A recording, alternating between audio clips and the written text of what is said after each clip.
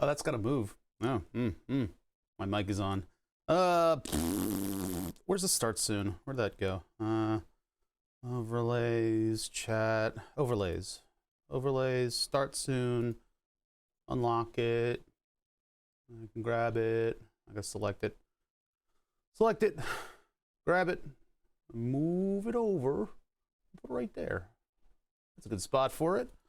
All right. I don't know what to choose for music anymore. Let's do FTL. We'll do FTL because I don't have any other inspiration for musiques. Some of the Big John tracks got muted, and we played metronomic for like a year. The same songs over and over again. So we'll just do FTL soundtrack. I'm not about to sign up for epidermic sound. Hold on one sec. I'm still coughing, but it's not as much. But yeah, Epidemic Sound does some good stuff. You know, I could possibly sign up for them. A lot of the music in it is dickless. It's completely dickless. I got questioned about emergency calls only. Really? You fucking asshole? This fucking shit. Look at this. Look at this. Here. Look at the piece of shit. Fucking the reception around here sucks. Look, I have no edge, but I have full Wi-Fi. So emergency calls only. And then I go over and I use the bathroom, and in one spot of the bathroom, it thinks that it gets full edge, and then it stops using Wi-Fi. I'm rebooting this fucking thing. You bastard. Listen.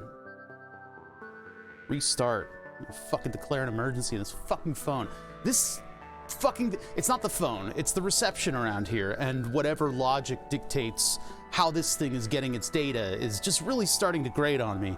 Cause it'll get like one singular bar of edge, and it'll go, oh, I've got cellular reception. Let's route all the data through that. And so, nope, phone's useless. Phone's completely useless for like 3 minutes while it sits there and it tries to like get 1 byte of data out wirelessly to whatever cell tower is 6 miles away. It's ridiculous. And then I've got full Wi-Fi in the meantime. And there's like hotspots for the Wi-Fi in the bathroom too, where it'll just kick out. It won't kick out completely, but the phone just stops using it. It's utterly maddening. I don't understand this at all. And I don't know how to set preferential treatment to different networks and stuff like that. Yeah, it's just got no edge at all. And there's Wi-Fi. Now what? Are you gonna do AT&T Wi-Fi calling? There we go. I had to restart the phone. I shouldn't have to restart a brand new phone. I need to find like an AT&T engineer and strangle them. Whoever's in charge of figuring out where the towers are supposed to go, somehow, and you know, maybe it's not AT&T, it's probably the design of the house. They probably use that siding that has metal on it. That or stucco, which is odd about this neighborhood, does something to block wireless signals. I mean, this house is kind of on a lower part of a hill, so that might also do it too. It's kind of like embedded a little bit. You can, when you drive by to get to the house, it's like downhill and around, so you're like at the height of, like, not the second floor, but you're close to it. So it's possible that from the street, the cellular data coming in just can't reach. I don't get Wi-Fi unless I get out to the driveway, or I'm like right about to leave the network, right? Yeah, I guess I should just turn off mobile data while I'm in the house. I think the iPhone has something with the GPS where you can tell it, like, when you get to a certain point at the like a certain location, it'll turn off cellular data, I think. It's so frustrating. It's so incredibly frustrating. It's a little quiet. What's going on? Bring it up a little bit. I'm just gonna remember to adjust it. That's at the same volume as me. I'll do that. There. I'm not talking very loudly. Can you get a cell booster? No, AT&T deactivated all the femto cells. I had a femto cell, and then they deactivated it along with the 3G network. So, went for that. Task wrap. Maybe I'll have to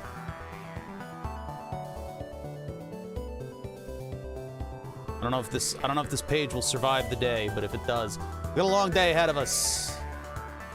Got a long day of programming, doing some cool stuff. We should be able to take over this device at this point. As long as I can put together all the logic for it and we can do it properly or improperly. I mean, we just sort of, we just kind of like throw our weight at it and see what happens, because I think we'll have a good time with this. Yeah, FTL bops. This is all good music. Good music.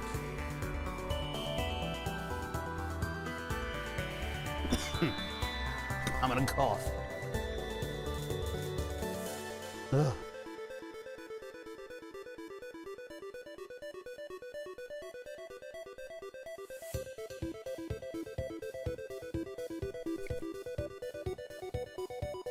Righto, righto. Am I ready for today? I don't think I'm ready for today. I'm tired. I was up late. I watched a couple episodes of that Moon Knight show. I'll tell you something about Moon Knight.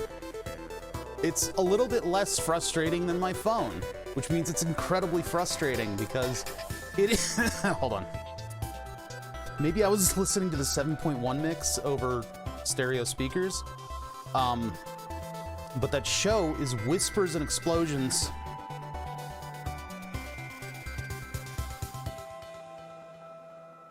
I don't know what's triggering my cough reflex.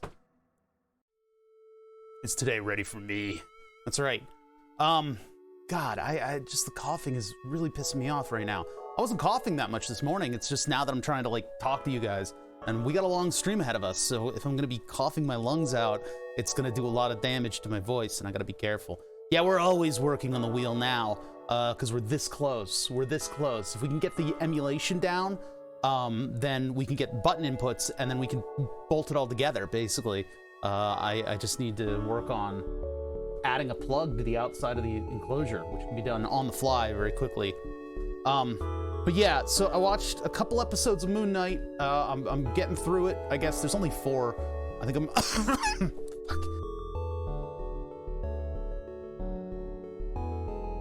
I'm trying to get it out. Wasn't ready for the day. Now it's late in the afternoon in the UK and achieved very little. Chill out time is important. It's important to not get stuff done sometimes. I am from a family that is always in go mode. And as a result, I'm bad at chilling out. And it's bad. It's not a good idea. It's not a good way to live.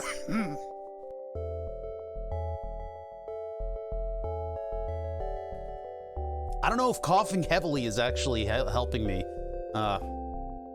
I can't get into Moon Knight at all. Yeah, it's a little flat, isn't it? There's not a lot to kind of grasp onto. In addition to that, and what I'm trying to get to, as soon as my lungs decide that they're capable of actually moving air in and out of my body without causing it to rasp and cough. God, I'm so angry at my body right now. And so I'm punishing it. No, anyway, what I'm trying to get to. Moon Knight, watched 3 episodes, still watching it. I'm gonna get through it, but aside from the very valid content, or the valid comment, the audio mixing, I might be listening to, and as soon as I try to talk about it, I start coughing again. All right, calm down. There we go. So, it's Disney. Disney's doing this. They're like, set off his cough reflex. Don't let him talk about it. Anyway, so, the audio mixing on it is terrible, and it might be that I'm listening to a 7.1 source on stereo speakers, or possibility is that they did the whispers and explosions mix, and I don't know why Hollywood loves this, but they love it. They love doing whispers and explosions, and it's kind of a shortfall. The audio gets very quiet to the degree where I can see somebody at a mixer lowering the volume. You can actually hear that in the mix. Hold on. Fuck.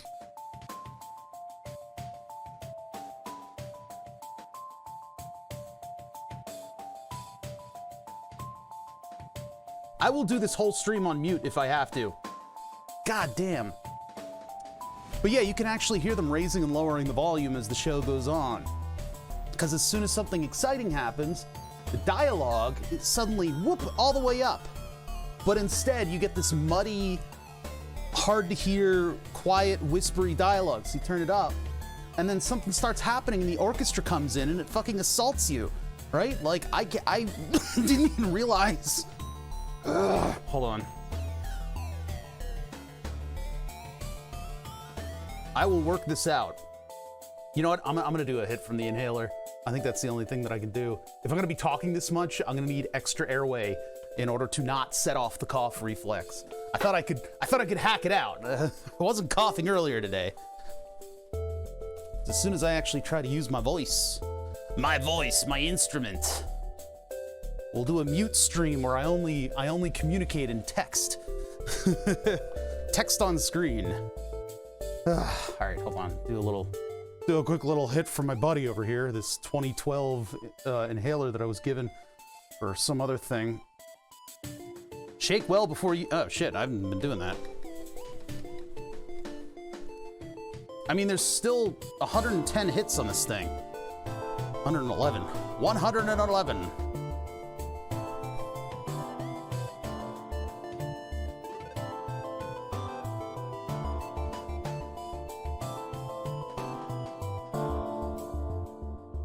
Usually there's supposed to be like a little bit of smoke coming out, not smoke, but I mean, you know, whatever. There's like a smoke that comes out of your mouth. When you do that, I may take like a Singulair. I have kind of an archive of that stuff. I used to take it for allergies, like terrible respiratory coughing and allergies, and I didn't have that for like years.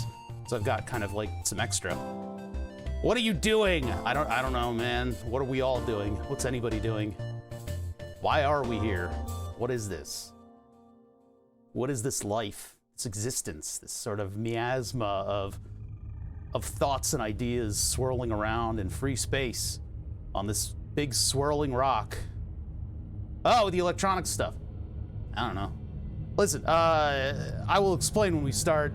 We got a little bit of an intro here. Oh, I gotta move the start soon there too. Did that thing link? Is that a link overlay? God damn it. That means I need to find a free spot for start soon on both. Let's move. I don't really want to move chat down, because then you guys are like over the thermal cam. All right, let's move start soon into just like an obnoxious place. We'll just like put it like right in the middle. I guess that'll work, because then if I go here, it's like in my face. That's all right. That's fine. You guys just won't be able to see the milling machine as much.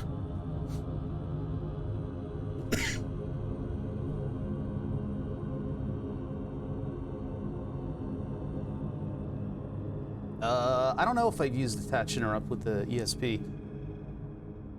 Just look up some example code. This is my simulator setup. It's a bunch of real car parts. And so we got it working with something called the LIN bus. I have a terrible cough and it's not going away. I thought I was better today, so I'm gonna continue to mute myself when I cough. I'm gonna try to get through today without too much suffering on my part, but we're gonna be here for a while. We're gonna be here basically all day. I'm on the East Coast. I plan on going for a long time. We have a lot to do and a lot of cool stuff to get through. We have a lot of progress to make today. Today's a progress day. It's gonna be pretty awesome. Do you document this project somewhere? No. It'd be interesting reading. Yeah, write-ups take time. Write-ups take time. I would like to do a write-up or something on it, but a lot of what we do here is we do the work and we don't candy coat anything. There's no instant success here. It's always a struggle. You guys get to see that, and that's kind of where I thrive. But this is a Simucube build. What we've done is we've reverse engineered what's called a LIN bus in order to get the button presses from my steering wheel.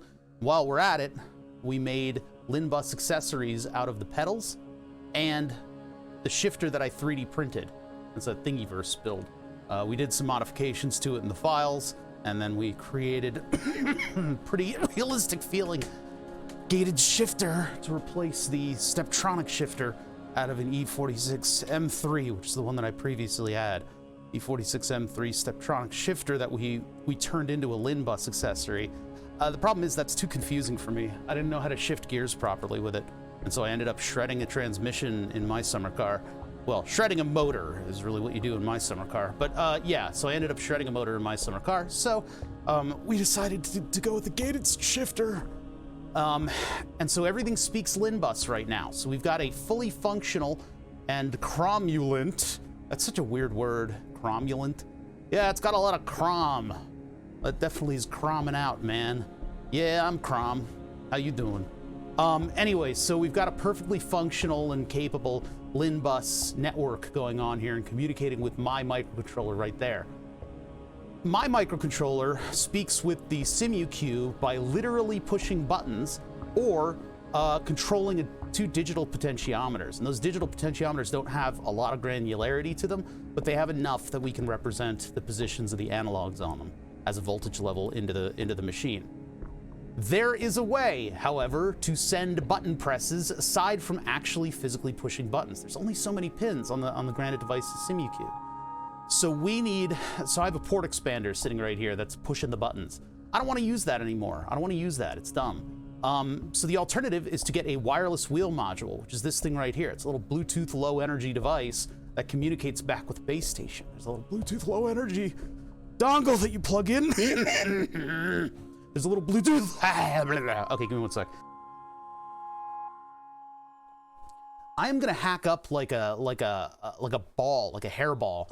There's a little Bluetooth low energy dongle that plugs into the Simucube base station, and we're trying to fake it because I don't want to. I mean, we could just push buttons on this thing. I could just put port expanders on this and physically hit buttons. I can't put the port expander in the wheel, or sorry, the wireless wheel module in the wheel because they multiplex these buttons in a really weird way. Plus, we've already done all the work to get the signal out of the steering wheel anyway, and all my other accessories. So I'm not going to go and replace everything. So anyway, I could put port expanders on the wireless wheel module.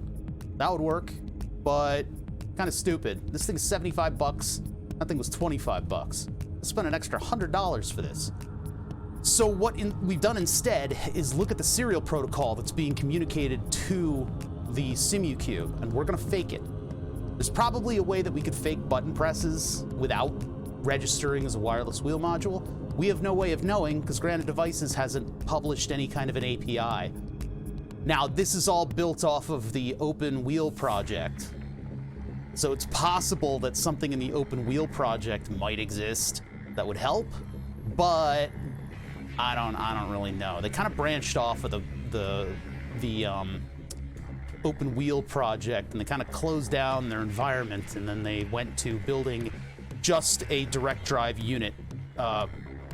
They kind of abandoned all of the wonderful DIY cred that they built up over the years, which I'm a little annoyed with, but they're a company and they have to make money, so I guess it's okay. But we're working with this. I spent the $100 on the modules. We now know how this thing communicates because the wireless modules API is known. They have a big old white paper that we've been referencing. And so we captured a whole bunch of stuff.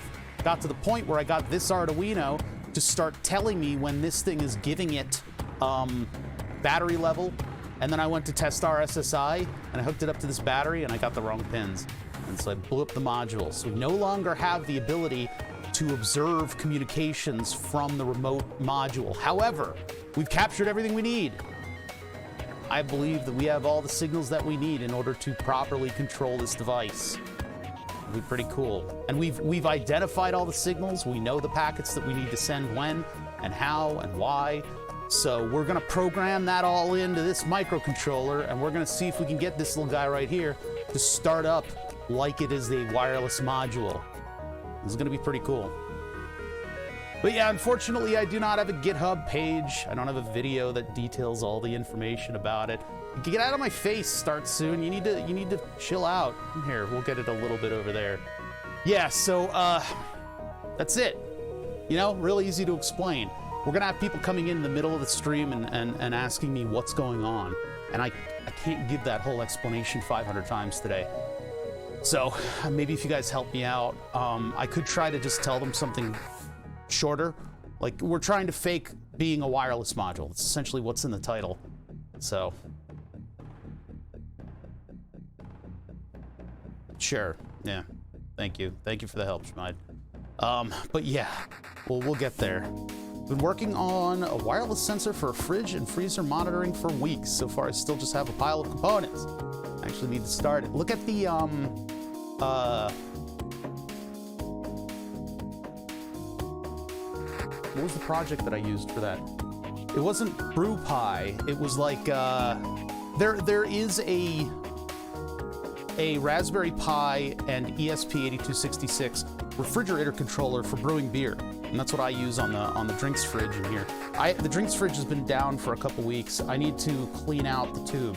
I let the tube get disgusting. And so I've filled my corny keg with disinfectant fluid, and I just need to run it through there. That's a Sunday job. I think I'm gonna do that this Sunday because I want my fridge back.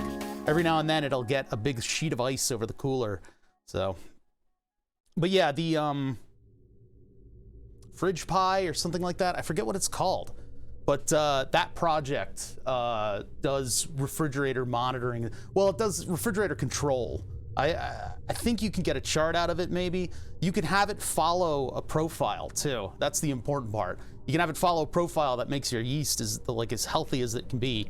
Because if the yeast is at particular temperatures, you get a really nice brew out of it. I should do a lager sometime. I don't know if I have the ability to keep it... I guess I do have the ability to keep it cold enough to be a lager, huh? I should do a lager. I haven't brewed in years. I still have a bunch of grains that I need to use. I don't know if those grains have been a breeding ground or not. I think they've been relatively clean. I keep them dry and in a container in the basement, but they're at least at indoor temperatures. But I think the grain gets not as good after time. You lose flavor. There's so much that I want to do and so little time in the day, huh?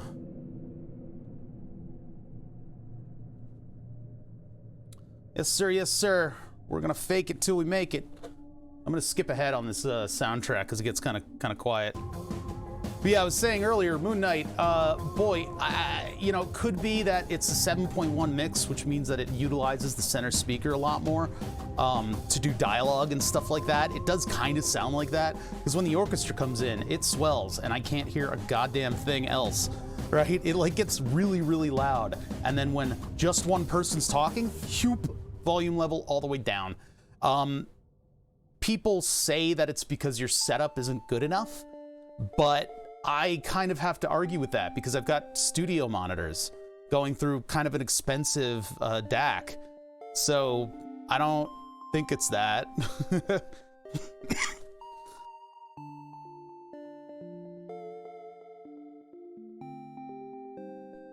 Dear fucking God, this cough sucks.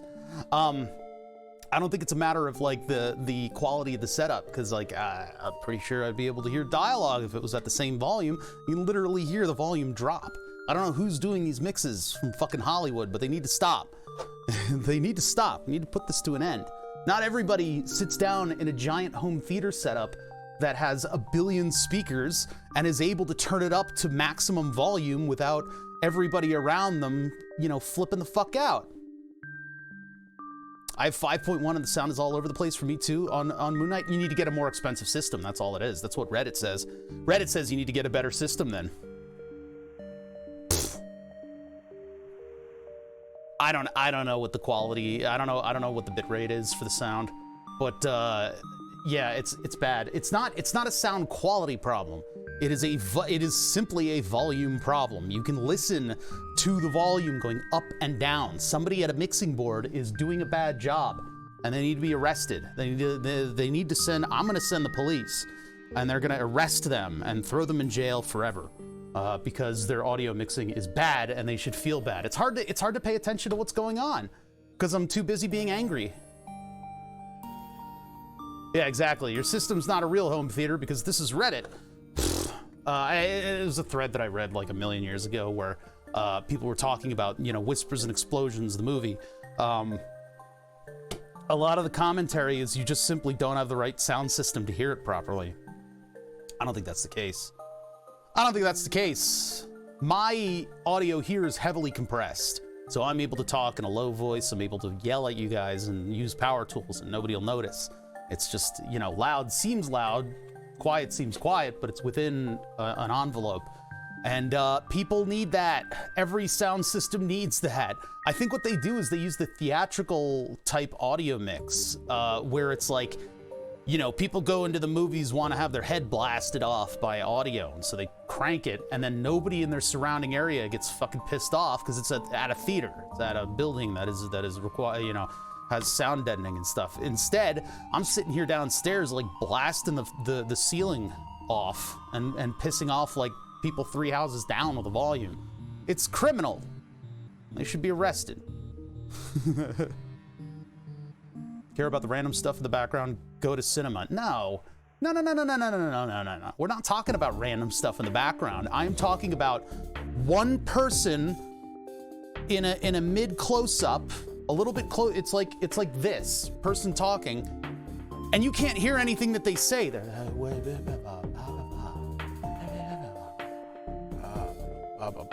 explosion. Like, it sucks. It's not good. It's not good for watching. I don't know who's watching this stuff, what environment they're in, but there's no mix down. There's no sense of mix down. You know, with audio that you're selling, like for instance, like if you're if you're finishing an album of music, fuck, hold on.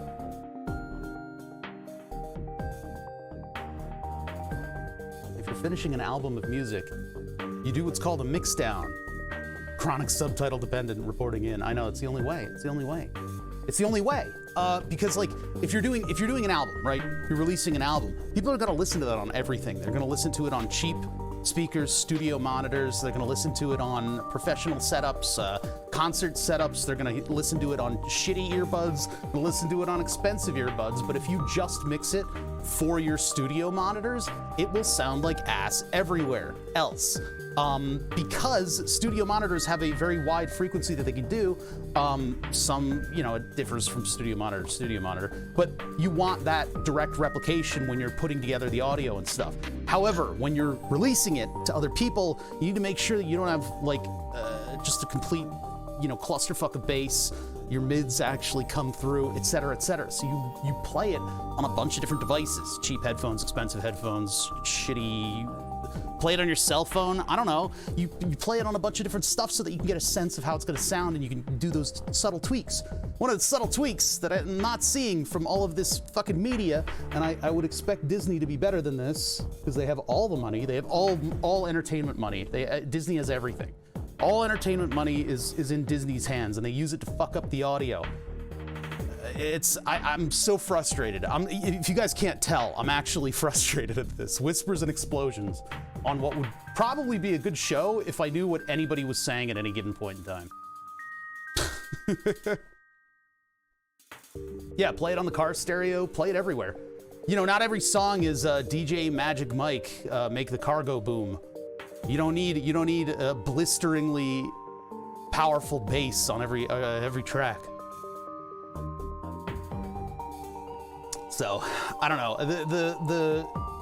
the expectations. I mean, Disney Plus is going to be played on those shitty speakers that come with the TV, as well as you know, computer speakers. Those computer speakers that used to go dip dip dub dip dip dip dip dip da, you know, right before you got a phone call. It'll be played on, I don't know, the system speaker in a 386. So they should do a little bit of mixing. Instead, it's like, ooh, this sounds great on my $10,000 audio system. Let's, you know, release it. Why even bother? Why even bother making something that sounds nice, that people can hear? Now, all that having been said, it could just be a matter of me flipping it from 7.1 to stereo. That might be the problem. I'll have to look at that. But if it's 7.1 and I don't have stereo, like a stereo specific mix, then it's really obnoxious that I can't hear any of the dialogue. And it might just be a matter of mixing. You know, I've had at least a little bit of verification. I gotta cough again, hold on. Because I don't think it's a this is the consumer's fault kind of problem. I don't think it's a this is the consumer's fault, because you can literally hear during a quiet scene, the whole volume floor just shoot down. Absolutely ridiculous. Actually, Adam Johnston, Your Movie Sucks, pointed this out in The Lion King. He pointed it out from the 2019 Lion King, where the mix was very low, and then as soon as singing came in, it pumped up all of a sudden. So I think Disney is pretty guilty of that, actually. Chat's not real. How can chat be real if your eyes aren't real?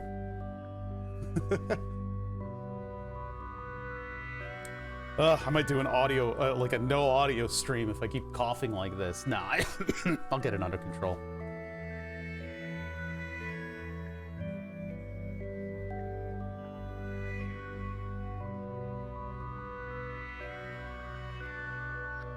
You know you can't hear it when I mute my mic. I'm actually sweating from coughing a little bit, huh? Well, it's actually warm today, so. Oh yeah, the new Lion King is absolutely balls. I would behoove you, if you have 2.5 hours to waste, and you're on Twitch, so I think you do, check out the Your Movie Sucks review of part 1. There's part 2 will come out sometime in 2024. But part 1 of 2, it's a 2.5 hour, it's longer than the movie, but it's a review, and Adam is mad. He's mad at how bad that movie is. There's a lot that he goes through that I didn't realize about I watched the movie and I was kind of like, I don't know. Yeah, that was another baffling thing. The 2019 Lion King movie, they had a bunch of, like, at least online, I didn't hear about any of it, but people claiming that, like, it's not really animation though. It's actually, I would call it live action, and it's like, what the fuck are you talking about? Like, that's animated. That is computer animated. Somebody at their computer said, I want the lion to go this way, and it does. Like, it's clearly animated. Like, but they're like, oh, it's live action. It's live. No, it's not live. They didn't train lions. If you want to see lions do a live action movie, watch Roar, which is probably the most white knuckle movie that I've ever seen in my entire life. Roar is a trial of anxiety, that movie. It's crazy. It's crazy. It's utterly crazy.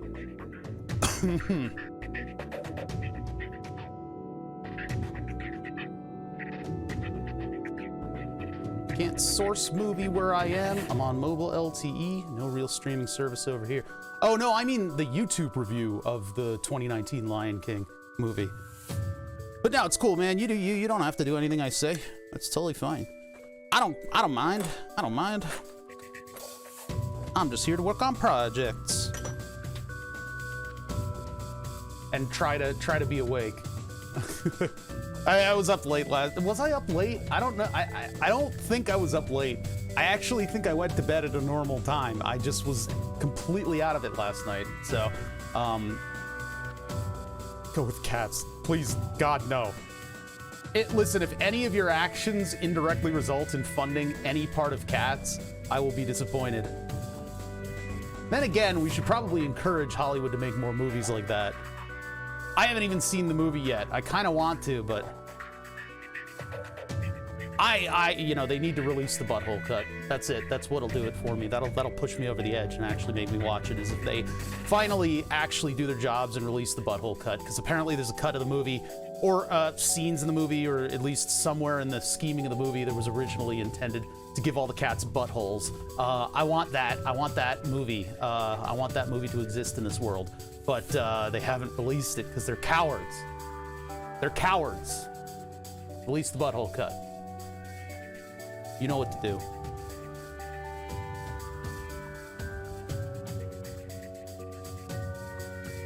I am here to see the serial bits on the scope. There you go. There it is. There it is. Now, to what end are we using the scope today? I mean, I guess we're going to be using the scope a little bit. We're going to be using the scope a little bit. That's kind of our only window into what's going on here, aside from serial printouts. Right now, our serial program is catered towards receiving commands that come out of this guy communicating with the base. And so we need to retool our program in order to send stuff. So we'll get there. We'll get there. I'm kind of out of it today. I think once we start streaming, I'll kind of get into it. I've had 2 Red Bulls already. They don't do anything. I've like ADHD, I guess. I got my giant Wawa iced tea. I'm gonna be basically pouring it into my kidneys.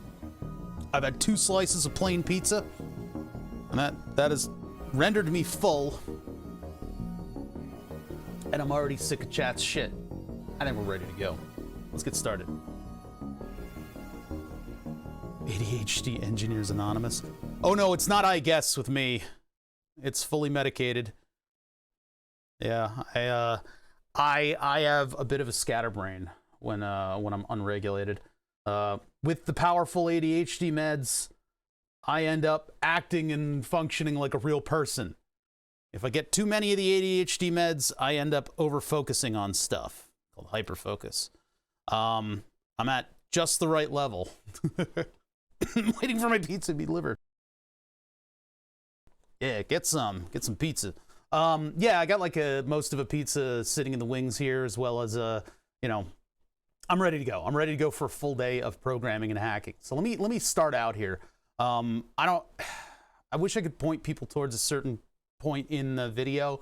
Maybe I'll make a clip out of this so that I can explain the project to everybody. Let's go over here and let me get well, okay, hold on. Face cam, and then as soon as I go to the arm, I'm going to start explaining it. That way we'll have a nice marker there that I can use in order to make a clip. All right, ready? Here we go. So this is my simulator setup. This is a Granite Devices Simucube with real car parts. These real car parts include a Mercedes S-Class steering wheel, don't mind the BMW airbag cover, actual BMW pedals, a 3D printed shifter that is replacing an E46 M3 Steptronic shifter, and I think that's it. It's just a Granite Devices Simucube. Now, this steering wheel has a bunch of buttons on it, and we need to actually be able to press the buttons. So in order to press the buttons, we needed to hack the steering wheel. The Granite Devices Simucube requires you to physically press buttons or buy a wireless wheel module in order to press the buttons. Well, the problem is these buttons are multiplexed, and so we can't just directly connect them to stuff. I mean, I could if I really did some surgery on the wheel, but I didn't want to do that. So what we did is we hacked the LIN bus. And so we've got our own microcontroller sitting here on the Granite Devices Simucube, and that microcontroller is physically pressing buttons with a port expander. It also deals with the analog outputs, using 2 digital potentiometers in order to change voltage levels. Now, the Granite Devices Simucube only allows so many inputs, so I wasn't able to make all of these buttons press buttons. We added an 8-gate shifter to the LIN bus. That's more buttons. So we have too many buttons for the Granite Devices Simucube. And so I was forced to get the wireless wheel module for $100, $75 for this thing, and then $25 for the receiver. Well, I don't want to have like a local Bluetooth thing. I mean, this guy right here knows all of the buttons that are being hit, and it could potentially hit the buttons on this thing, which will transmit it over to that thing. But that's like crazy. That would be having like a little local Bluetooth local Bluetooth fest inside of the case for the Granite Devices Simucube. That's silly. So what we're doing is we're putting in an incredible amount of effort to listen in on that serial signal and figure out how it's communicating. And we're close. Today, what we're going to try to do is we're going to try to emulate that receiver. We actually found the API datasheet for the receiver, and it seems to dictate a lot of actually what's going on. So what we'll do now that we've vetted out all the signals and we know exactly how to communicate with this thing, we're going to try to emulate it through this device here, and then we'll roll this code into our microcontroller, and I'll be able to fully realize this entire simulator setup. And scene. Now, how do can somebody clip that for me? I would really appreciate if you would, because then we can just point them towards your clip, and your clip will get views, and I don't know what that gets you other than clout. But ADHD can't stop playing Vampire Survivors. Please, somebody, please clip that. I mean, I guess I could try, but I don't have the interface here. I don't know how to do that. Anyway, thank you for the follows, people. Thank you for the subs and stuff like that. We have a lot of work to do today, and I think we'll be able to get through it pretty nicely because we've characterized all the signals in this system. But yeah, ADHD Generate is completely addicted to Vampire Survivors. I don't blame you. I actually gifted it to FK Productions PHL. I don't know if I'll see him today because I don't know if he'll play it or not. I'll have to check out his Steam account to see if he actually plays it. Yeah, this workshop is literally everything I own in this world. I have this in a car, and that's it. I'm gonna cough again, and a cough. I have a cough. I'm gonna be doing this a little bit today, is muting and flipping to the spring harm so that I can cough. It sounds really bad today because I've been talking. It's not worse today. It's better, but I don't know why.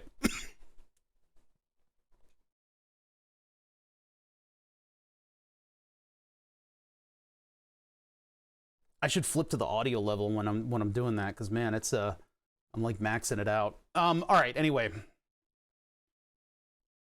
Clip was too long for a user clip. Great. I don't know how to explain that any shorter than I did, unless it's as a paragraph. It sucks because it's like that's what I need to explain to people. Okay, hold on. Let me just.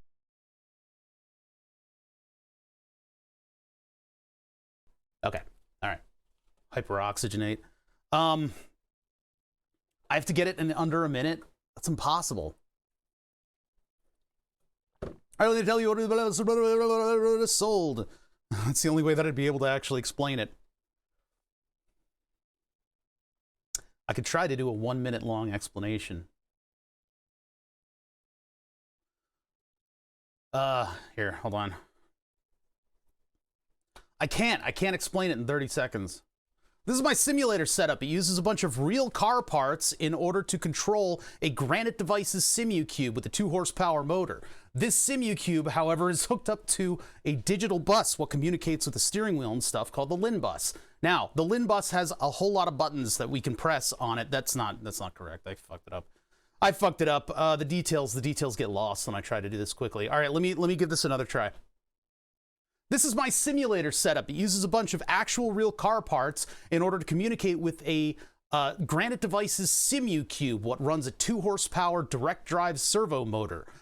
We use the LIN bus on this thing because that's what the steering wheel communicates as, and it's got a bullshit fucking nope. Billion and Bull ran into one another. This is my simulator setup. This is a Granite Devices Simucube controlling a 2 horsepower motor with actual real car parts. And these car parts have a whole lot of buttons on them, but the Simucube doesn't allow us to control that many buttons. So what I had to do was I actually had to buy a wireless wheel module, but then I blew it up because I hooked it up to a battery because I'm dumb. And then what we have to do now is actually reverse engineer the serial protocol of the wireless module so that we can fake it with a microcontroller and we can digitally press buttons. Was that under 60 seconds? I wasn't even timing anything. I hope that was under 60 seconds. Anyway, all right, let's get to work. So what we need to do first is we need to take our program, and instead of extracting data from it, we need to push data out of the serial line. So what we'll do is I'll make hold on. That 60 seconds thing really okay, so back over to here. No, I'm not doing that again. You guys are under the wrong impression here. If somebody wants to quote that, I would really appreciate it. Okay. Burp. We're no longer doing a serial sniffer. We are now trying to emulate the device. So file, new. Save as. This would be, we're going to the stream projects, not stream storage. Oh, I wonder, I might not have a lot of hard drive space at the moment. I need to check that out. I need to make sure that I have enough hard drive space. Blah, blah, blah, blah, blah. Where are we? Where did the, Where did my network drive go? There should be a shortcut. Stream projects. There it is. Stream projects. And we're putting this in the Mercwheel folder. Mercwheel. All right. Mercwheel, Arduino. I'm just putting all the Arduino programs in one place. We have the ATtiny85 code that runs all the LIN bus accessories. We have the Teensy 3.2 code that's running the LIN bus, and we're going to roll whatever we program here into the rest of everything. But we're going to program it independently first. So, what are we going to call this? I guess this is going to be the button flipper. Now, one thing that we could do is boot it up with the module connected and then try to pretend that we're buttons, and we can press buttons in spite of the actual controller itself. But you come up with it yourself, man. You're in control. You're doing the work. You get to do what you want with it. But thank you, Kalpar. That really is going to help out a lot, because I don't want to just like,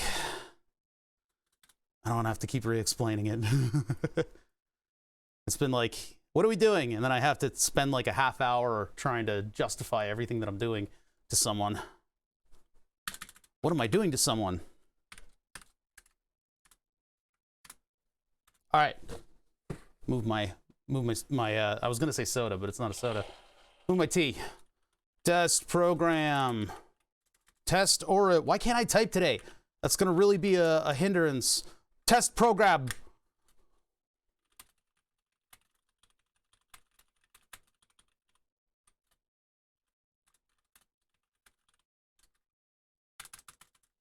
And pretend to be a blue gecko, Bluetooth, low energy, blah, blah, blah. What is it called? It's like BMG 111 or something.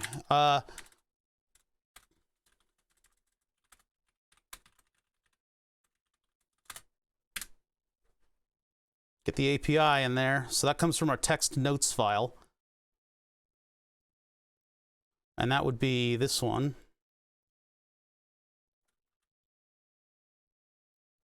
That's the wrong code. 55.6 seconds. Can I cook or can't I? God, I keep hitting the wrong buttons. It's been a while since I've done like a full-blown programming stream. So bear with me a little bit here, folks.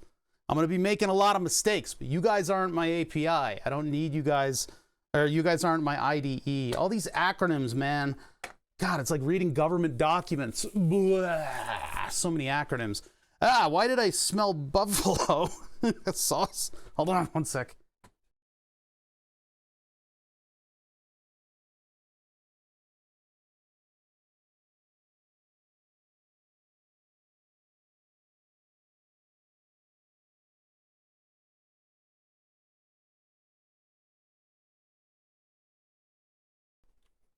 Ow. Okay, anyway. Now that I'm nice and lightheaded, all right. Yeah, I'm like sweating from coughing. God damn it. It's not like, it doesn't hurt. It doesn't, I don't think it does much. My voice gets a little raspy after a while, but like, it's just like communicating with you guys is just setting off like a reflex. That and phlegm, obviously, is what's doing it. But I really wish I could shake it. I don't know if I need to go see a doctor about it. Maybe I do. But anyway, serial 2's being used to communicate. Serial normal is being used to print text. The module has to go through a boot sequence. From there, who knows? We'll figure it out. Okay. Sweet. Thank you, Kalpar. Here.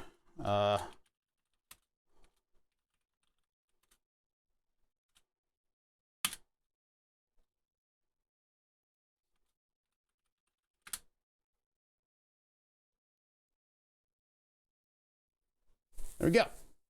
Thank you, thank you, thank you. Usually I do that in the admin channel, though. I should probably do that in the admin channel. All right, so we're going to need a couple things. We're going to need to go through a boot sequence and everything, too. So I guess what we'll need to do is first declare some stuff and get some settings in here. We're also going to need to, I guess, identify fixed packets. We can be sloppy about this at first, but we'll eventually need to clean this up so that we can pull it out and put it into a new thing. ISR needs the IRAM attribute. Okay, well, good job finding that out on your own, man. Yeah, I've never messed with interrupts on an ESP. And actually, I was thinking about this code earlier today and interrupts. I don't think we need interrupts attached to anything on this because we're polling the LIN bus devices and then we can just reply to it. And since we're not concerned with hold on one second. Since we're not concerned with saving power, we don't need to periodically give a signal. We can give a signal every cycle. So every time the base checks in, we can update the status of the buttons every time. It doesn't matter. We're not trying to save energy. That's the idea. Anyway, I hope it doesn't mess up the Granite devices. I don't think it'll mess up the Granite devices Simucube. I think it'll have a perfectly fine time getting all of that data. It's just going to get a nothing, nothing, nothing, nothing over and over again. But it'll, like, the battery levels and stuff will always be the same. We could put a random number. That's just what I need. Just what I need is after eating 2 slices of pizza, I can get a bunch of reflux going on while I'm coughing as well. Perfect. Perfect. Yeah, desk. Yeah, you got to ask Google the right way. Otherwise, it gets a little crazy. Okay. So I think what we can do is we can go through and sequence. Once we boot and get everybody listening properly, we can go through and just update the buttons, update the buttons, update the buttons, update the buttons. And we'll put something in there that'll allow us to see what's happening. Man, I want to have a long stream today, but if my respiratory system isn't going to allow me to do it, I'm going to have to not do it. But the problem is we're at the I don't know, the precipice. No, that's the wrong word. This is like the home stretch. This is the good part. This is the really cool part. This is the part when stuff actually starts to happen and we're not just doing homework all the time, right? So anyway, we're not going to fully realize a structure to deal with these packets. We don't have to. We can just look for certain packets and respond a certain way at certain timings. We don't have to fully implement the ability to read and produce these packets. We can just fake it because we're horrible. It's great. So yeah, we could just half-ass this. It's the great part about reverse engineering something and fully understanding it is that you can then half-ass it and get away with it. It's like my entire academic career is putting a Herculean amount of effort into not learning the material and somehow getting around that and improvising my way around that. I'm dumb. But yeah, we're gonna figure this out. So yeah. We don't even need to really look at this program. I'm going to put the same initializations and stuff in there because we do kind of have the same, we're still connected to TX and RX. So I'm going to need to set all that stuff up. For now, we'll keep out the debouncer. I might add a button to it so that I can push a button and see a response.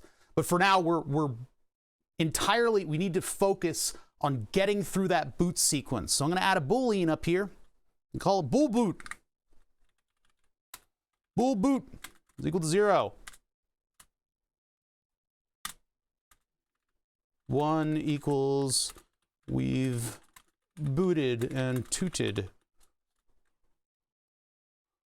So while bool boot is 0, we need to go through, we probably need to go through a state machine, to be honest. I don't know what the failure points of this would be because it kind of happens sequentially and we don't know how it fails. We can't inject failure into it unless we program something that does to see how it responds. But I don't suspect it'll fail. I think maybe we What are we gonna do? I mean, we have to like wait for replies and stuff. I guess while we're booting, nothing else has to nothing else needs to happen, because all the LIN-bus devices are on request, so they're just gonna sit and idle, and then all of the Granite devices stuff doesn't care because this is the Granite devices stuff. So while we're booting, the whole microcontroller is getting through that boot sequence, and if it doesn't, then you can't push buttons. I guess that's how it's going to work. So you guys, those who aren't familiar with microcontrollers, what I'm doing is I'm trying to think of how this boot sequence is going to happen with one thread. And we need to keep everything in mind. We have two different bus systems. One is a serial TX and RX that we need to properly handshake at the very beginning of boot up. And then the other one is the LIN-bus accessories that we're trying to get data from. It's a lot to think about, but this microcontroller can handle it. So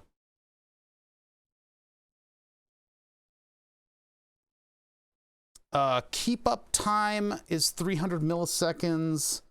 Is 0.3 of a second. I guess we can keep that. Yeah. We can keep the fixed timer, although, you know, technically the base station is sending. This is all based on the document that you guys can find in the stream project section of the Discord. Down here, like in the middle of the document. Keep in mind, this is all notes. These are just notes, so it's going to be completely disorganized. But this is in the stream project section. You can get your own copy of this. This is basically towards the middle of the document, completely unmarked and in a weird spot. We have the event of boot up. We've kind of recorded. Hold on.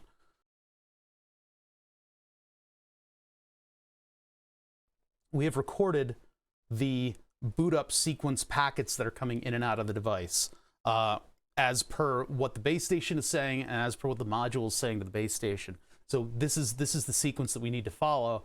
I am referencing this when I'm talking about the different packets. So we know the identity of all these packets, which is great. That comes from the API. Knowing the API has been the most powerful thing that we could possibly have. The document that I list at the top of the text file. That API gives us the identity and the structure of the packets. So we now know how to respond to different things. Assuming that I gotta make sure that serial responds properly, that we get the serial. So the boot sequence is pretty important. We know that the module, or sorry, the base station is setting timers. One of the timers that it sets is a response during normal operation that's 300 milliseconds. We haven't been able to observe that packet though. So technically we could let it give us a timer that we would respond to. We would be directly emulating the module, and then all of that timer stuff that the boot sequence does could be handled automatically. But I don't know. I don't like letting that thing control our own takeover module. Fuck, hold on. God damn. This is getting really irritating, isn't it? Yeah. If it's too much, I might opt to not stream today. No, I'm gonna keep going. I'm gonna be doing this anyway. I might as well have you guys along for the ride. So yeah, all right. First things first. What happens is we get a reset signal. So we wanna set our controller to look for this packet, and we can look at. See, this is the length of the packet here. This is the type of packet, and then these two make up an ID structure for the packet. So what we can do is we can continue to receive serial. I guess we need to be able to receive the 20s because everything else is A0, and we've been looking for the A0 in order to receive packets.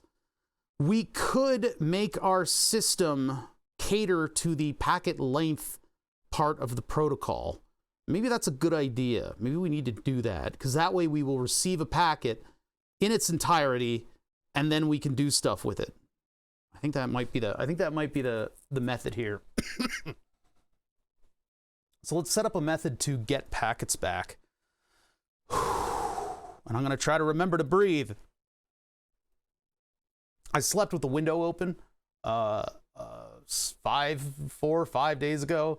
And so as a result, I caught something, some kind of a respiratory something. That are just my body decided to make a whole lot of mucus and cause me to cough. All right, so we declare that serial starts.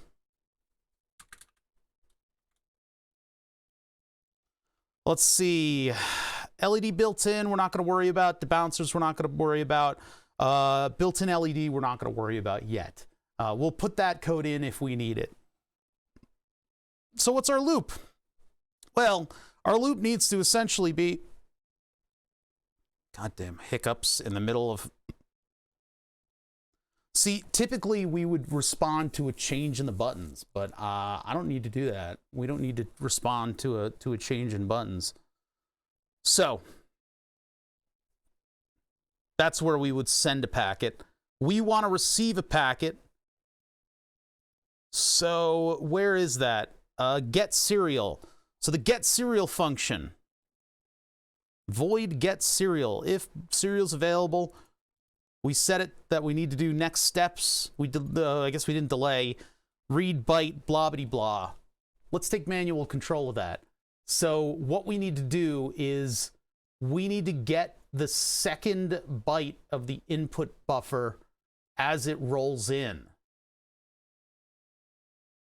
So I have read byte until A0, and then it reads the input buffer for a length.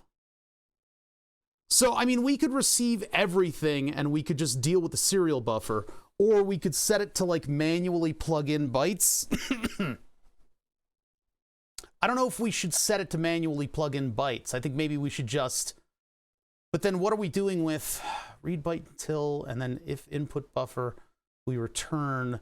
How do we want to deal with this? You guys got any good ideas? Because I'm kind of thinking about it right now. If serial 2, so void get serial, if serial 2 is available, we do a bunch of stuff. Let's just take that for now. Let's start retooling it down here. So in void loop, we're going to do our big if statement. If boot is equal to 1, or boot is equal to 0, and then we have a boot sequence in here. Now, technically, it should probably be a state machine, because we're going to have a couple different states that boot is going to go through. We could put a state machine here that would bring it through a boot sequence.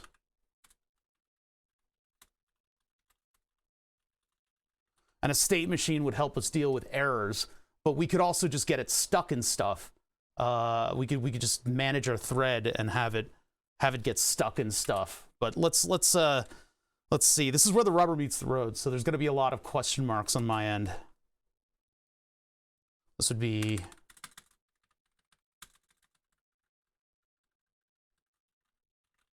functions area.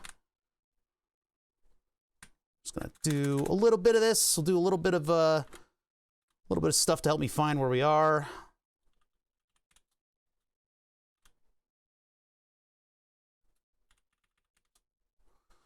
Okay, set up loop functions, and then in our loop, if boot is equal to 0, get serial. If serial's available, yeah, we need a state machine. We need to have some switch case kind of stuff going on here. So we'll actually turn this into int boot is equal to 0. If boot is equal to 0, let's do switch boot.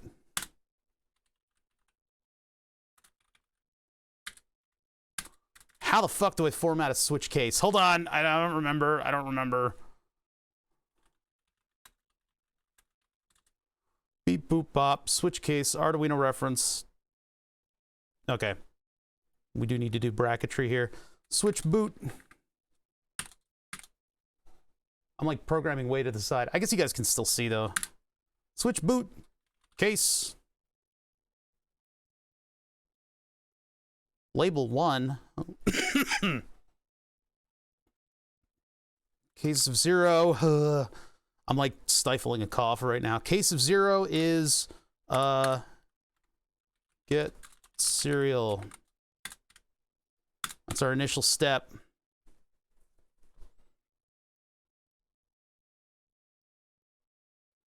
Do something and then break. So we got to break it afterwards.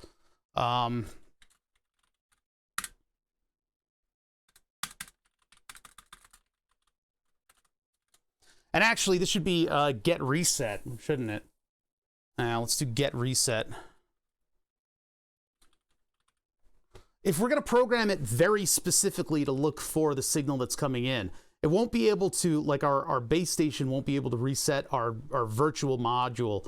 I don't think it needs to. It might send multiple reset things, but we need to be receiving and sending stuff in order to get us to the next steps. So we're probably going to also need delays in there as well. So I think what we'll do is we'll just manually program it right now, and we'll see what happens. What's up, Billy Belly? Yeah, we're just gonna try to fake it, huh? So our case 0 is we get the reset signal. I think there's gonna be a lot of cases here.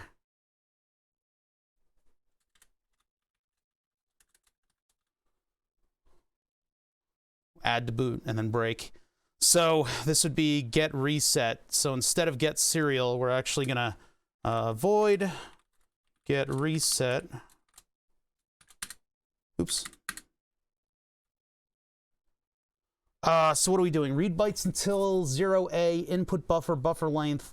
What I'll do is basically take if, hold on, scroll down so it looks a little better.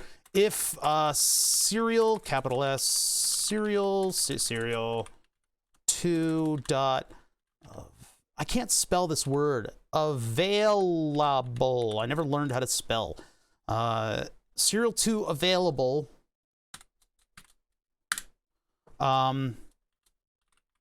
Serial 2 dot read bytes. No, we need to get the initial part of the packet. We need to look for a 20.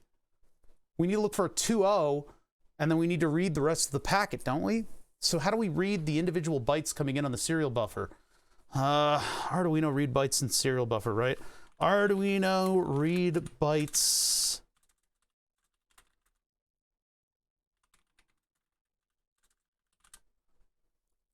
Because I need to read them as they come in. This is not what I wanted. Well, whatever.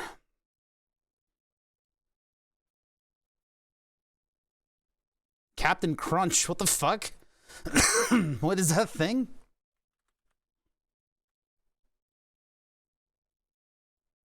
It's not actually, or has the page not loaded?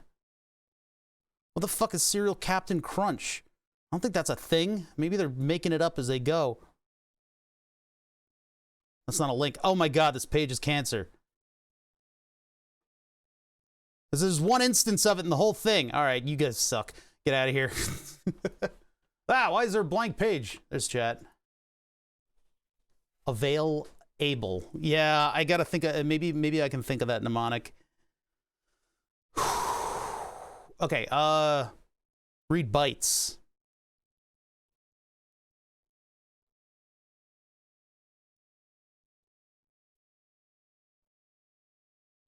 Number of character placed on the buffer. 0 means no valid data was found. Do we do serial read bytes until, and then we read the length?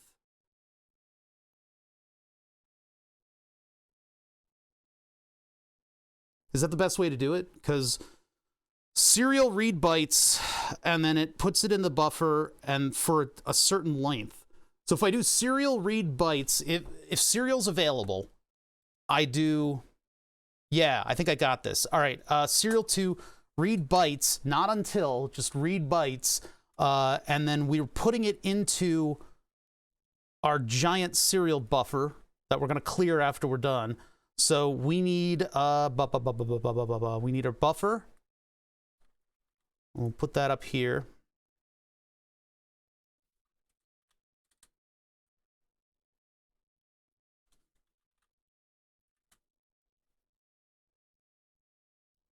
Okay,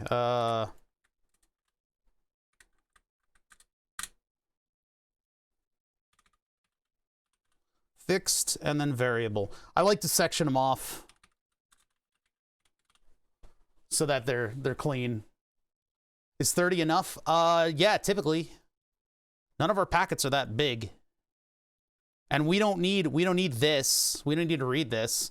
We can just, because when, this is generated by the base, so, or no, this is generated by the module. So we're not even going to do this. We don't need to touch that.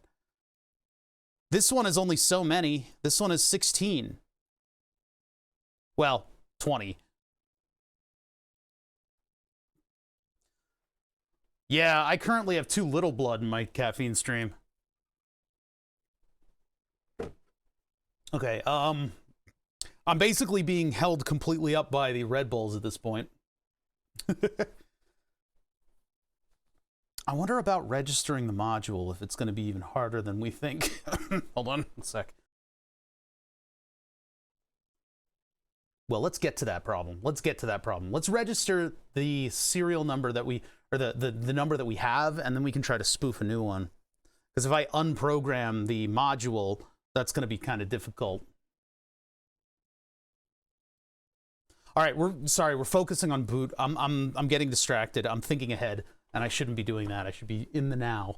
So what we're doing right now is we are booting up the module, which is none of that stuff. It's this stuff. So we start off with a system reset command. So we can read the first byte, make sure it's 20, read the second one. Well, we know that it's going to be, we can read until we get a 20 and then figure out if it is a 1-1 command.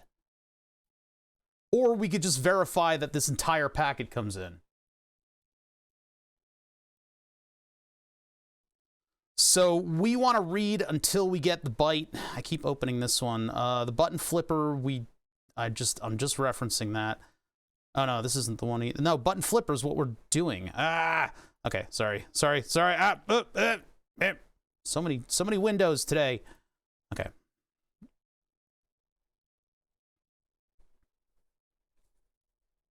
So let's put in the command system reset. I guess I'll just call them what they are, right? So we have a constant uint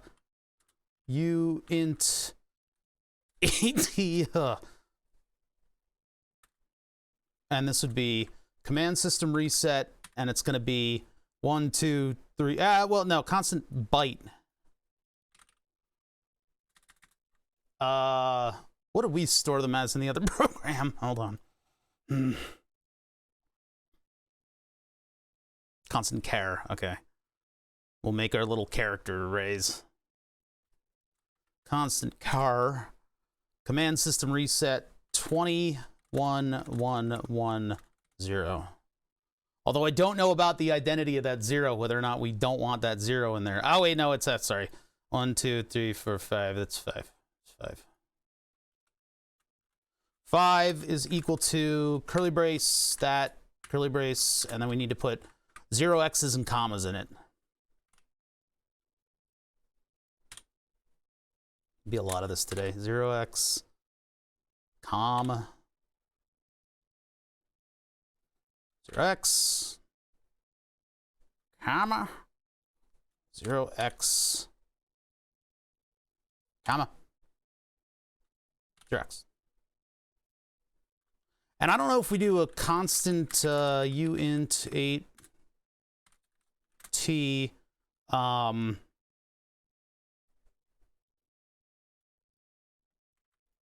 man system reset length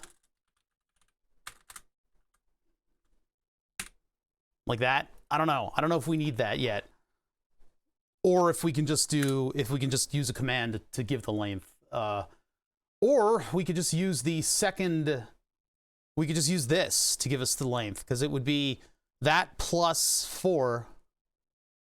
Yeah, we'll just use that. We'll use their own packets against them, because it's got all the data we need in it. All right, so we are going from 20 to the length, and we're putting that into the buffer. So we want to read bytes, and we want to put it in the buffer, and we only want to put 1 in the buffer, and then we want to verify. Shit, hold on.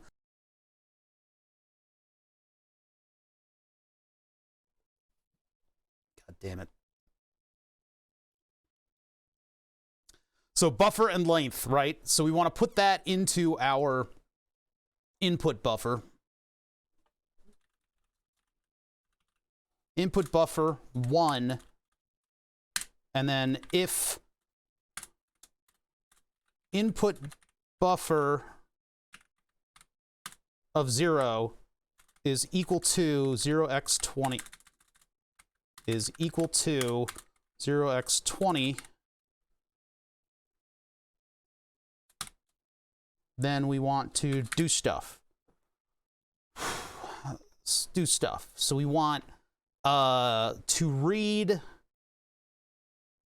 we want serial to read bytes into the input buffer. So we're still reading the bytes into the input buffer. We're going to read the remaining ones. So that would be 1, 2, 3, 4.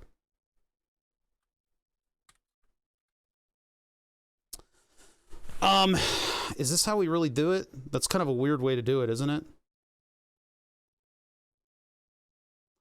Yeah, I mean, we could read the entire packet, but we don't know what the length of the packet is. We need to look at that first byte. So I'm kind of setting it up so that we can look at that first byte to know the identity of the packet. If we read 2, and then we'll read for the remainder of the packet, 2, and then we read for the remainder of the packet plus 2, and that'll actually get us an entire packet. We can use that elsewhere. So I could put in a serial read packet. Yeah, this might be get packet.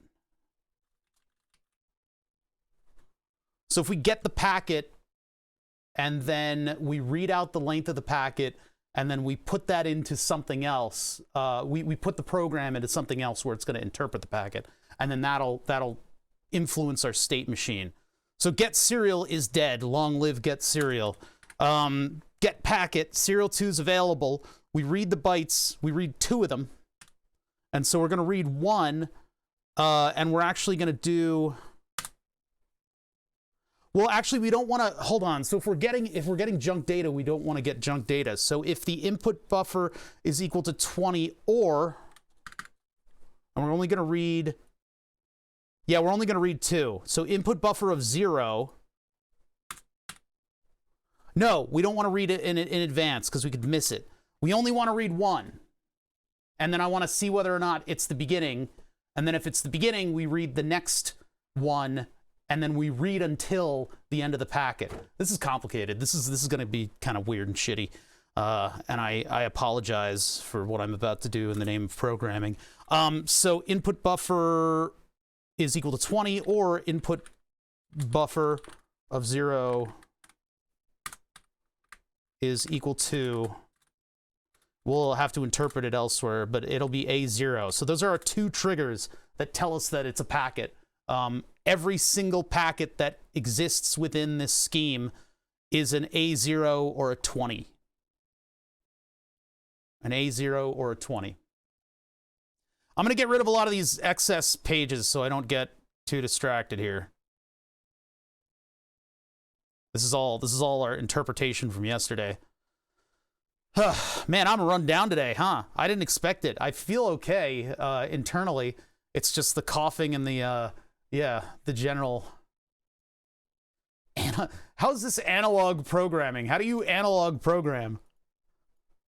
No. We're trying to be cognizant of the way that I had the program work before was entirely reading the serial packets that were there. So I could tell it to look for, like, read the buffer until you get an A0, and then clear the buffer, and then print out whatever you have. The problem is that's using the beginning of a packet as the end of a packet. So that's the wrong way. It's a fine way to look at it if you're looking for something that just completely goes, but whatever. Is dark mode a default option on the Arduino IDE? No. Tools, or no, it's file preferences. What I did is I installed the Tano dark theme, and then I modified like 1 or 2 pieces of the theme in order to make it display nicely enough that I wouldn't blow out everybody's retina whenever I code stuff on stream.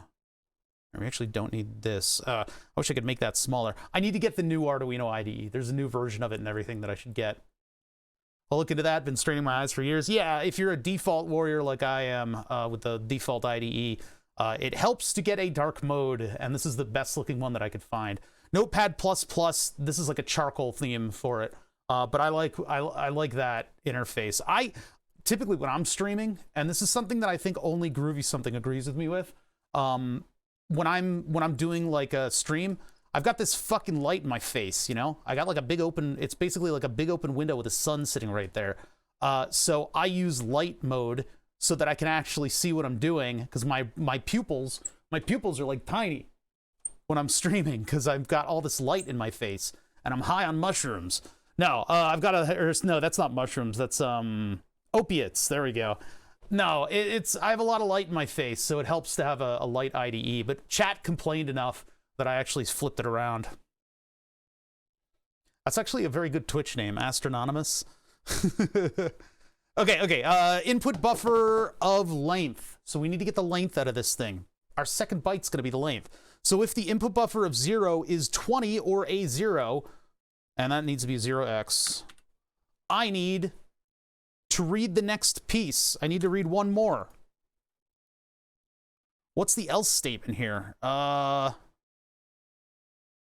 If serial 2 is available, read that, else, I mean, I guess else break, right? We just want to pop out of this. Or we can just leave it to its own devices. Because serial 2 read bytes input buffer of 1.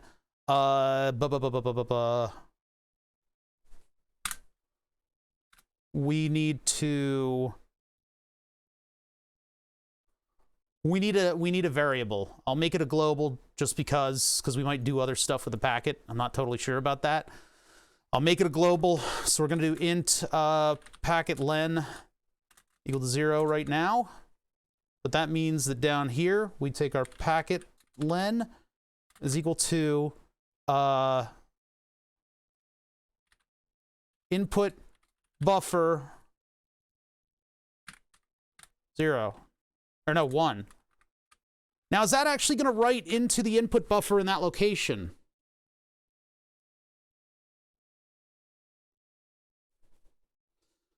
I'm wanting to use a video game engine to test something physics and biology rated. Is there any recommendations? I have absolutely no idea, man. I have absolutely no idea. I really don't know. I'm going to overwrite the input buffer. Can I set, like that?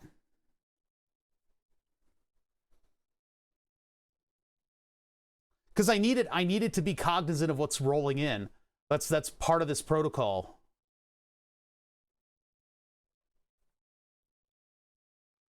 All right, let's check in with the Arduino and see what we get. Let's see what Arduino says. Oh yeah, I was trying to close Windows, wasn't I? Go away, go away, go away, go away. We'll open you up again if we need you. I've got way too many windows open right now for my own good. Look at all this crap.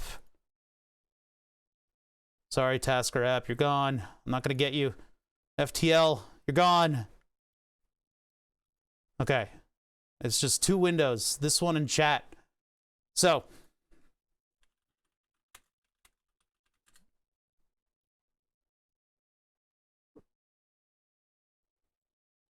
Serial available. Serial read is just the incoming byte. I mean, we can sit there and wait and look for a 20 or an A0, and then we can get the next one. But then I want to be able to store the rest of the buffer.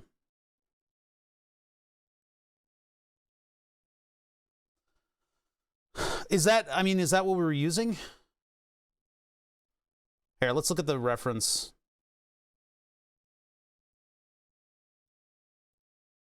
Hacking. Serial, time, math, interrupts, trigonometry. Yeah, I don't know what you can use in terms of like 3-dimensional stuff. I mean, does Blender have a physics? Hold on. Does Blender have a physics engine? Maybe you could use Unity engine or something like that. I mean, learning Unity is probably a good idea anyway. And then you could make a shitty simulator game out of it. You can have a gas station and biological physics simulator. Just wrap them all into one and use all those default assets. I'm not sure. I actually have no idea. I'm sure there are some pretty powerful software suites out of there. I don't want to make an event out of it.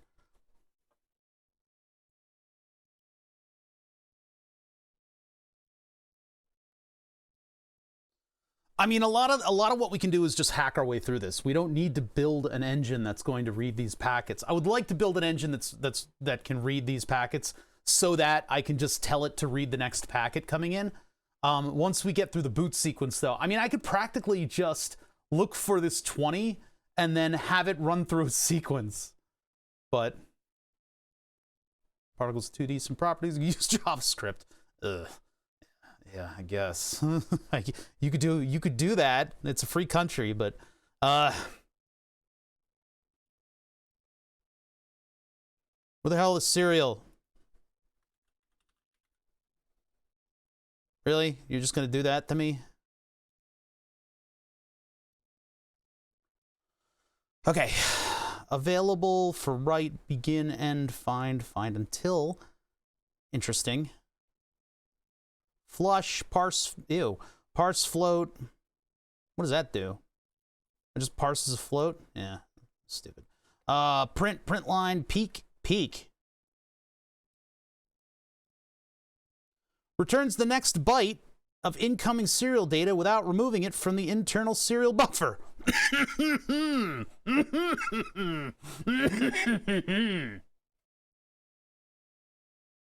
Okay, anyway, sorry. Turning my cough into a comedy bit.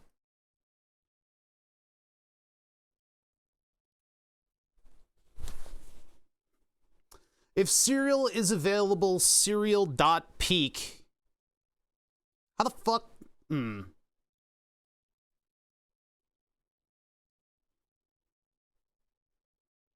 Because what I'm doing is I'm loading it into my own buffer.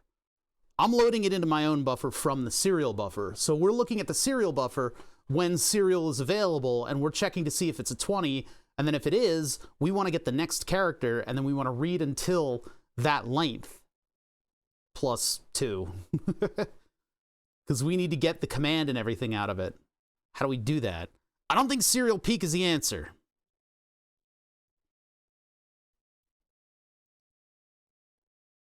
Successive calls to peak will return the same character as well as the next call to read? What?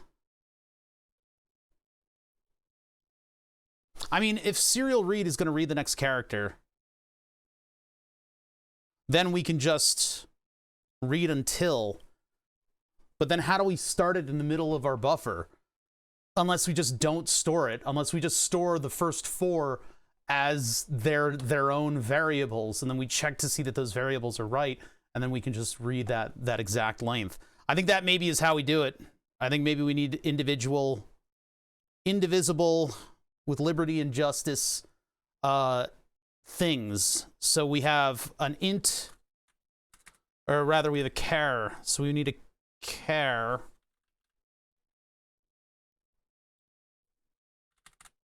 We'll just put them in as hex. Char, and then the first one's going to be packet type. And then we have, what do they call it? We'll just read the first 4, because if we get 20 or A0, we then go doot, and then we have all of our variables that we can then react to. And then after we do that, we can put it into a buffer. If I can get what I need to run in JavaScript, I'm never using any other tech. Man, that is such an engineer thing to say, huh? Meanwhile, the programmers are recoiling. Event, length, hardware, ID. No, class. Type, length, class, ID. Type, length, packet, class.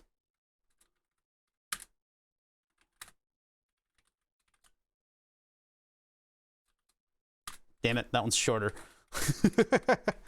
Why is ID so succinct? Damn it.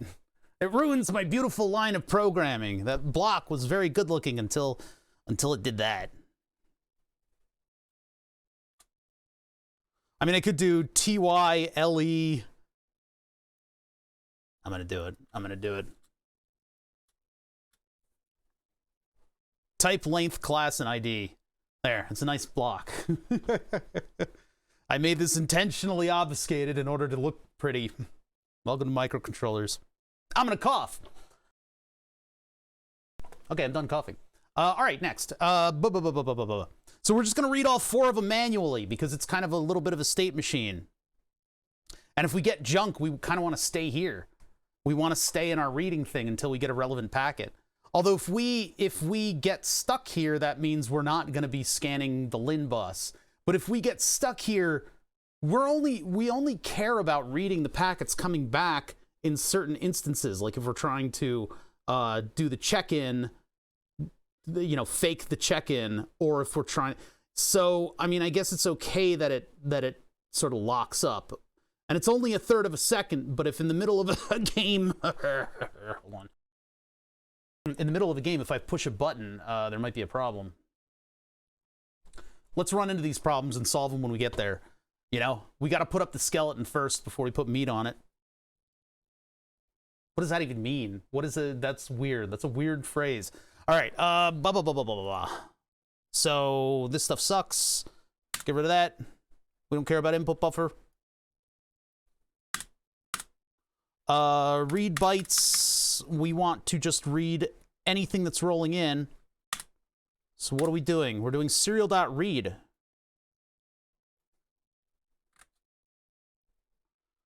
What are we doing with read?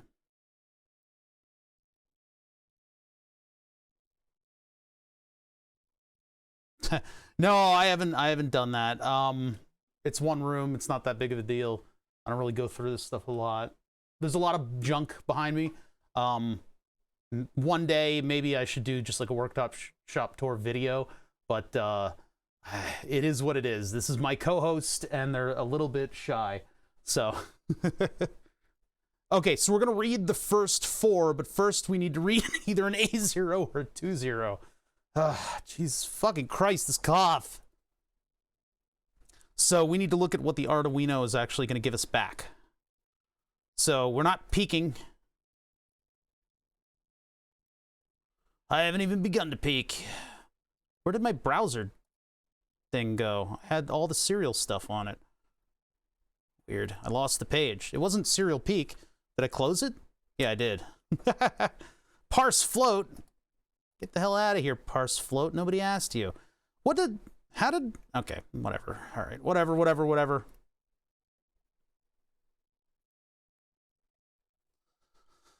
Down here, serial.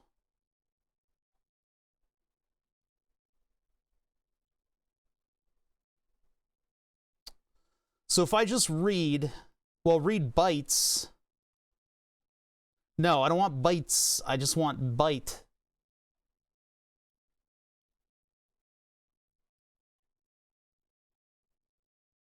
Blah, blah, blah. Extra serial ports. Available for write, begin, end, find until flush. Serial read. Stream utility class, serial.read. Serial port object. First byte of an incoming serial data available. Or -1 if no data is available. We already checked to see if it's not -1. So we just do read and it returns a byte. So if serial2 read, no, we should probably put it in a variable, huh? Byte stuff is equal to serial2 read if stuff is equal to 0x020 or stuff is equal to 0x A0. Do lowercase. Then we do what is it?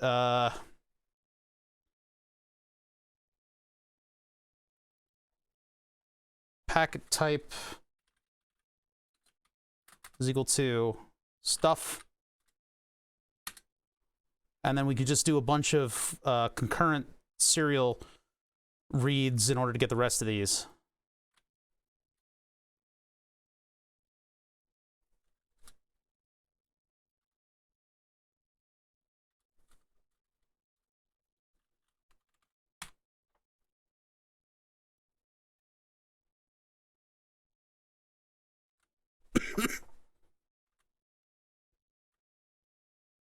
I mean, I could have it stored in the buffer, but... What do you mean, why? I mean, I could have it read 4 and then plug it in that way. What's the problem? I mean, I could also just do serial read until...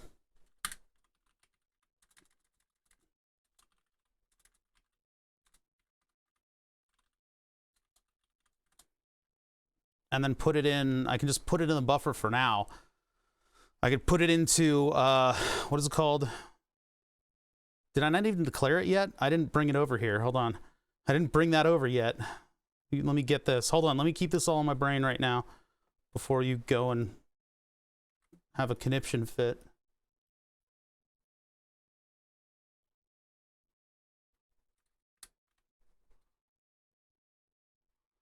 Read bytes into the input buffer, and then I'm reading 3. And then instead, this would be... or no, 2, actually.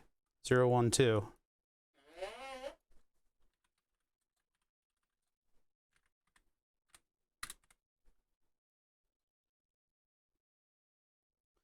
This is getting to be like the toxic streamer doesn't know.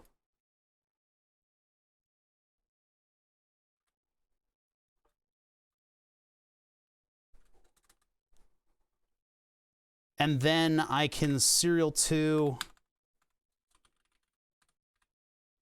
read bytes, input buffer, and then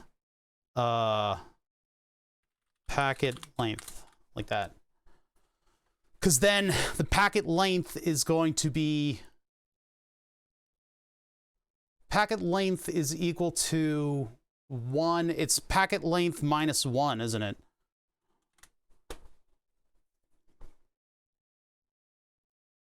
Because packet length is going to be the number that's passed in, or we could just store it as, we could store it as a 0 index. But if it's a length, then we want it to be, just for clarity's sake.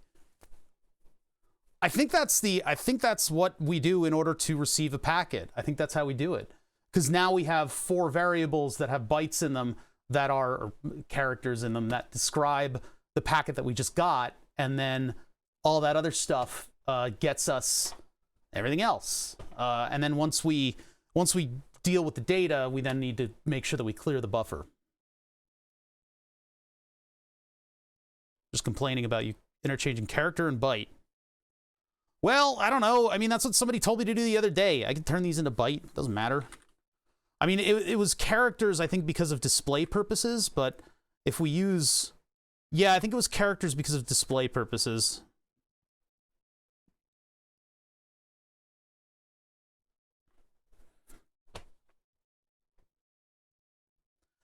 You can help fix a subtle issue. What do you have? What's going on?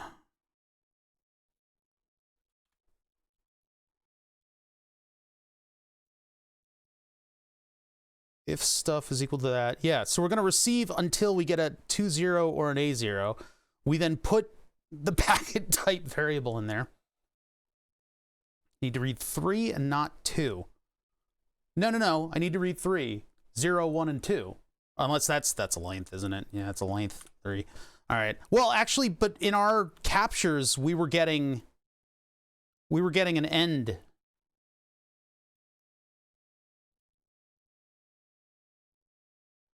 We were getting a 0-0 at the very end of our stuff. No, I guess we weren't. Well, no, those are the ones that were manually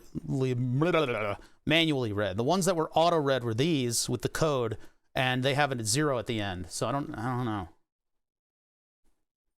What do you mean by does what work with hex length? Oh, yeah. Do we deal with hex length for any of these that are valid that we even care about? I think the answer is no. Because the types of packets that we're dealing with, we're not sending long packets. None of them are above a certain length. But they are, yeah, no, they need to be converted. So how do I do hex to decimal?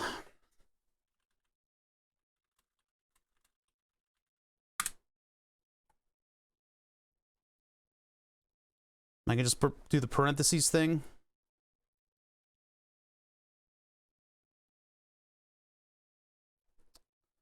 How do you do that?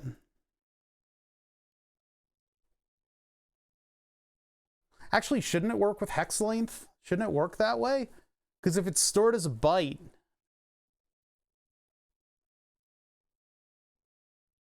maybe byte to int.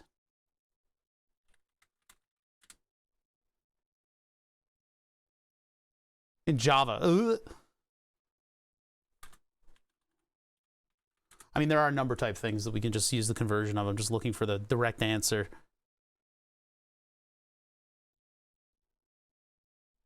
That's for printing. I don't care about printing. I think one of these functions back here. Please stop coughing.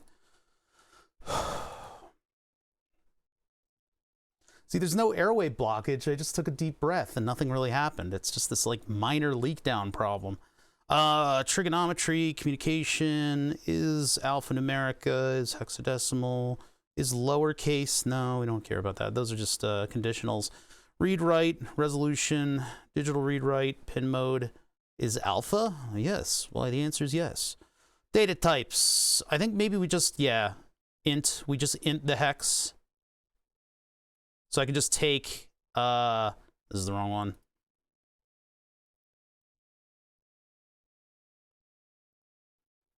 I can take int of the packet length -1. Damn it.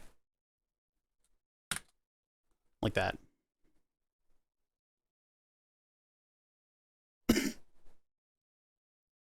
That's true. Byte is an unsigned integer. If I give this, if I pass a byte in there and it's an unsigned integer, like if I get 0A in hex, is it going to treat it as a normal int? Or, you know, a normal, I guess it will. Yeah, it should, that should be unnecessary. I don't need to cast it as an integer. That's just going to take up more memory, which we have. We've got plenty of memory to play with. I think we could just treat it as a normal thing because we've already, it's coming in as hex. Yeah. What do we store them as? We store them as byte. I should probably, no, I'll keep them as bytes. Hold on, I'm going to cough. A little bit of phlegm every time I cough. Okay. All right. I'm going to keep the -1 in there. Our length is given to us as a number. This 0 indexes it. It doesn't need to be 0 indexed. Wait a minute. I don't need the -1. I can just give it that number directly. It's going to give us, like... it'll give us 1, so then it'll read 1 after the 4, which means that on a receiver all the way up here, for the initial thing, we're going to have 21, 1, 1, and then it'll say, oh, I need to read 1, and then it'll read that, which is just going to be a 0 for in this case. But so we're going to look at, oh, we need like a big statement after this. So we're going to read all that stuff into the buffer. So we're going to have our 4 variables, and then our buffer is just going to be 0. So we need to check the other variables to see that it's a system reset.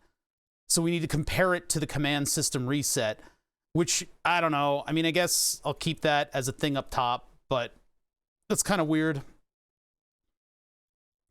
This will just be a big, a big weird thing.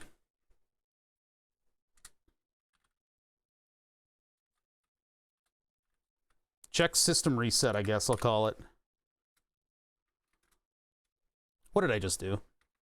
There. Check system reset. let's do, I mean, how do I do this? Do I do like an if statement here? No. I need to do like a check system reset, and then if it fails, I need to break, right? If it's not a reset command, I need to break. I can't just do a boot plus plus. But the boot plus plus I would like to have contained in the case, in the switch case. Otherwise, it's weird, right? It doesn't look right unless we've got the increments in there. Ah, damn it. How do I do this, man? Check system reset, and then I could put the conditional of what a good check is in the... No, that doesn't make any sense. That doesn't make any sense. Yeah, I'm just trying to think of how I could do it. Like, I could do a boot is equal to check system reset.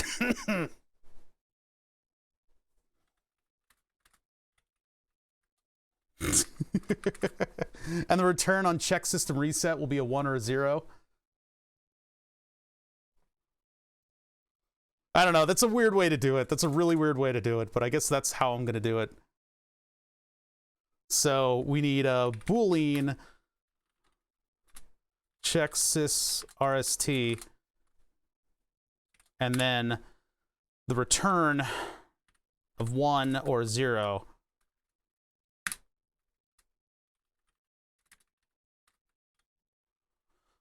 And then what we're going to do is we're going to check if the input buffer, this is going to be a giant if statement. Input buffer of 1, no, of 2. I mean, we could check the whole packet, but I think I need just to see if the 2 commands are 1s. So 2 and 3, because we have 0. No, wait, we're not even checking that. We're just looking at packet class is equal to 0x01, and, oh my god, where's the and symbol? And? Yeah, there we go. Packet ID is equal to 1. Then return 1. Otherwise, return 0. Else, return 0. Hold on. Oh. I can't do funny voice joke. Funny voice joke makes cough. Cough makes voice hurt. That's actually a lot simpler than I thought it would be, because we've already checked to see if it's 2-0, and we don't care about the length. We're looking for the next 2 pieces of the packet, which would be 1-1, and if it's a 1-1, that's a system reset. And so we've been told that we need to do a system reset, which means, I mean, that's the first thing that happens when this thing boots up. So we don't need to respond to any other commands before we get that one. Which might mean that if things don't boot up fast enough, we might run into some troubles, but I think they will boot up fast enough that we won't run into an issue here. We did it. We did it, chat. We did it. We finally did it, Reddit. We solved the case. We drove a man to suicide over a backpack. All right, so case 0, get packet, boot is equal to boot plus check system reset break. So what's going to happen is, if the system reset is received, our case is going to become 1. And we loop back around and we do the next thing. If we don't get the command system reset, we're going to stay here. We're just going to stay in boot case 1. And get packet, if serial is available, reads the first byte. And if it is a command byte, if it's command byte, it then reads the next couple pieces of it, which will give us the type, the length, the command load or something like that, and then the ID. The class, sorry, class and ID. So this function's actually pretty good, because then once it does that, it fills the input buffer with the rest of the data, depending on the length that it's been given. So if we get a particular length, we're just going to enumerate through, get the rest of it, and put it in our own personal buffer that we can then use to do stuff. That's a little bit more what do you call it, functional than for what we actually need for this code. I am going to take a potty break because I have been hitting the iced tea very hard. So I'll be back in 2 seconds. And then from there, we need to do the other parts of the boot sequence. We've got a nice function that we can use to read the next packet that comes in, but we need to also send stuff in sequence and timing. Sequence and timing. All right. My iced tea will be ready in 1 hour. Oh, did you actually? See, I just went to Wawa and got this cloudy bullshit. Isn't iced tea supposed to be clear? Why is it like this? Wawa. Why is it not clear? It's like, this is like schuylkill water. This is ridiculous. All right, I'll be right back. Oops, where's overlays? Overlays, burb. Just a quick potty break. I'll be right back. In the meantime, I closed FTL.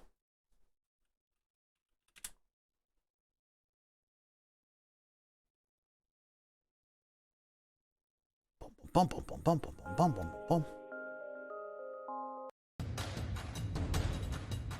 That's a little too much. We'll go back here.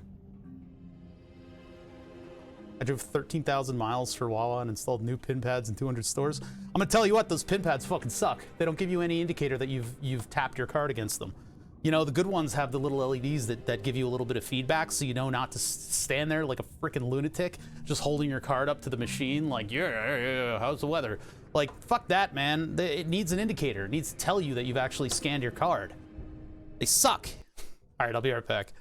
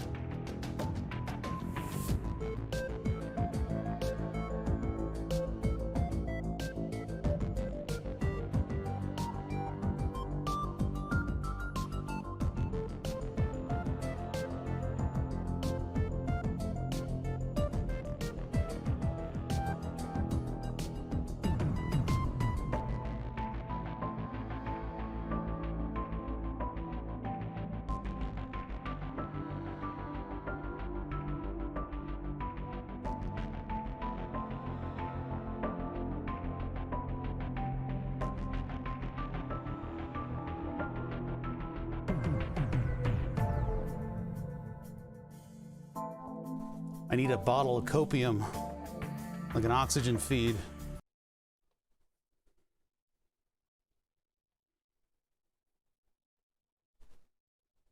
All right, I'm back. Back and I'm burping. All right, which one's it gonna be? Coughing or burping? So, it sends that signal and then just kind of sits for a little bit, right? So the module then says this twice, but it doesn't really respond to it. We can send this, but it's just kind of odd.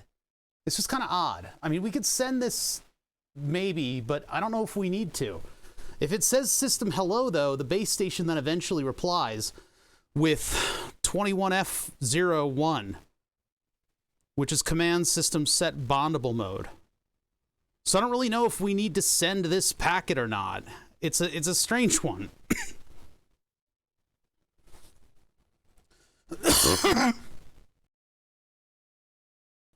So the length is 12. 1, 2, 3, 4, 5, 6, 7, 8, 9, 10, 11, 12. Technically, it ends here.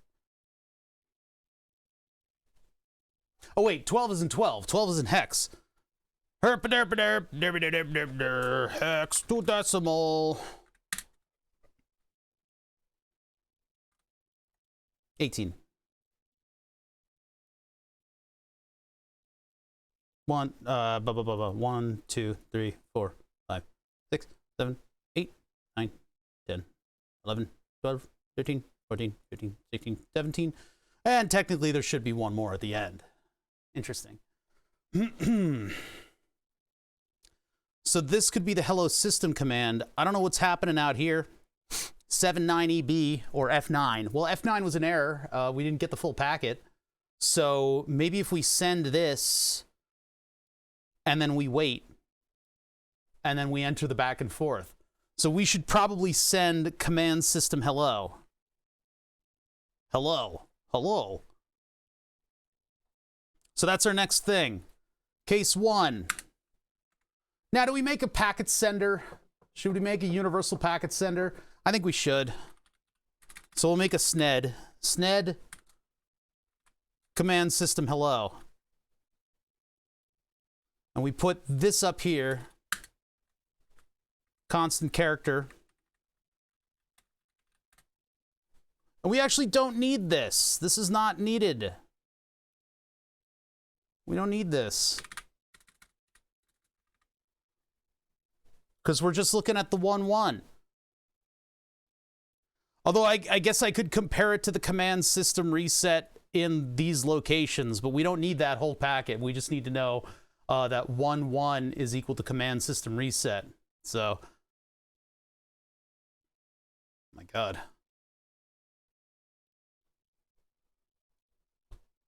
You guys work with Wawa. It's crazy. There was one time I was at a Phillies game, I guess tickets that a friend of mine had, and they were like down there. They were near the field. And the guy behind me was in charge of procurement for, I think they were having a conversation about the Wawa pretzels that were filled with cream cheese. Pretty weird. Apparently they like to go to Phillies games. Actually worked for the company that designed the stadium. For a little bit, for a go-op job. Command system hello. So this is going to be an absolutely giant packet. 18, 19, 21 to do. Right? So that's going to be 22. And we want to send the whole goddamn thing. So, yeah, the jalapeno filled pretzels are pretty good. Yoink. Grab that whole thing. Copy. Put this whole thing in here. And we need 0 X's and we need commas on it.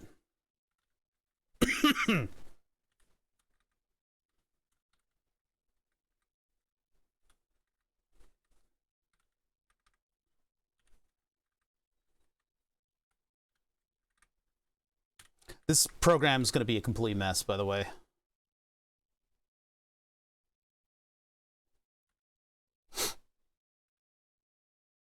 Servicing Wawas in Philly's like going to the club. Everybody just chilling and bringing their dogs in. Man, it's a, I don't know. It's a thing, man. For those of you that don't know, Wawa's a food market in Philly, Pennsylvania and surrounding area. When you go out west, you go by what's called Pennsyltucky, which is essentially just farmland, mostly flat, although there's, you know, the Appalachian stuff like that. But as you move west, they all become sheets. And as you move south, they all become sheets as well. But Wawa is kind of like a thing around here. Like, we love it. It's basically a food market. A lot of them are gas stations, but they just have like hoagies and stuff like that. My only problem with Wawa is that they flipped off of the Amoroso rolls. Amoroso rolls used to be a local thing. I think they're a New Jersey thing now. But they have a particular way, they have a particular type of yeast that they use that makes sort of the perfect hoagie roll. And it makes a perfect cheesesteak roll as well. What are you even talking about? Like a worse sheets? That's fucking just objectively backwards. But anyway, they moved off the Amoroso roll and quality kind of suffered as a result. They bake the bread there, but everything kind of tastes like the same salt if you have too much of it. But in moderation, it's good. And there's good coffee and everything. But yeah, they're a thing around here. They're busy places.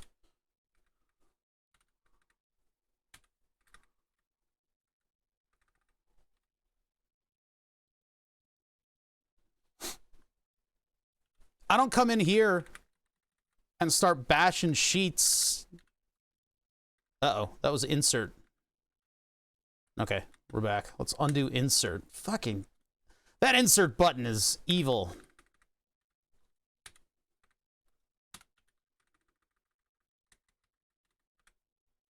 Comma. Identifying all your numbers as hex. Isn't it fun? Isn't it fun? I need a hotkey that puts a 0x on things. Comma. 0x. Comma. 0x. Comma.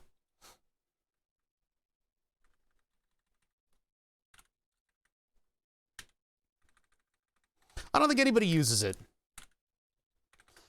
It's like a holdover from typeover. It's like caps lock. Nobody in their right mind should be using caps lock for anything.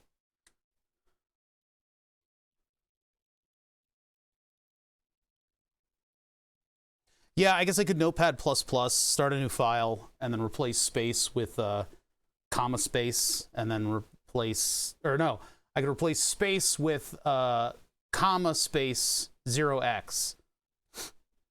Maybe I'll do that for the next one. But yeah, this is one of the larger ones at 22.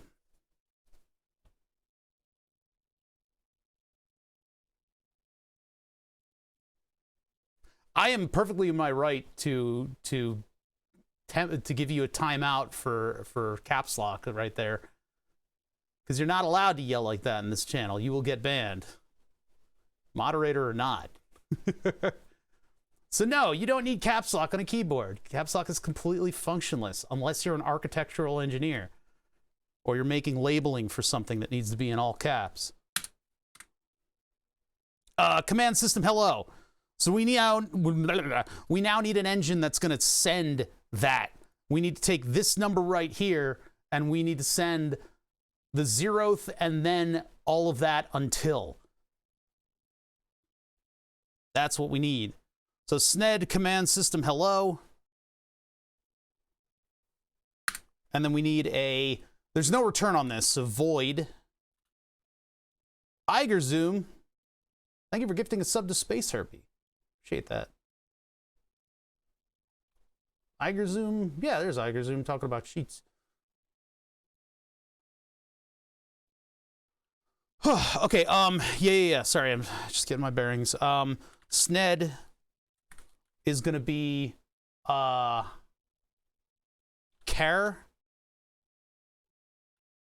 in buffer serial send in buffer of 0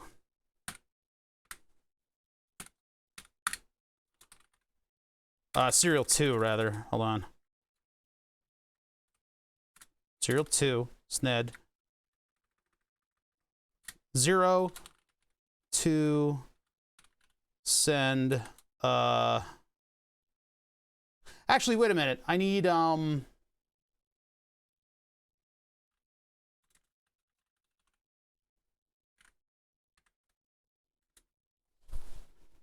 think I need to manually do this. Wait a minute.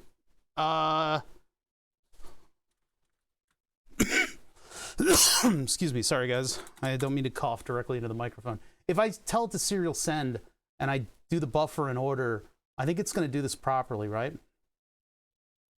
So I can do for int I, uint, we'll make it light. Uint 8t I is equal to 0. I is less than or equal to in buffer position 1 less than or equal to less than because it's not 0 indexed. Hold on, I gotta think about this. That number, it is the length, so I is equal to 1, and then I can do less than or equal to. Because if it's, yeah, I is equal to 1, and then less than or equal to I plus plus. And we'll keep that equals 2, and then we don't have to do weird stuff. I need a char star. So I need to reference the location. What does it mean when you do that?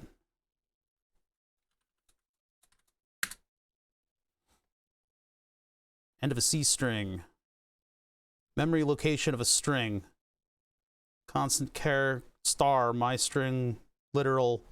What? Yeah, I'm not good about when to use that. So that's going to reference the location of that array.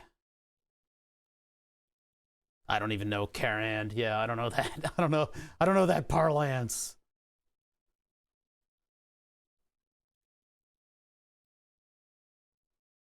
Oh wait, yeah, and it's not a comma. Chat IDE is in full effect. However, this is stuff that I don't know. I don't know when to properly use that. It's when chat comes in here and tells me about commas that that I get a little snippy. So we're gonna do serial2.send and then in buffer of I. Oh, I, just I. EIO. And we have to do that. We can't just use like the buffer or the serial send thingy-majig, can we? No, because we're trying to make that buffer change as we send it different packets. The other way I guess we could do it is we could take... No, this is the way... Is this the only way to do it? I could do send byte in buffer of I. Yeah, actually, because we're doing the whole signal. I don't have to do it this way. I'm transmitting the whole damn thing. What am I thinking? What am I doing? What am I doing? Why am I serial to send bytes in buffer of I, just in buffer, comma, in buffer of I, in buffer of 1 rather. Right? That's just going to send that number.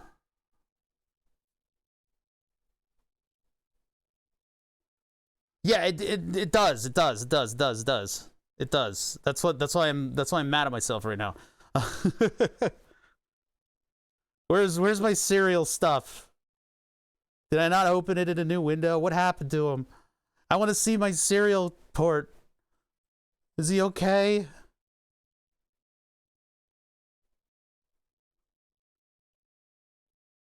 He needs his glasses. He can't see without his glasses.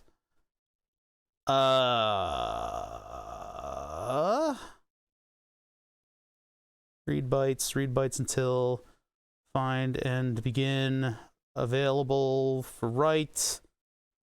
Where's write? Write. Buffer length. Oh, so it's just write. It's not send. I'm dumb.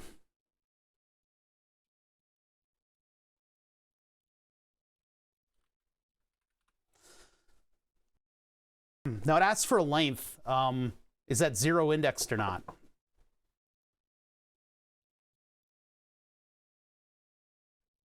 And of course, the example does not tell us.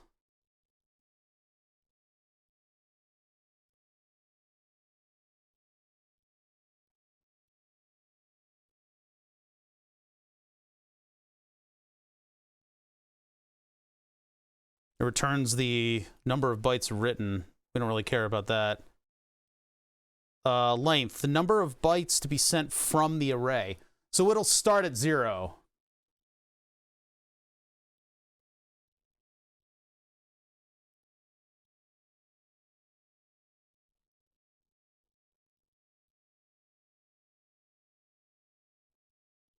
But the length is listed as a number. If the length is 1, then there's 1 byte in there, and it starts with 0. So I'm just wondering if it starts at the right location, and I guess it does.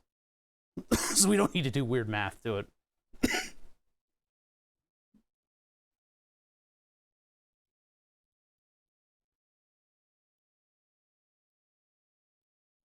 We're at buffer length.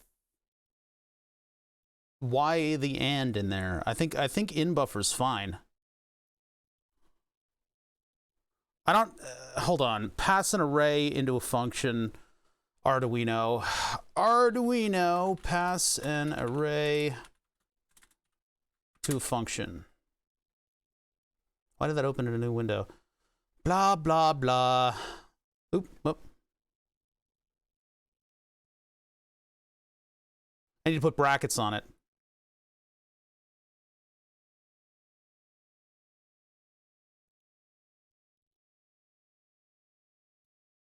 Why is it a void?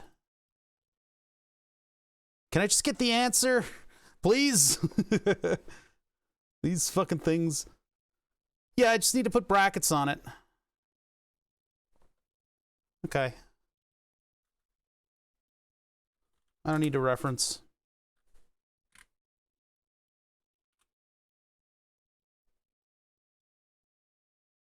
We want to write this entire thing that I've defined as a packet. And this will do that. I mean, we're taking the 1th position, which is this, which is the hexadecimal number 12, which means that it will come in as a length of the packet. So in buffer of 1, because we're passing the entire thing in and naming it in buffer for no reason. I mean, we're not directly referencing the command. That way I can use SNED in other contexts to send it, and any of the commands that are formatted in the same way as the Bluetooth module likes them to be formatted, because there's a length as one of the character fields in that location at all times.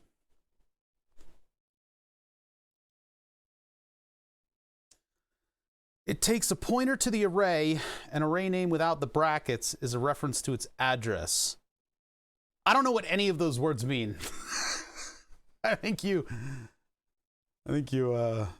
misinterpret my abilities with passing things into functions. I don't know nothing, and I'm gonna get away with it too. All right. So that's our command system. Hello. We have absolutely no idea if the base station even needs that. I don't know why it's sent twice. I have absolutely no idea why we have 2 command system hellos getting sent, other than the fact that this last piece of it didn't send. And I don't know why that happened either. This is just what we observed. I mean, it's right here. We can actually take a look at that on the scope. We need to get some timings of this stuff anyway.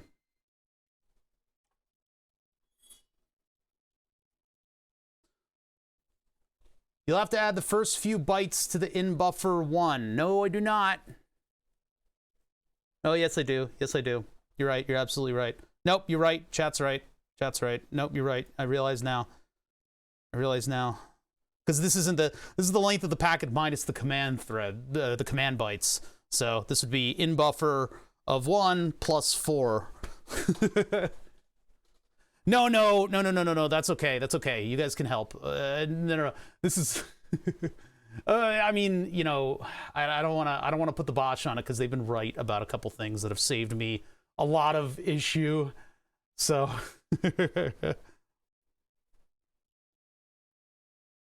At a certain point, maybe I will get pissed off and fat and I won't be right. Usually I always, it seems like chat's always right and then I have to circle back.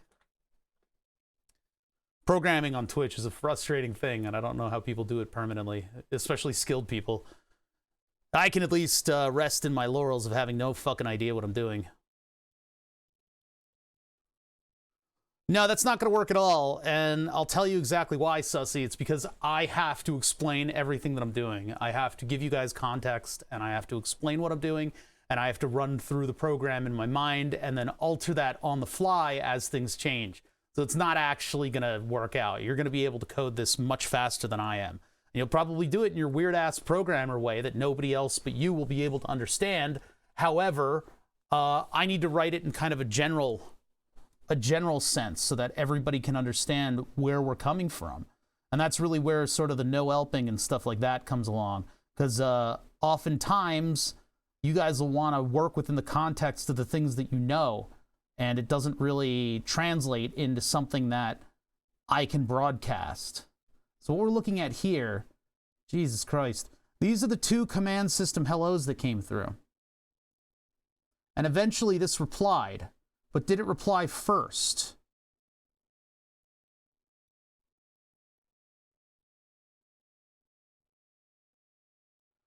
So the base station replies first. So we need to send a command system hello every X amount of time until we get that command.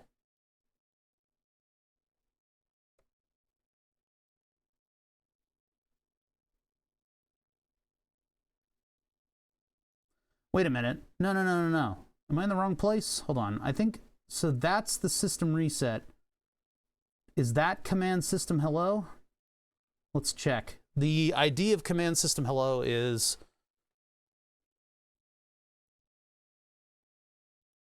What if Sussy drinks a whole bunch first? Possibly.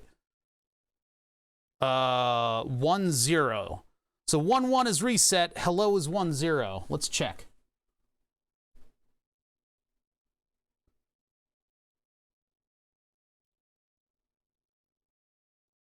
Why did it turned off my math? Because I zoomed way out. Okay. All right. So it sends... we don't have 2 command system hellos, do we? We only got 1. Reset. Hello. These are the beginnings of the parameters that are being set. Sets a timer and it does a couple other things. So command system hello. Let's check that. Make sure it's 1, 1. Put it on the center. Zoom way in. If we were really awesome, we'd be able to read that. But I can just use a math menu to put a decode up, turn that on, and then we can zoom in enough that this thing is able to actually translate for us. So this is a lot of data in here. So A0, 12, 1, 0. This is command system hello. So we command system hello, and then we'll wait a prescribed amount of time, and we'll retransmit if we don't get that. So what we need to do is after system reset, we need to wait.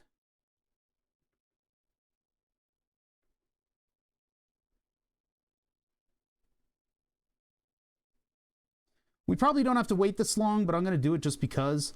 22. We're going to wait 20 milliseconds. We'll stop everything and wait 20 milliseconds after that.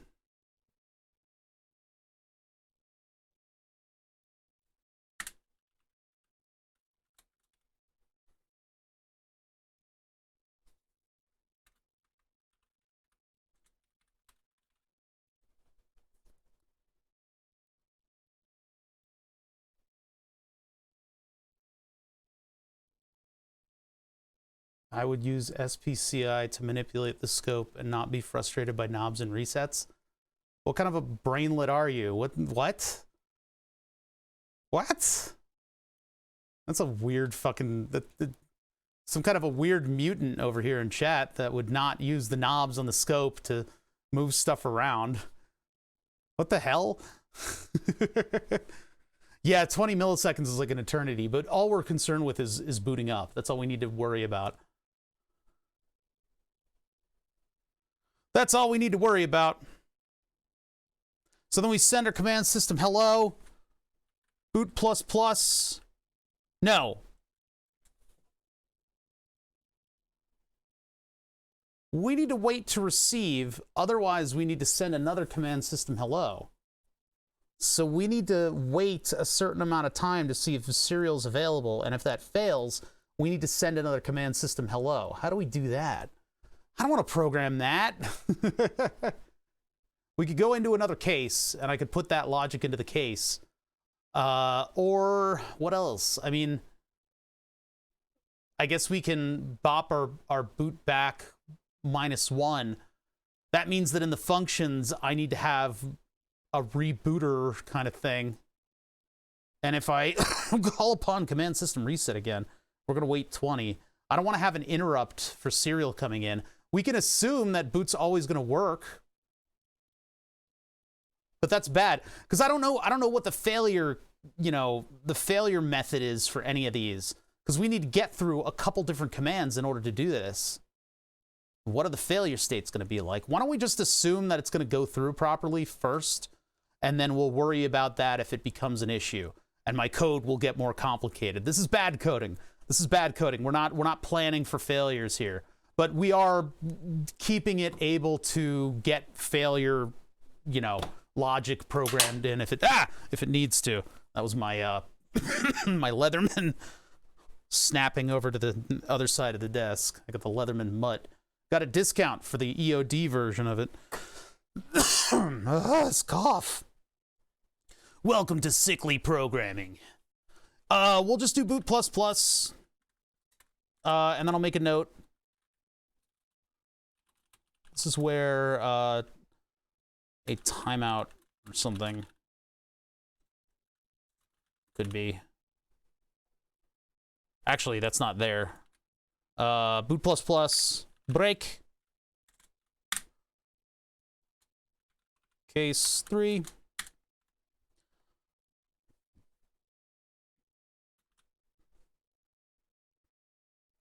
So our next thing is going to be to get a packet. And that get packet could probably get a like a timer thing on it, right? Get packet, and then whatever we get into the buffer,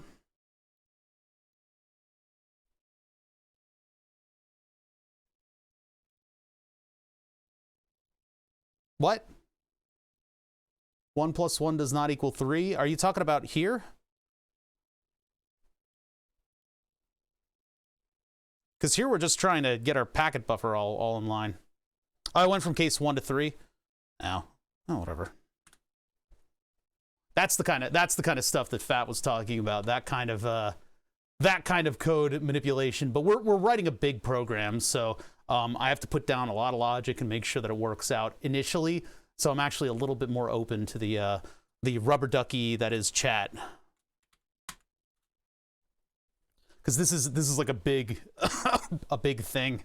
We need to make it hopefully work the first time. Hold on. I'm gonna hack up a lung. Give me 1 sec. Every time I get just a little bit of phlegm, so at least I'm working. At least the cough's doing something.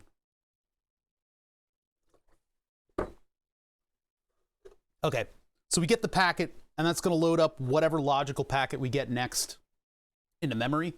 There should probably be a timeout for that, where it'll set up and send the packet again, but yeah, maybe I want to just like do a boot plus plus plus, huh? Does that actually work? Can you do that? Is that legal? I don't think that's legal. Get packet, and then whatever's in that packet, we want the next case. We don't care what it's said. No, I'm definitely not a lung build, otherwise I wouldn't be coughing so much. What was that game again? That was the one where you like get body parts and like put it into your body in order to level up. There's some tomato reference. Focus, hocus pocus, bam. Okay, so where are we? We are at the very beginning. We haven't done any goddamn thing yet. What we've done is we got a... Yeah, this is actually in the wrong... Oh no, this is in the right order. We got our command system reset. We waited, and then we sent the command system hello. And it's actually this one here is what we sent with EB at the end. And according to what our scope did, it only sent it once, but I have 2 here from some other observation of what was going on. We got 2 back, so at some point, something didn't respond, and it double sent the packet, which means we probably need a timeout there, but I'm not going to worry about it yet. Then, almost immediately, the base station responded. So when we go to get packet, this might be an issue. We need to get it stuck in get packet.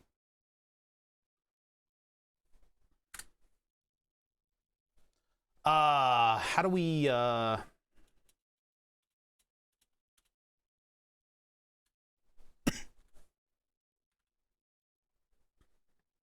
see like a bool.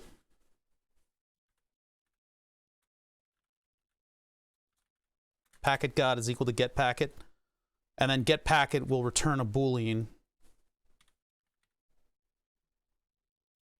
If serial 2 is available, wait a minute. Eeny, meeny, miny, mo. If serial available... Fuck. Fuck my respiratory system. It wants to cough and I want to program. Return a 1. Else return a 0. So that's going to return a 0 over and over and over again until we get a packet. So I can actually, you know what? I can make boot equal to boot plus. So it'll be adding 0 to it over and over. Excuse me.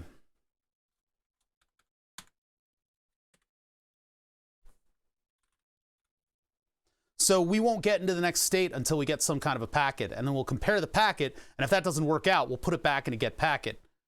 Right now, we don't have any sort of a error correction going on here, do we? I don't really know what the states can become on this either. We're just trying to get through the sequence right now, so maybe I don't build in a failure state, and we see if we get stuck, then we cater to it. I guess. I don't know. I feel like if our packet doesn't work out and it doesn't look like what we want, we need to put it back and retransmit the ready state. But I don't know how many instances there will be of us failing. Right now, we don't get anything, and then our immediate packet is going to look like this. It's going to look like...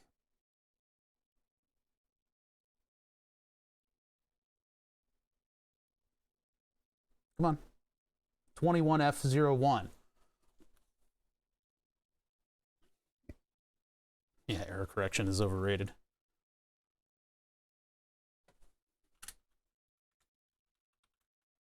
Case 3.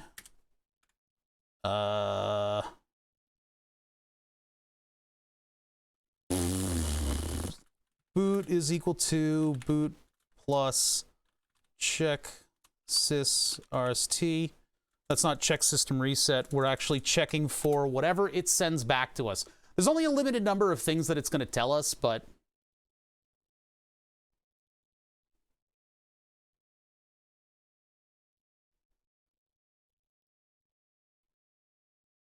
so the next thing it says is command set bondable mode. Take command set bondable mode.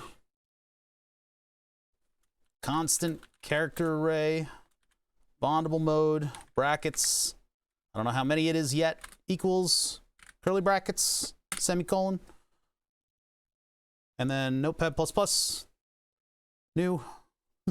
This one's short, but I just want to try this out. So grab this, paste it, Control F, replace, and I'm looking for space, and I want to replace a space with comma space 0x. Place all. So we got all but the first one on that. That'll save us a little bit of time in the future. 1, 2, 3, 4, 5, 6. 6. Minus 4 is 2. So that light checks out.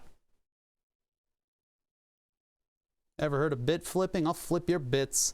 Yeah, when we interpret data, or when we send data, we actually don't really need to worry about that, but these are little endians, so we do need to actually make sure that our bytes in whatever's transmitted are flipped if we're trying to communicate something. And we're going to be communicating button presses, so we don't really need to worry about that.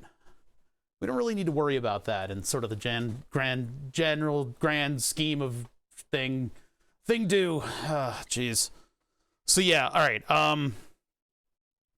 Command system set bondable mode, huh? We should make a packet checker, shouldn't we?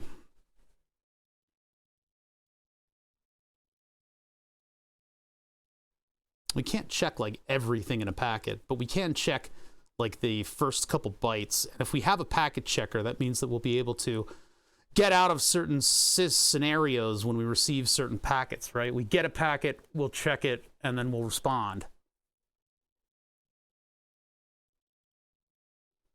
Yeah, we need a packet checker instead of that. Instead of writing 50 fucking things, we need a bool packet checker, and then we're passing into it char packet to check. I'll use the number 2 in there. Brackets. Parentheses. Do that. I mean, basically we want just the first three, right? We just want to check that it's the appropriate type of command. So we'll check against those first three. We don't necessarily need the entire packet. I mean, we could. I'll put the entire packet in memory, although that's kind of a waste. But we only need to look at the command. Because we're not going to logically respond. Like, set bondable mode. We don't give a shit about bondable mode. We don't care. We're not a wireless device. So, and the base station's never going to set bondable mode. So, who gives a shit? But anyway, we're just looking for... fuck. We're just looking for these two. 3 and 4. Sorry. 2 and 3.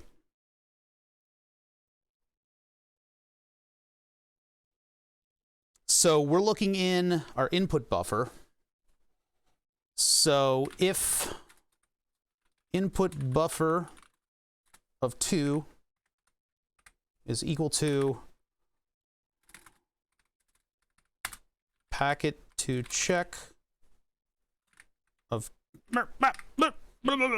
2 and input buffer of 3 is equal to input buffer buffray. Buffray, it's like a manta ray with muscles, like street sharks. Return a 1, else, or else return 0. That's it. That's our checker. So we don't even need this guy right here. We don't need the check system reset. We can just do packet to check. Oops, wait. Packlet. There.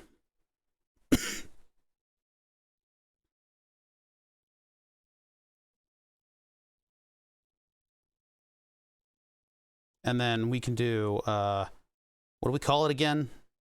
Packet checker. Chicken fucker. Packet checker. And we pass into packet checker. Command system hello. No. Which one do we want to check? That was system reset. Oh, we don't have that. All right. So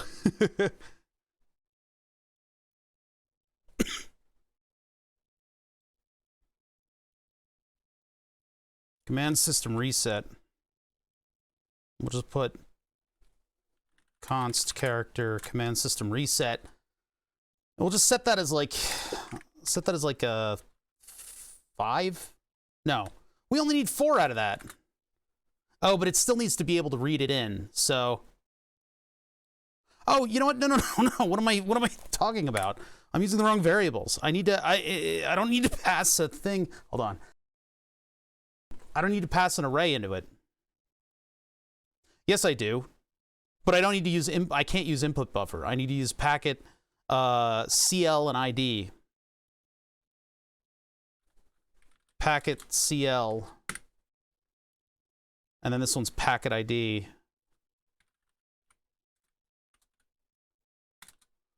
Packet CL and packet ID are checked against the packet to check, so that only needs the beginning of the, yeah, so constant character command system reset. I don't know, hold on, command system reset.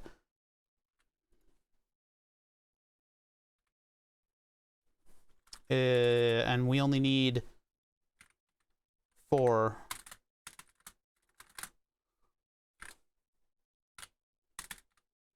And that's 2111. 3.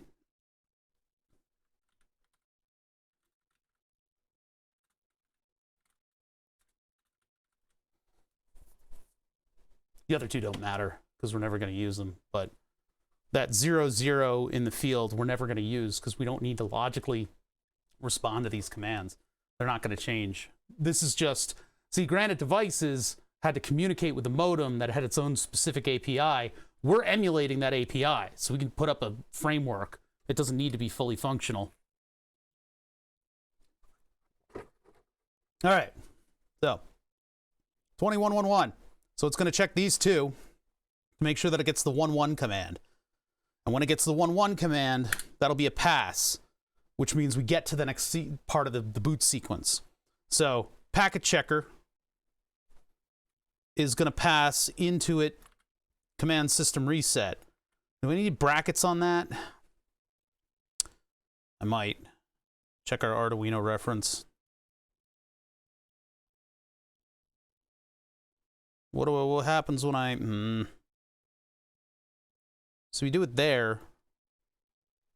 B points to the original array.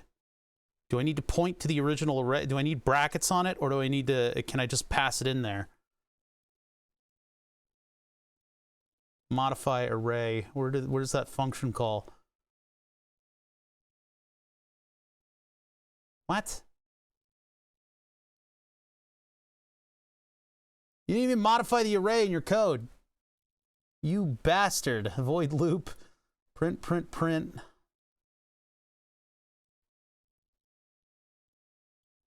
Elements. Are they used? They're not using it in the code? That's weird.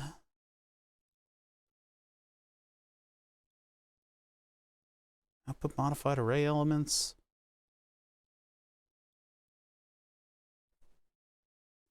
Distant Cacophony. Hey, how you guys doing? I'm coffee today. I've had a cough. I forgot to close the window when I went to bed. I left the window open so I could get some natural air, and it all went into my lungs, and I coughed my utter fucking brain out. And so I've had a cough for like 5 days. So you guys will have to just like live with the fact that I can only talk for so much time. Thank you for the raid. I really appreciate it. You guys should, everybody in here should go check out Distant Cacophony. I've been lurking a little bit. Oh God, my notifications are right in the way. Hold on. I moved chat the other day. Let's move you guys over to the side just a little bit. No, fucking, okay, hold on. Streamlabs, you? Oh my God, Uncle Phil and Distant Cacophony both subscribing for 11 months. Thank you guys both for the subs. Listen, welcome. You guys may have been playing games over there, but we're doing something entirely different. If you'll notice, there's a steering wheel sitting to my right. We've been working with the Granite Devices Simucube, and this is my simulator setup. So, I mean, for better or for worse, we're trying to emulate an actual car. Best way to do that is with actual car parts. Yeah, you guys have the same resub time. Hey man, thank you guys. I really appreciate all that and all the follows and everything too. We're in sort of the introverted follow mode. So if you guys click that follow button, it will not show up on screen, and I won't spend a half an hour going, oh my God, like on my knees crying, going, thank you so much for following. Listen, so what we have here is a mutant. It's a mutant build. It's sort of typical of the things that I do around here. This one is actually fairly related to gaming, which is a little bit more rare in these parts. Why have I not been coughing? All of a sudden I can talk. Distant Cacophony raids are the cure for the common cough. So anyway, what we have here is my simulator setup, and this is a Granite Devices Simucube controller. And I've decided to marry it to a bunch of generic actual car parts. So, distant coughing noise, yeah. So here's the deal. Well, the airbag's just an airbag cover, and it's on it's a BMW logo airbag cover that's been hastily just kind of put into the hole of a Mercedes S-Class steering wheel. I bought the Mercedes S-Class steering wheel because it's got buttons on it. It's got a bunch of buttons, and it's got the paddle shifting buttons, right? So pretty cool, right? Well, in order to communicate with the Mercedes S-Class steering wheel, you need to master something called the LIN bus, because these buttons are multiplexed in a weird way, so you can't directly access the buttons with wires. So in order to do that, you need to invent a one-wire protocol with a microcontroller that can pull all the addresses on the LIN bus until your steering wheel replies, and we've already done that. So then you need to plug in your E46 Steptronics shifter from a BMW, and that then needs to interface with the same LIN bus, because why not? From there, you need to buy actual BMW pedals. You don't need to do this. This is just what I did. I bought actual BMW pedals, and the gas pedal works beautifully because it's a digital device. Brake pedal, we put a load cell on, and then this pedal right here uses a Hall effect sensor to figure out what the position of the clutch is. From there, that all goes back to a microcontroller that we programmed in order to communicate back on the LIN bus when it's asked for its button statuses or its analog statuses. Okay, here we go, 1 sec. So anyway, what we did is we got all that stuff working, and then we made basically a port expander and 2 digital potentiometers fake, as if the Granite device's controller was directly plugged in to a bunch of potentiometers and a bunch of buttons. There's only so many buttons, though. There's only so many buttons, though. So what I had to do, and I usually use the royal we, there's only so many buttons. However, there is a system where you can buy this cute little piece of electronics, and it's a Bluetooth transceiver. You got a Bluetooth thing that goes in the wheel with a battery, and then you got a Bluetooth thing that plugs into the base. When the base boots up, it says, hey, I'm connected. And then everything connects, and you can have all those buttons in your wheels. But like I mentioned before, these are like weirdly multiplexed. They've got like 4 wires coming from 6 buttons or something. And it's in a weird way. I tried to ohm it out and figure out what was going on, and it was all a mess. But we've already implemented the entire LIN bus system, and it works, right? It's just we don't have all the buttons available to us. See, this actually came about when I was playing My Summer Car. I'm trying to beat Rabaz at My Summer Car, right? I'm trying to actually get the trophy before he does by engineering all of this ridiculous bullshit that'll help me do it, whereas he's using the keyboard and just blatantly hacking in order to win the cup. I want to win it legitimately. So I've been building this whole system in order to kick his fucking ass, right? I got first place in the junior rally. I sent him a picture of it, and he said, "Eat my ass," was his only reply. So we're working hard to get this entire system up and running. Now, when I did the junior rally, that Steptronic shifter was kind of an issue. It's a brilliant little sequential shifter. I mean, it works and it feels like a real car part and everything, right?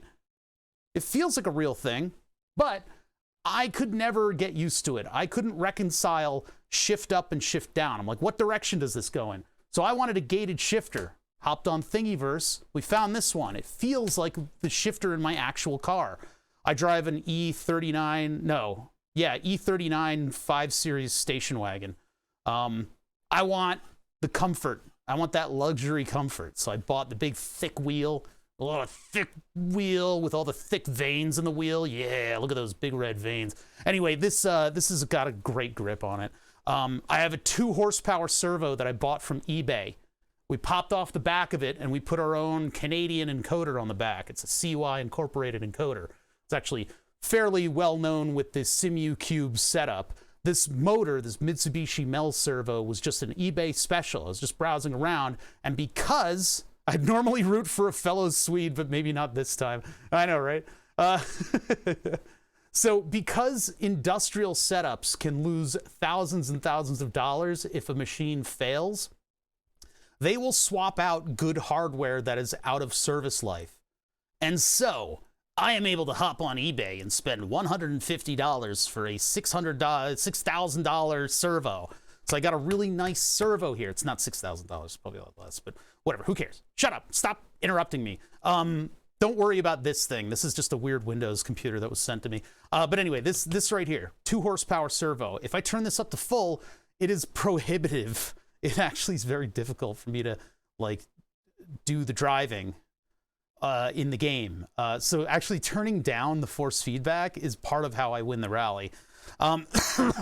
Excuse me. Now I'm worrying about that thing. No, it's totally fine.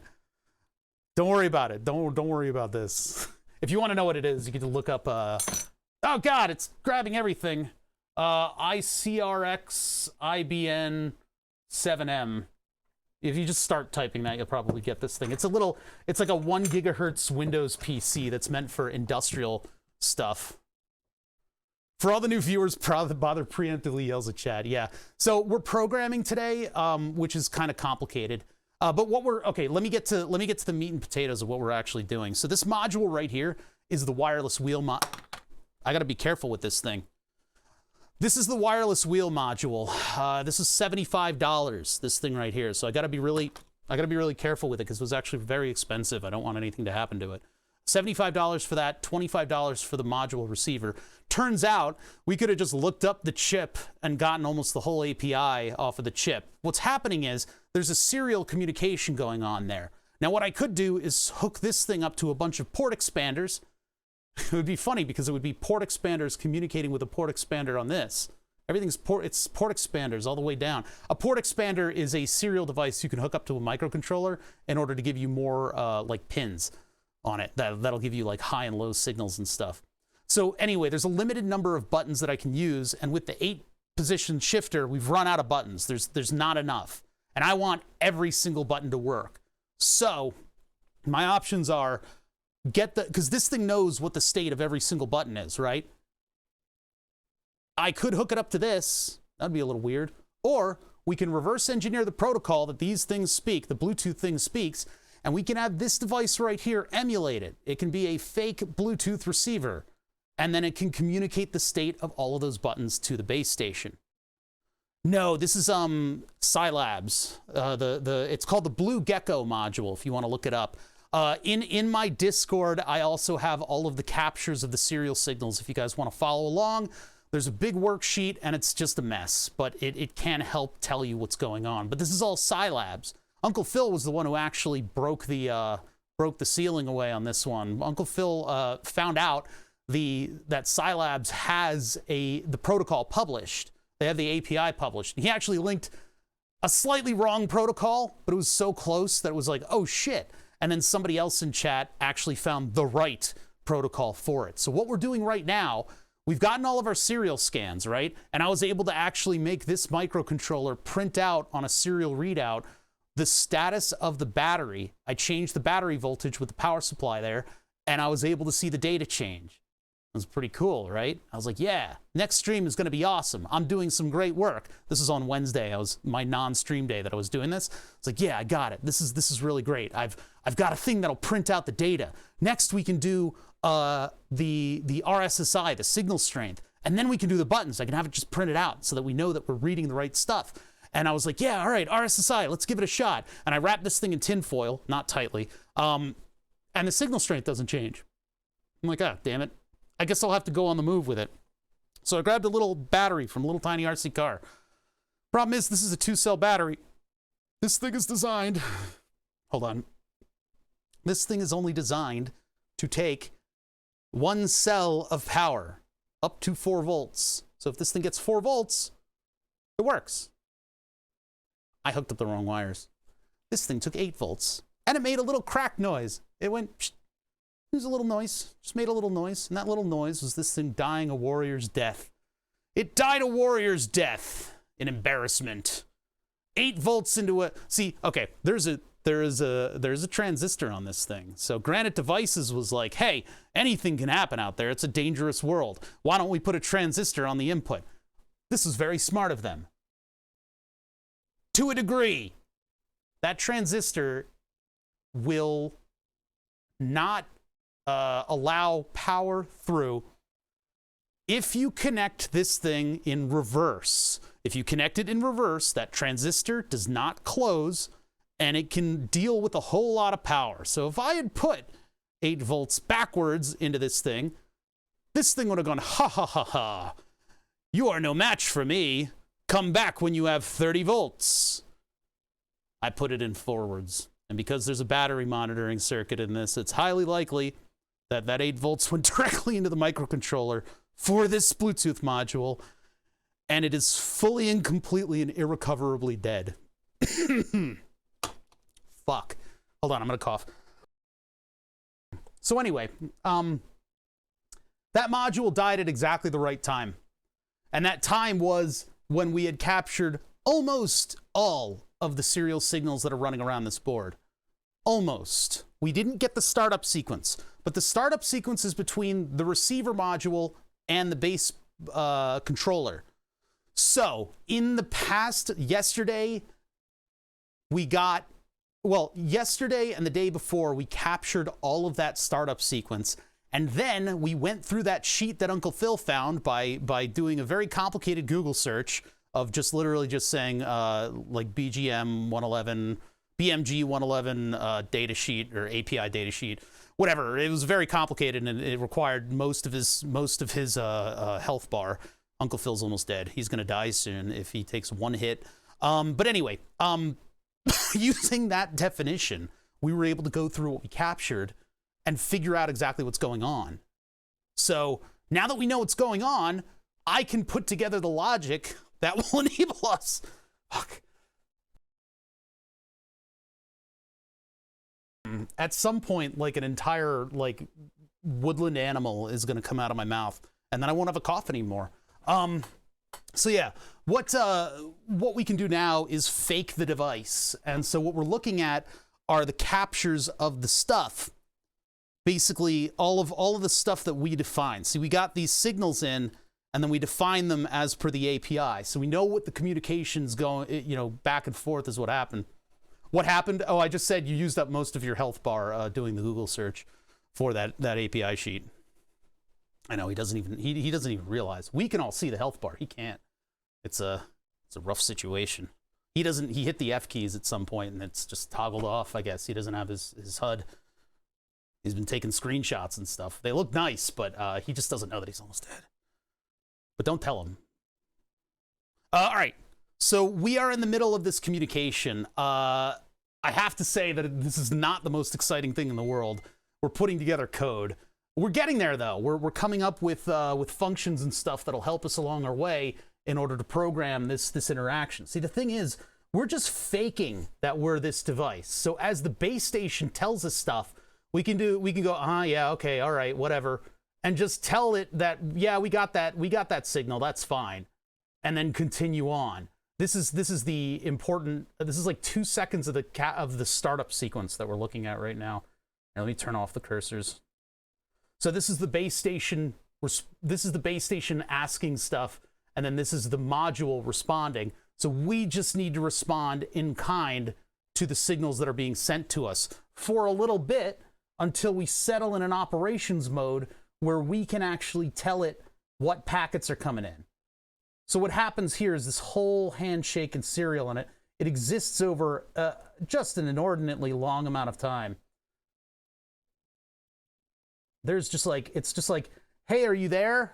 And then this thing goes, yeah, I'm here. And then it goes, hey, let me configure a couple things. And then it's got this huge gap where the base, or where our module tries to say something, and then it finally says something and our module responds. It's so weird. It's so weird. But if we can fake it, we can actually make progress on this, and we can actually get it into a state where it's idling. So this is going to be, hey girl, what's your MAC address? Hey, it does eventually communicate the MAC address, and then it's assigned an ID, which is pretty cool. So that's what we're doing. We're putting together this program, and we're going to try to vet it out and get it working. But for right now, I'm just trying to come up with how the code is going to go together. And yeah, anyway, it was a good time for me to take a little break and just explain everything. But yeah, thank you so much for the raid Distant Cacophony. Everybody in here should check her out. It's a good stream. It's fun. All right. Back up we go. So we sent a command system hello, supposedly. What's that? USAF Tech School, 100 200 jet mechanics shout grease monkeys, and they're equally thunderous response, pecker checkers. Your packet checker, revive that memory. I might call it a pecker checker, but I haven't settled on a lot of the function names yet. All right, so what we're doing is we've just made a pecker checker.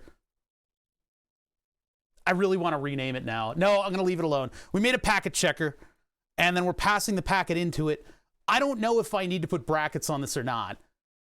I don't know. And so we looked it up, and our example didn't even have, this is what I was looking at right before the raid. It's like the example doesn't even use their own thing. They define void, modify array, and then they pass their thing into the array. But how do you use it up in the code? They don't have it. It's not used. It's up here in like void. But what the hell is going on there? Or do we need to do it? Oh boy. Can chat have a packet as well? No.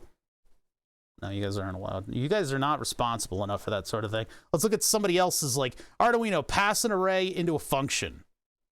That's what, this is where we are. Listen, guys, I have to take an aside for any new people and explain to you how I code. Because if somebody knows how to program microcontrollers, generally the people who find my stream, they get kind of nettled at me for my programming. I program like a dumb person. I'm very, very dumb. And my programming reflects that. I program in the basic, like the Arduino IDE, which is almost a text editor. And then I use a lot of functions, and I sort of spread out my logic, and I make sure everything's very easy to understand as I go through it. Yeah, and I am in absolutely no pretenses. I Google everything. Everything gets Googled. I am here to show you guys the stuff that you can't see on YouTube, because YouTubers have egos, and my ego is down there in the toilet. Actually, the toilet is fairly far above that level, isn't it? My ego is down there in the gutter. I don't have one of those. So what we do here is we program in the most dumb, basic way, and that way we have better reach. Like, everybody who comes into the stream can actually look at the code and understand what's going on. I don't use any weird tools. I don't have something that you guys can follow along with while I go. Yeah, I don't just Google it. I go to Yahoo Answers and I look up how to search, how to open Google in a browser. So that's sort of the level that we're at here. So real programmers Google at least 75% of the time. From what I understand of the people who actually program microcontrollers, they work with some weird structures when they program. They have weird ways of typing things out, and it seems as though they intentionally obfuscate some of the logic that's going on. I use Cora. Yeah, it seems like real microcontroller programmers, they obfuscate what they're doing by with complexity, and I think that's to look smart. I think they do that to look smart, because I don't like that. I like doing things in a very dumb way. So yeah, what I'm looking for is passing an array into a function, because all of our serial packets are coming in and we're putting them into arrays. We're taking those the way the packets are structured in this system, and we didn't know this at first. This is when Uncle Phil found the data sheet for the, I'm dead. Okay, I'm better. When Uncle Phil found the thing, we actually cracked this one. But from what the Bluetooth module communicates with, it's got 4 bytes at the beginning of the serial packet that define the type of event, whether it's like a status or a command. It gives you the payload length. So how many bytes make up the entire communication. Then it gives you the message class and ID, which, by the way, these packets on this sheet are not organized by class, and they're not really organized by ID. I really wish they were. They would be easier to go through. We've had to Control F and search this thing in order to find out what our packets were. Basically, it's supposed to be 2 bytes that define the command, and then the first byte is supposed to be able to give you an idea of whether, like, what's the purpose of this specific message. And I don't know how that plays into their code. Maybe it simplifies their code. It doesn't simplify ours. So what we do is we store the first 4, and then we read the length, and then we store the remainder of the packet that's coming in. Cleanup is dangerous. It works. No, I don't, Enginuber, I don't think you know what you're talking about. Have you received code from random microcontroller people on Twitch? Because it's like they'll make the entire program that we just coded by just going like bool in sys type star underscore quote elmond for quote underscore like star and somehow that does everything our program does, right? It does all the math that we do in here. Like, it's stupid. They're just trying to look smart. Anyway, we spread stuff out, and we use funky names, and we do all kinds of stuff that everybody hates. And the more stuff we do that people hates, the better I do. For instance, a Boolean in Arduino, a Boolean takes up one single memory thing. What is it, a bit? One single bit. It's a 1 or a 0, right? Nibble? No, it's not that. It's just one binary location. It's a 1 or a 0. But Arduino has a couple things built into it. Boolean can also be expressed as high and low, or as true and false. I forget whether it's caps or not. I think it's all lowercase. Yeah, true and false. And all that means is 0 or 1 or 0. And so in my code, I have declared stuff as any of an interchangeable number of those definitions instead of keeping it consistent. And the code still works. Still works. My favorite array that I've ever programmed is PP. Just 2-letter P's.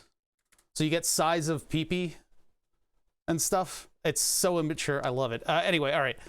So boot and check and do all this other stuff.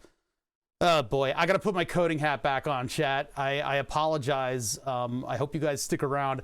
Actually, before I put on my coding hat, all the stuff that's behind me, we work on projects here. Generally, we're not just coding.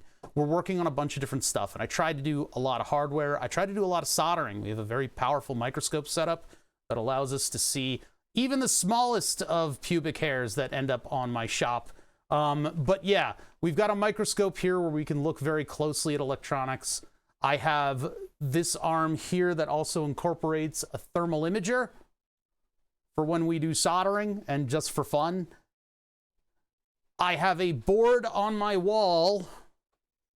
What we are going to be working on once I get the steering wheel thing done, I have a board on my wall that is now a live edge board that has a gantry over it containing a bright blue laser. That laser is controlled by a Raspberry Pi, and it will be controlled by what's ostensibly a 3D printer controller, in order to take the names of subs and burn them onto the board in select locations. However, that has been in process for a while. This would be the 3rd board that I've ever created, and we're trying to do special stuff with it. I'm trying to get it up to the 21st century and put in modern electronics and all that good stuff. So we're still working on it. We're going to get back to working on that soon. I have a mill that I need to rebuild. Part of the one of the axes isn't responding properly. Yeah, we just work on stuff like that. We take stuff apart, we figure out how they work. Some of the more fun streams we've done is basically just taking something apart and figuring out how it's built and why it's built and what kind of mistakes they've made building it. Yeah, everybody seems to wonder why I have a thermal cam, and it's like, why don't you have a thermal cam? It's so cool. Like, it's too cool not to have one. Are you kidding me? The cough, the only silver lining of the cough is that my voice is a lot deeper than it normally is. There's like a deeper like tone to it. All right. We're gonna see how long I last today, just because the cough has been pretty bad.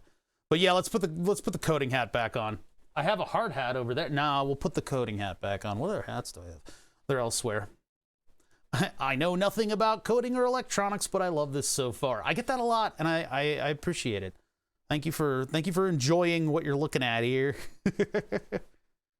So yeah, coding hat back on, guys. This might get a little boring for you, but it's going to be a lot of me scratching my head and balls in order to figure out what the hell is going on and how I can actually put this program together. Because what we need to do is we need to fake it. We need to fake the fact that we are a freaking microcontroller and not a wireless receiver module. I mean, we could probably keep the wireless receiver module plugged in and have it. No, we can't, because it'll start pooping out random data. It won't actually connect with a transmitter. So we need to actually fake this until we get into a mode where we have kind of like a keep alive signal that keeps going through. So I'm taking it through a switch case right now. Switch case is a way of making a state machine look nice. A state machine is when you have a variable that you add or subtract to that'll then define the steps that you need to go through in order to do something. This is Algorithms 101, right? Does Arduino use callbacks? I think it can. See, there's different structures to deal with the meat puppet that's going to operate your microcontroller. You guys should know. There are interrupts. I don't know about callbacks, but there are interrupts where if you push a button, because in meat space, you know, people do not run on clocks, and so we don't know when they're going to push that button. And you could be somewhere else in the code and potentially miss. We have one thread. We only have one thread that does one instruction at a time in order. So we're basically programming a very complicated piece of clockwork in order to do all of these instructions. And actually, if you boil them down, microcontrollers are essentially clockwork. You have a clock that's running at a high pace, and then that moves ones and zeros. You can think about it mechanically, moving ones and zeros back and forth.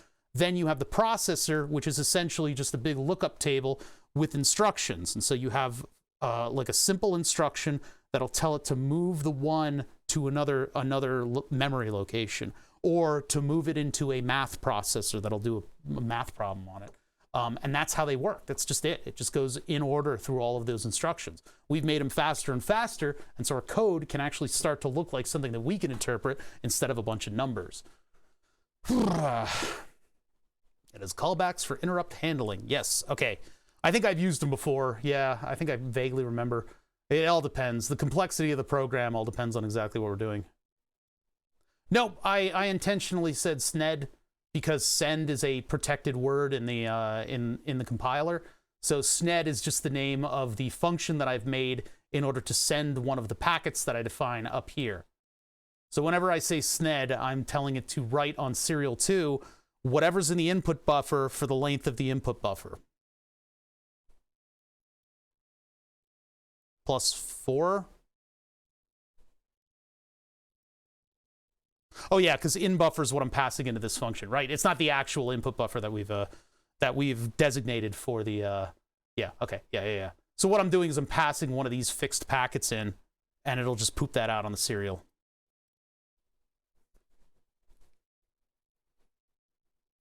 Yeah, this is intentionally. I use very flippant function and variable names sometimes.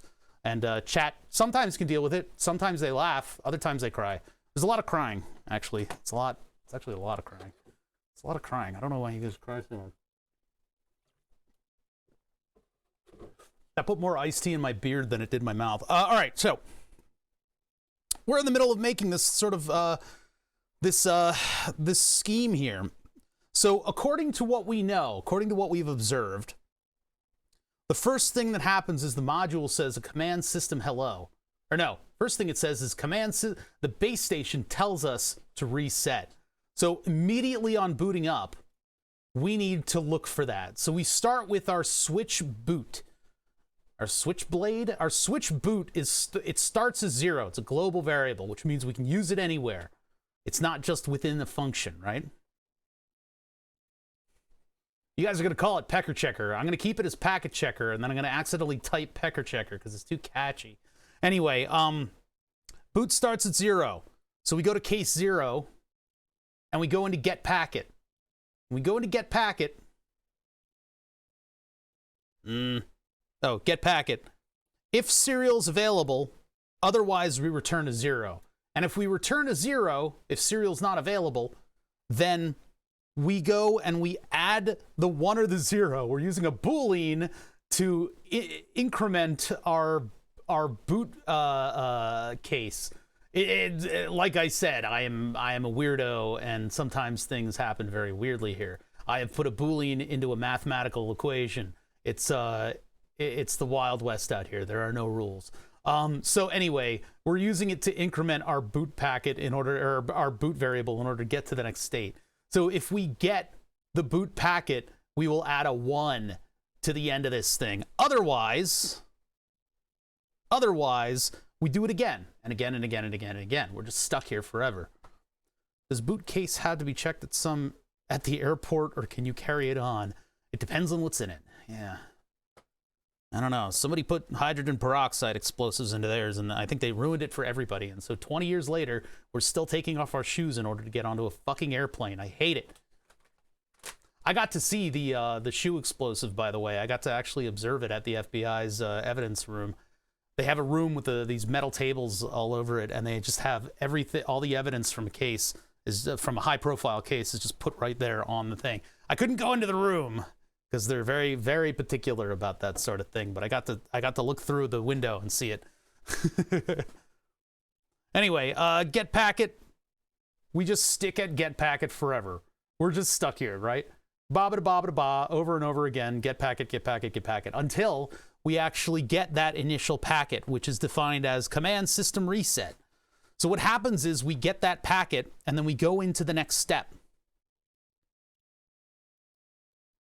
And what we do, by the way, is we check to see if it is a proper packet. We don't actually, do we actually check this packet? Oh yeah, we put it in our packet checker. Right, so immediately afterwards we put it in our packet checker, and our packet checker actually does some weird stuff. What our packet checker does is it reads the first 4 bytes. It reads the first byte. It reads the first byte in order to determine whether or not it's a valid packet. Now, all the packets on this system are going to take the form of a 2.0 or an A0 at the beginning. So if we get anything else, it's junk data. It's junk data. So anything other than a 2.0 or a 0 or an A0. So A0 is like a status. 2.0 is a direct command to do something.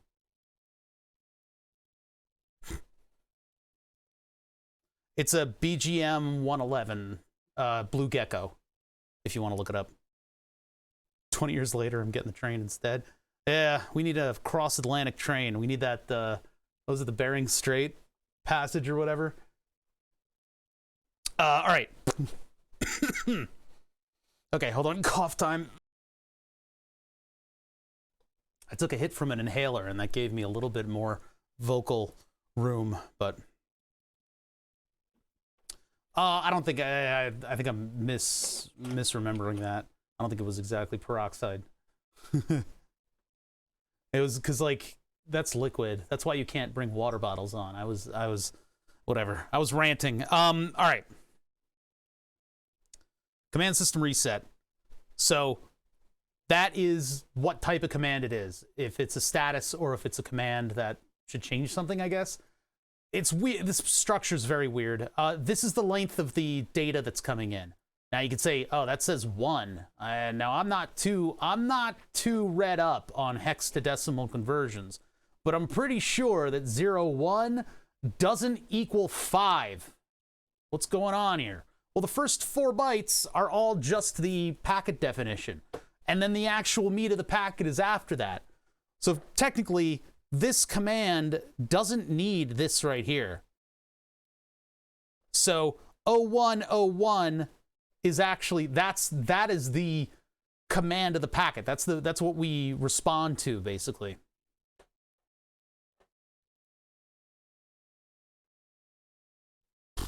So yeah. So the first thing we do is check to see whether or not it's going to be a valid packet. If we get an A0 or a 2.0, then we know it's a valid packet. So after that, we then read the next 3 into an input buffer, right? Into our universal input buffer.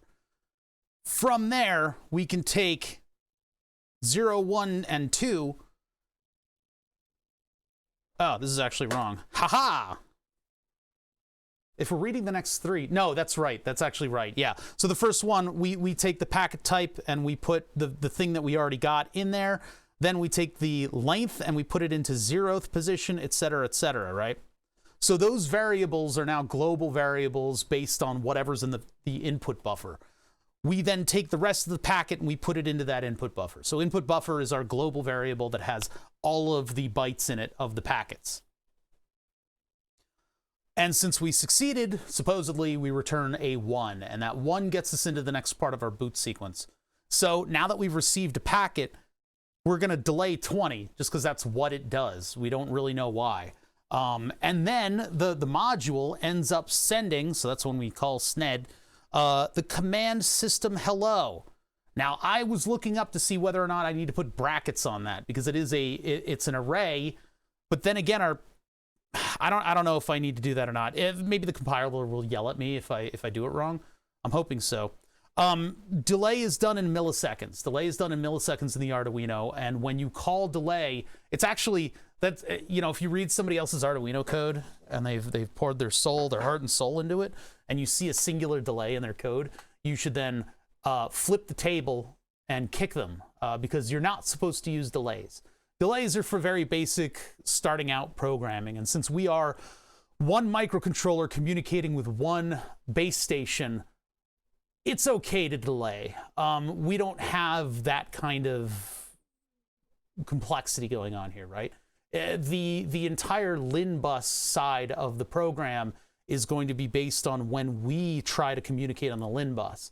So having that delay in there is not harming anything, but generally in a microcontroller, if you're working with sensors and stuff, or you know, you're doing something a little bit more complicated, you don't want to have delays in there. You want to have timing things. So you'll be checking, like there's a timing register that you can check against that's constantly running.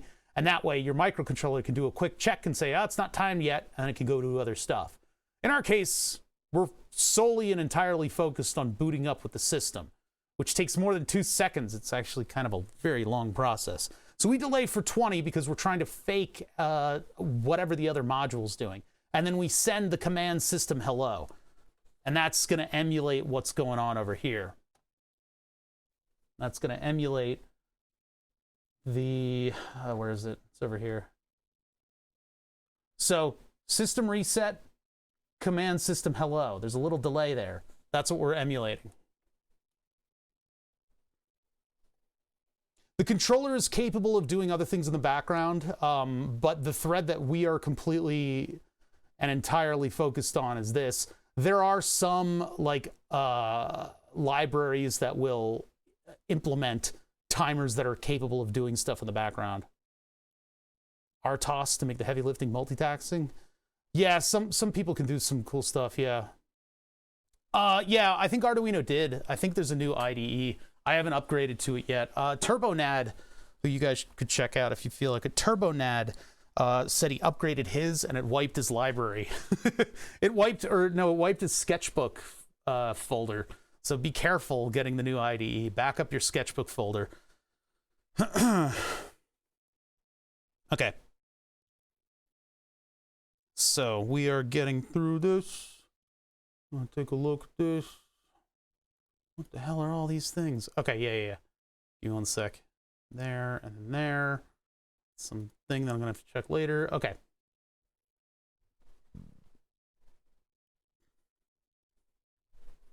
I have an Arduino, but not a computer. No computer that can conveniently run the IDE. You can run it on like a 386. Like, you just, what? You can program an Arduino with your phone, by the way. I have in the past downloaded an app that was like an Arduino programming app. It might run on the old Windows laptop, yeah. How do you not have a computer? Okay, how goes it? We're rubber ducking the entire code right now just to keep people up to speed and to make sure that I'm thinking straight. So what do we got? Delay 20 for the break. We send command system hello. So the SNED program basically takes that array in, and then it takes the input buffer length and adds 4 to it in order to send the entire start to finish packet. So for the ones that we define up here, we can send them by calling this. And then in order to check them, I think that's where we're looking right now. I think we need to make a, oh yeah, in order to check them, we can pass a shorter packet into there. So yeah, I named it SNED. What? I could put Linux on my Pi 2B. Yeah, I think there's projects for that. It seems like you're overcomplicating it, though. You can get a computer online for cheap. I think the old computer might be a good thing to do, but I don't know a lot. I can't help you, man. The Arduino IDE works on a lot of very basic stuff. I remember getting a Raspberry Pi to program an Arduino was, back in the day, it was a little bit more complicated. You might have an easy time of it now, though, if you just put, you know, whatever desktop program on there, I think. Okay. So we've got our packet checker, we've got our packet snetter. So what we're doing is we're sending the command system hello, and then we're incrementing our algorithm up further. So once we get here, case 2, I don't think we're doing boot plus get packet. I guess in this case,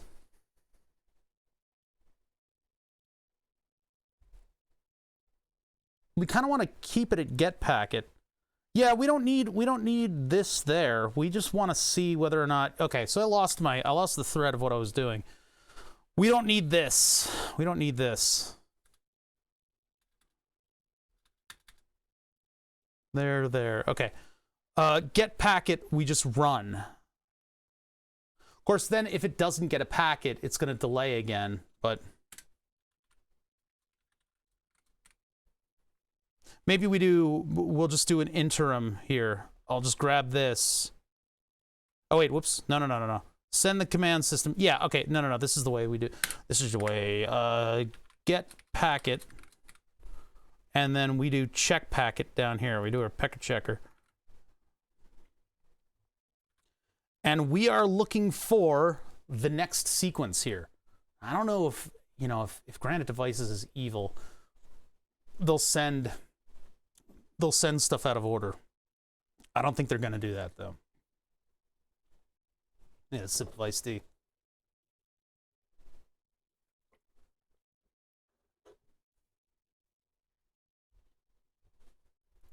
Okay, so command system hello.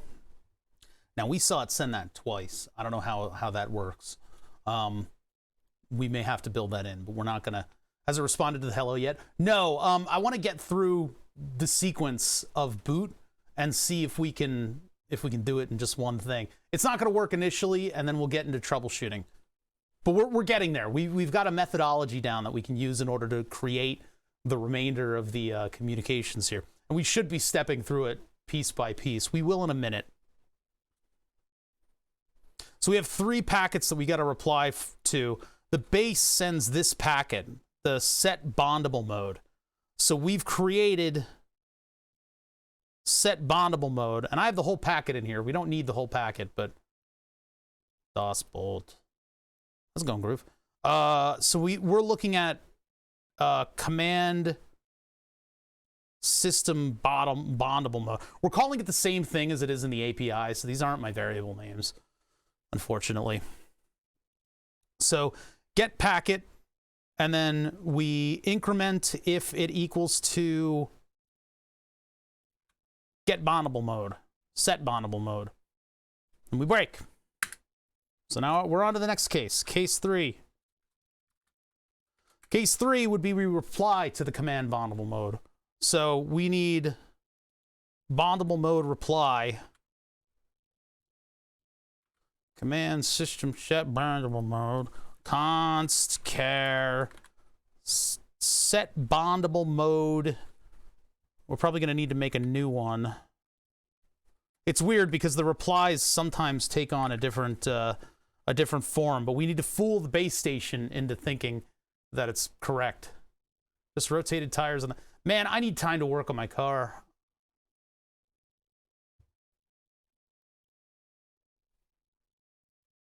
Two, three, four, five, 6. So the zeros are a success. I mean, we could take the same one and we could take the same packet and just... No, that doesn't really work. I was just thinking about we could like overwrite the location in order to make it a response. Yeah, usually I let the compiler throw me into those errors. I would love to do a car maintenance stream, but it would dox my location because you guys would like look at the cloud patterns and shit because you're a bunch of fucking freaks who do things like that. And like when you hear an airplane overhead, you look up flight patterns. Chat has narrowed down my age to the year based on the references that I've made. So like just based on the stuff that I know, I mentioned the Care Bears once and you guys know that I was born in 83. Like it's fucking ridiculous. So I'm not going to do a car maintenance stream. The only way that I could do that is if I very carefully control where the cameras are pointed. It's just not tenable. I can't do it. Okay. So what I'm thinking, the success just sends back like 2 zeros at the end of that thing. So we could have a bunch of different command successes without having to program a whole bunch of packets. So I think we need to send success. And then this is void because it's not returning anything. No, wait.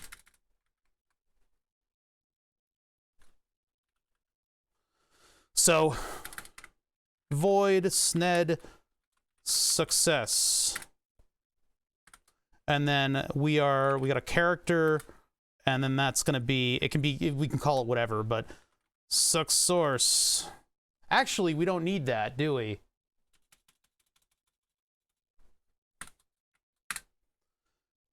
Well, we do need it to define, no, we actually do need that. Yeah, we do need the full packet. So we need, but is that going to, wait a minute. If we send success and we haven't received another packet, that's what we're going to have to do.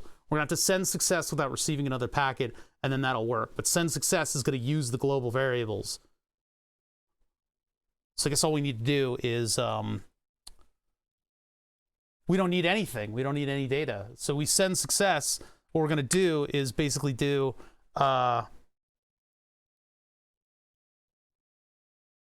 serial 2, write,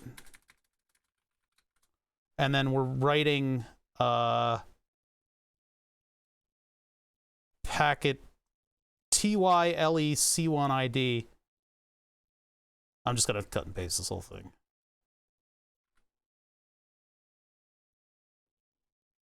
And we'll control the length. We'll make the length into 2. And then we just send 2 zeros. So we send the global variable.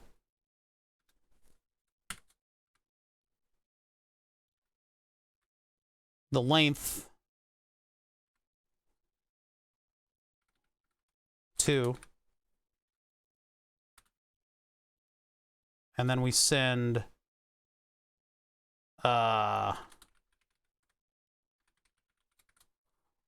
CL.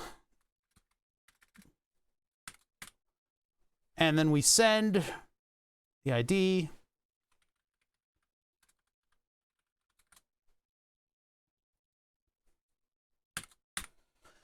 And then we send 2 zeros.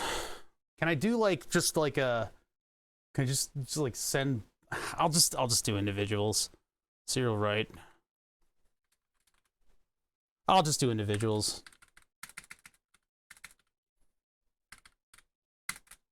Damn it! My brain isn't in programming mode. So that'll just be our confirmation of a successful receive.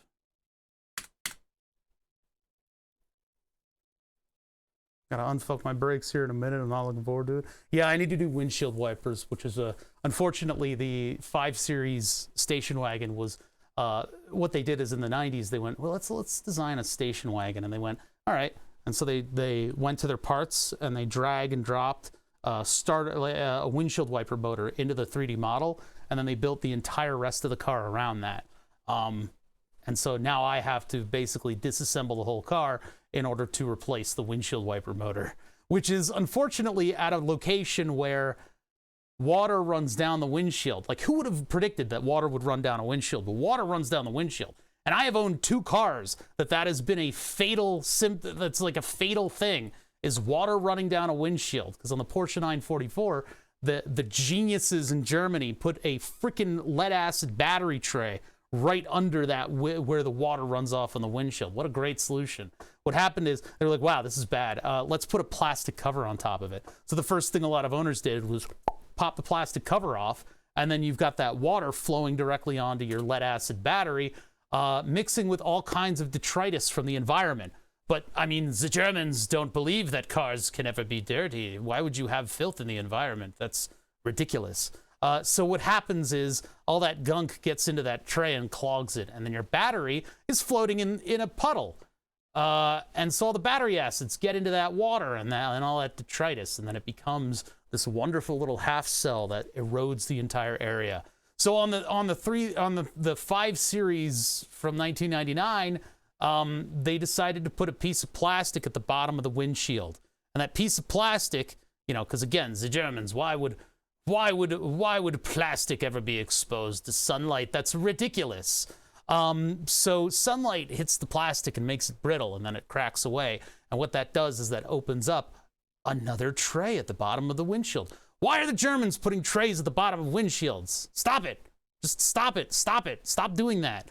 And what happens is that runoff gets through that piece of plastic, and it cascades onto this wonderful little motor assembly, what makes your windshield wipers work, which is especially neat. Because if you're in a wet area like the Northeast, you end up getting rained on a lot, and those windshield wipers are quite useful. But if you get rained on a lot, there's the catch-22 that you get rained on a lot, your windshield wipers fail. But you need them. You need them in order to not crash into children when you're driving. Fight a nickel for every time. Anyway, yeah. So I have to use a gear puller to pull the windshield wiper blades off. I have to remove the entire tray from right under the hood. And then I have to get in there and disassemble basically the entire, it's like a bunch of clockwork that I have to disassemble in order to get to that motor. And it's $350 for a new tray. I think I'm just going to put a little bit of caulk on the other side of that thing. You would think the big piece of plastic would be nice and cheap and replaceable. Nope, $350. Plus, it's an enormous piece, so it takes a lot to ship it too. I am so mad because I can't get in my inspection stickers over a year old. I don't think they're able to pull you over for an inspection, but they are able to pull you over for registration. 3D print. How the fuck would I even approach that one? That doesn't make any sense. I mean, I guess I could maybe 3D print some of the little bits that I'd have to glue in. Okay, so this is our success thing. It's faking a success signal back. Basically, you just blank out the last two, and then you give it a valid length, and that becomes a universal success that we can send back. So now, instead of having to define something up here, we can pass the regular packet into our thing. Thing do. We didn't have to confirm anything yet, right? Set bondable mode is its own command. Yeah. Wait, set bondable mode. Did we have to pass a set bondable mode? Oh yeah, then we got a response from set bondable mode. That's what we're trying to do right now, right?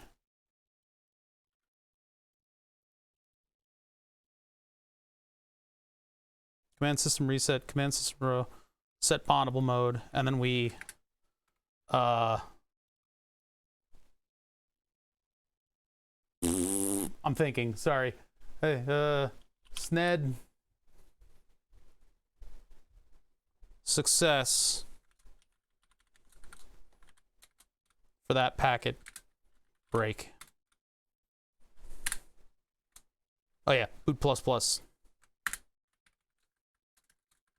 Hey, at least this isn't like a normal, telephony communications where they have to go back and back and back and back forth.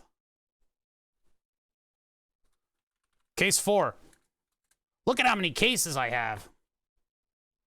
Still haven't fixed my mechanical calculator because I got to take it halfway apart again. I should, we should work on that big Selectrix typewriter again, where all the grease in it went hard, because the last time that it was actually serviced was like in 1995 or 7, I think. It actually got some oil.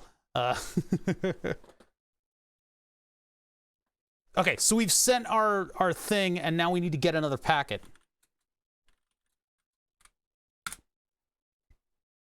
This is going to be a long sequence. I think this is going to be a long sequence, because this is only the first of a couple configuration commands that are sent. Get packet. Boot is equal to boot plus.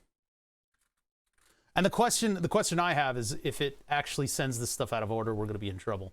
So we got to be careful about that. My E46, yeah, I used to have a E46. One of the jack pads caused chronic rust. A Bridgewater, another sub packet, 20 months. Dude, thank you so much. A Bridgewater, I really appreciate that. Where's the trouble? I don't know, but there's a bridge. My E46 ate its own exhaust clamps, meaning that it literally will eventually eject its own exhaust. Aren't they like kind of simple? Like, aren't they not that bad? Why did I have a notification then? Oh, there it is. My gift sub expired. Yeah. My jack pad ended up because I used, it wasn't a jack, it's not actually a jack pad, it's a lift pad on the 3 Series ZHP that I had. It's a lift pad, meaning that you're supposed to use all 4 and not just the one individually, even though they provide you with that Widowmaker, jack. And so I lifted the car in order to replace the wheels, winter and summer wheels.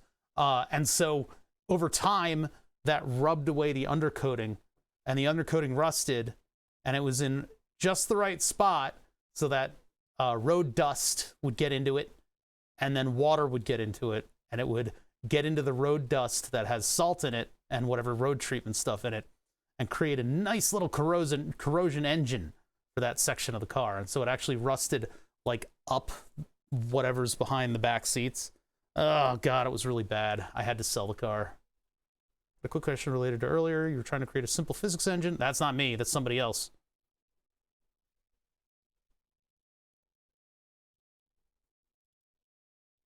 Wait, you already asked that. We had a bunch of answers. We don't really know. Somebody said they would do it in Java. People said other stuff. I don't know. I don't know what I would use. I don't think Blender is a physics engine. Maybe you could use Unity. I said Unity. Unity is what everybody puts their basic simulator in. So you could make one of those like German style simulators where you have like like corner store market and biological physics simulator. You could maybe do that. I don't know, man. I really don't know. I don't know how to program games. I would like to learn someday.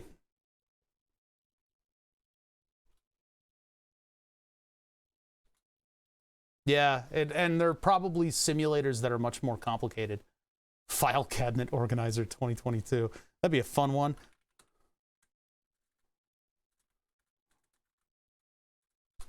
So what are we doing here?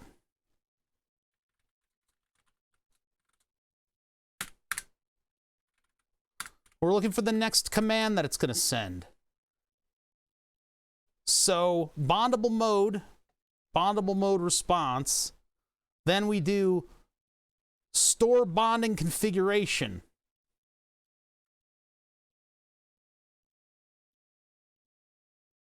Store bonding configuration. So we need to write that one down.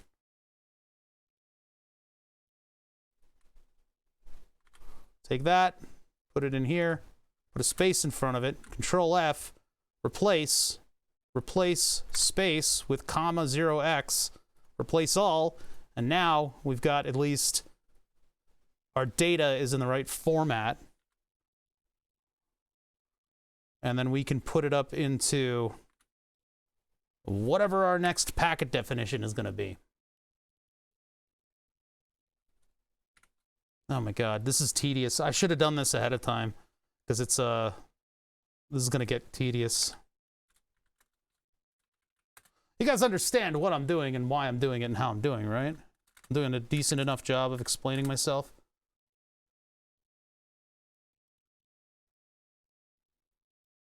And then we're doing module SM store bonding configuration. Whose brain? Not my brain. My brain is a pile of mush right now. I'm wondering if I'm able to keep going. I haven't been coughing. Hey, I worked out a little bit of this stuff. I say that, and then I'm going to do a funny voice joke, haha, and then I'm going to start hacking my fucking lungs out again. I got all these constant characters here. Store bonding configuration. MDSM. Yeah, there we go. Store bonding configuration. So we pass that into the packet checker, and it checks to see whether or not the command is correct. And then... Spoke too soon.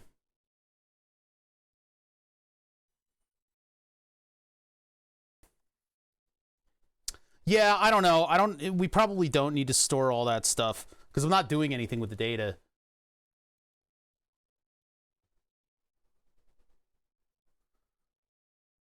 We really aren't doing anything with the data. We can just look for the first parts of the packet. I mean, I guess I'm reading it into memory just for fun.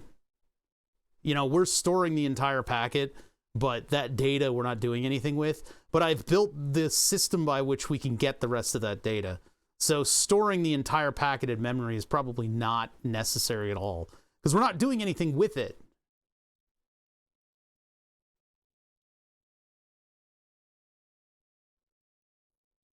Command system reset. I may not have programmed. I may not have put that in there.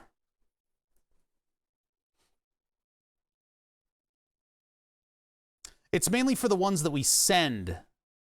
So let me do like a...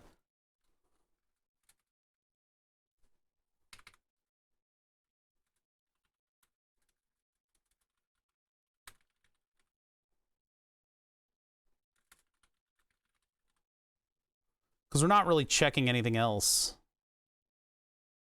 So these are the packets that we send, and then this would be settings. Yeah, let's reorganize a little bit, because we... All right, guys. Just take it easy. Take it easy. We'll be all right. So, command system reset. We are actually looking for...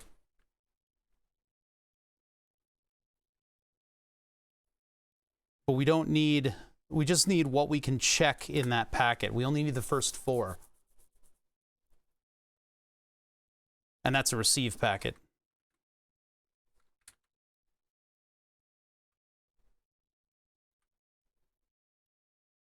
Sorry, 3. No. It's number of... Yeah, okay.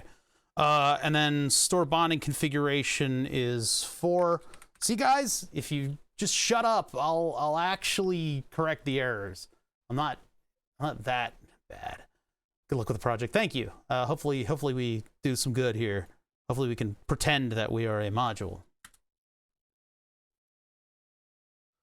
1, 2, 3, 4. We don't need A2.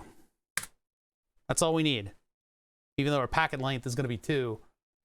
It's all fine.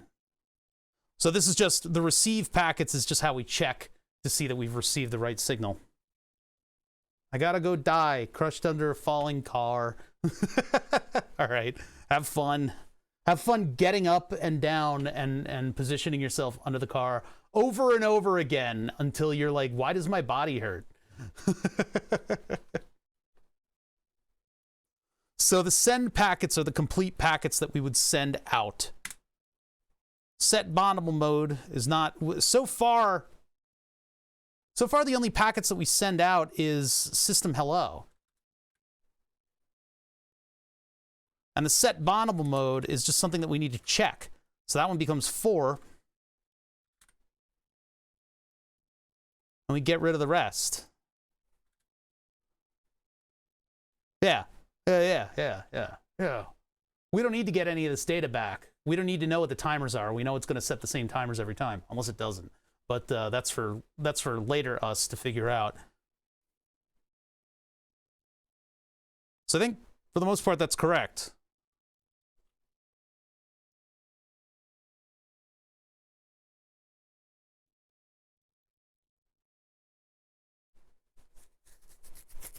Yeah, of the responses that we need, set bondable mode, bonding configuration, soft timer.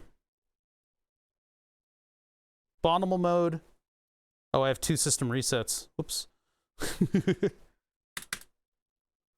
Bondable mode, reset, bonding. Well, system reset is just to verify that we've received that. Yeah, so let me put that in order, just so I don't confuse myself again. So we're just looking for a 1-1, and the data after that doesn't care.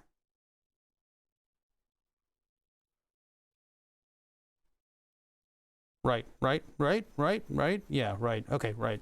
Okay, bonding configuration, blah, blah, blah, blah, blah. And then our buffer is going to be filled with the whole command, so. There's at the funeral of Wonderful brakes that don't squeak. Yeah, there you go. I like doing a brake job. They're easy to do. But I don't know. I no longer have access to a lift. A friend of mine had a lift at his folks' place, and then his folks moved. So no more lift. Having a lift is so nice. It's so nice. I used to always like get into a conversation with him and then just mention the pain in the ass car work that I had to do. You know, oh man, I got to do all this stuff. I guess I'm gonna set up in the garage and, you know, use my jack stands, and, you know, we got to do this job. And then he would be like, you know, every fucking time, he's like, you could do that on the lift if you want. Like, yeah, I'm free at this time. Never asked him directly. Never. Always do that dance of, hey, I could help you with that. You got to be careful, right? You don't want to overstay your welcome with the gift of somebody else's car capabilities. All right. So, boot. Oh, this is wrong. Int boot. That's a signed integer, which is a little weird. I guess we could make it a uint. I don't think we're going to have more than FF steps. We'll just do that. Uses up a little less memory. Boot is 0. We go through our sequence. We're at case number 5. So we've checked to see whether or not the packet that we got was, in fact, the store bonding configuration. And if it wasn't, break. So. Or no, if it wasn't, we don't break, and then we keep doing this because it's a state machine. Okay, case number 5. How much more do we have to get through for this? Oh, dear God. Let's get through this, and then we can test it. We can get through this, and then we can test it. There's a place in London that has 5 lift bays you can rent by the day. Only have to bring your own tools and car. That is cool. I hope that's a solvent business. I hope that's a business that can survive, because I would love to have that around here. I don't really think you can do that here. I don't know. Rent car lift Philadelphia, PA. A2B wheels rental cars. No. Lift support as an LYFT. Shade Tree Garage, the place to do it yourself. Ah, there might be a place. About us. They're in Carlisle? Oh no, where the fuck is that? Mont Alto? What the fuck? Mont Alto, PA.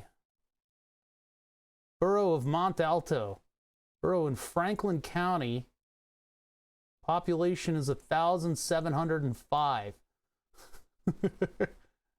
I can find everything about this place, including when it was founded. Ben Franklin stopped here and he dropped a deuce on a rock. Oh, it's by Gettysburg. Jesus Christ. So if I want to go on a road trip, like a long, holy shit, that's a long road trip. That's like all the way out by Chambersburg. Holy shit. Nope. No, there's nothing around here. Oh, they provide air too. That would be nice. Yeah, I don't have anything like that around here. Not close. I have to drive hours to get to it. Maybe an hour, maybe a little less than an hour. I have to drive to Gettysburg to get there. Command hardware set soft timer. And then, so now the timer's set. And we got all this stuff here. And we could technically respond as if we were the timer. We're not going to. I'm not going to implement their cute little timer in this thing because it's so stupid. We're just going to basically acknowledge that we've gotten the set soft timer. So 1, 2, 3, 4. Grab these. We're going to do our command up here. Curly brace. Whatever that thing is. Put one of these here. 0x. I need to change my coding setup so that I don't look like I'm like looking down in order to code. But I can't show you guys what I'm coding unless I redo my OBS setup. So I could try to like that's still maybe that's a little bit more flat, but I like look away from the software when I code it. Yeah, I think I need to redo the setup a little bit here. I think what I need to do is flip The OBS. Hold on. Oh, no, I'm gonna cough 1 sec. Just give me a sec here.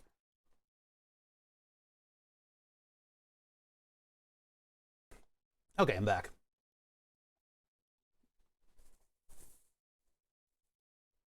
There's probably a lot of liability for stupid people for, you know, allowing them to lift their own car up in the air. That's probably a really bad idea. So it's no wonder they don't allow that around here. All right, so what was our? That's way too far over to this side. I'm like craning my neck all the way over. Hold on, lower the monitor. My setup is 2 monitors, and they're kind of like staggered. So I got one there, then the webcam's like hanging out over there. I got the other one down here. So I don't know. I think maybe I need to flip OBS to the other monitor. But when I do soldering and stuff, I need to be looking up at this monitor so that my back doesn't explode. So I don't know. Maybe it's not a. Maybe I can't find a solution for this. I'll just have to stare down at my monitor.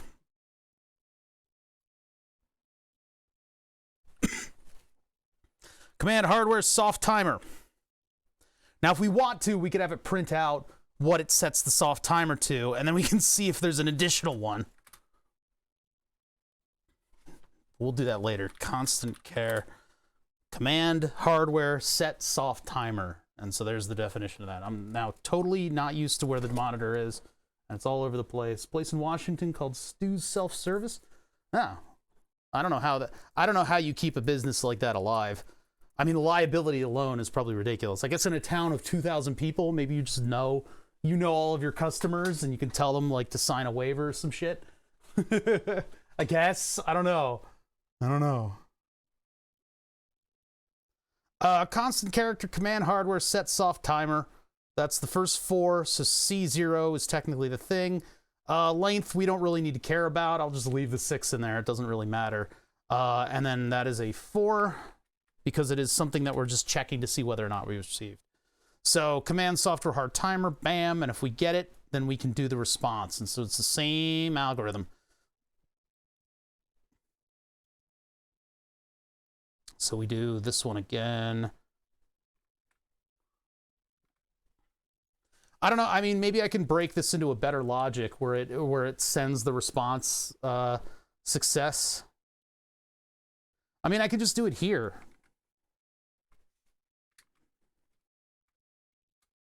Yeah. Yeah.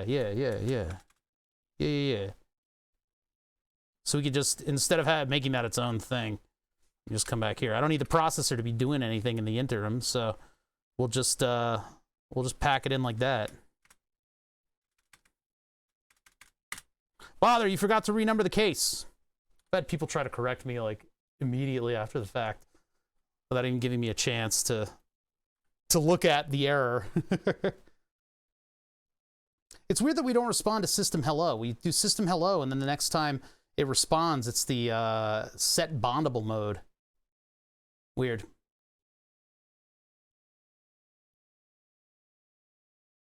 What are you talking about? There are no errors here. What are you talking about?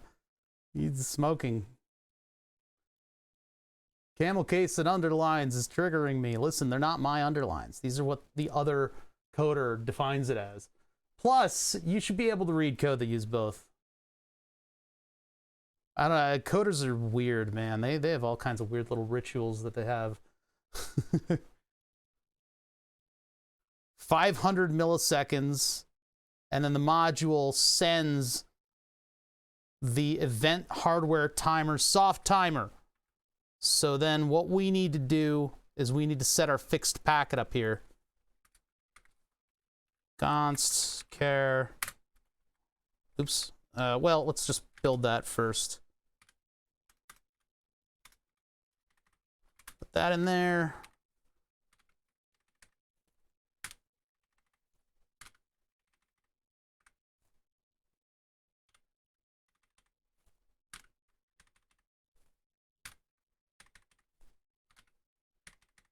Why is that? Why did that start with a 0? Oh, it's A. Bop.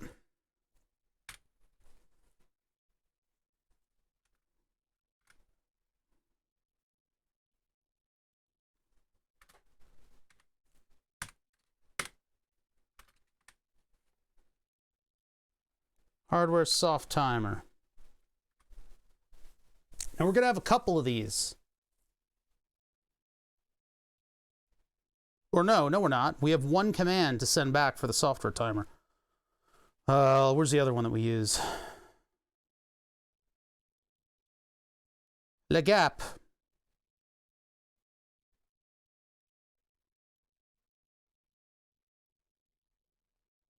Yeah, they set a different timer in the middle of this.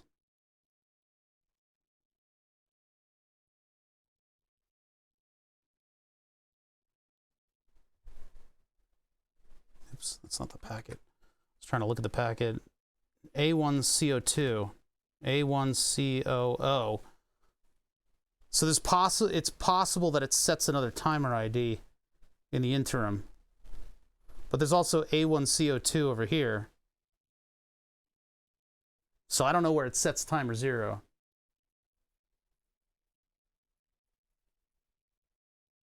But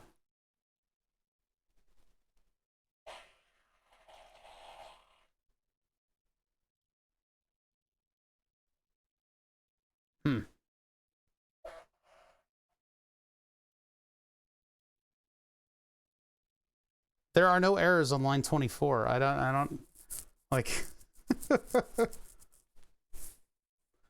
these aren't 0 indexed. I don't know what's going on here. It's totally fine, man. I don't know what you think you're seeing.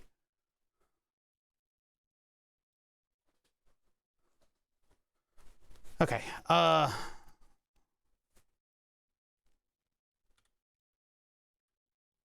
By the way, the compiler, if you were talking about line 25, the compiler would have told me about that and it would have been fine. All right, so we're packing in the send successes with everything else. The next one is the timing register. So we're just trying to get through these 3 signals that come in from the base. I hope they're going to be in order when they come in the next time we boot. We didn't check that, but I guess we'll find out in a minute.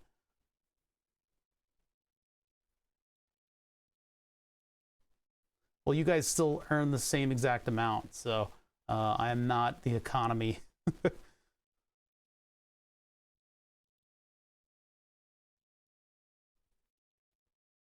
Okay, yeah, another, I should explain to you guys that the reason that I don't like the backseat coding, aside from it just being like backseating, which is generally frowned upon, the backseating, it robs us of the opportunity to show the troubleshooting that you will experience if you start out coding. I code like a dumbass, and it takes time, and it takes frustrating throwing of a bunch of stuff that just doesn't look right. I miss things. I don't put semicolons at the end of lines sometimes because I'm a human being, and my coding reflects that. And so, if you wait, we can show the process of trying to figure out what's wrong with the code. And it's more human. It's more relatable, and it'll teach you guys a little bit more. Not you guys. It'll teach other people who are watching the show for that how to get success with your Arduino. I've never seen it before, so maybe frustrating for some of you guys, but not everybody's like a high-level coder, you know? Barbecue brisket. I think when I got it, it was a little dry. I don't know.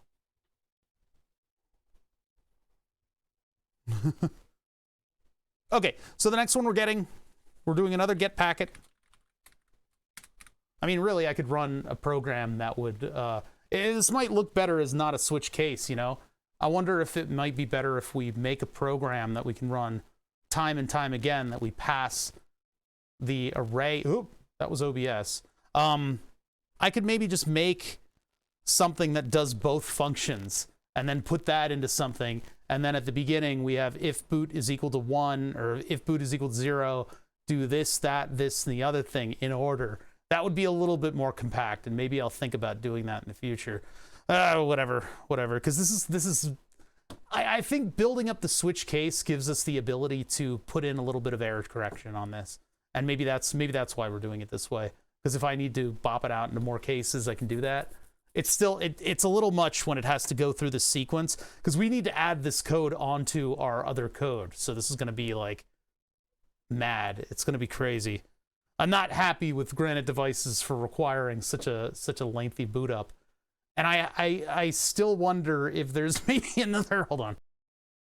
I still wonder if there's maybe another packet structure that the microcontroller recognizes so that we could manually press buttons without having to register as a Bluetooth device. But we have no way of knowing that, so. I blame the fact that I'd learned to code in PHP. Well, we'll all get there someday. Boot is equal to boot plus packet checker, and then we're looking at the timing one. We just put in command hardware set soft timer. We're checking to see if we get the soft timer, and if we do, SNED.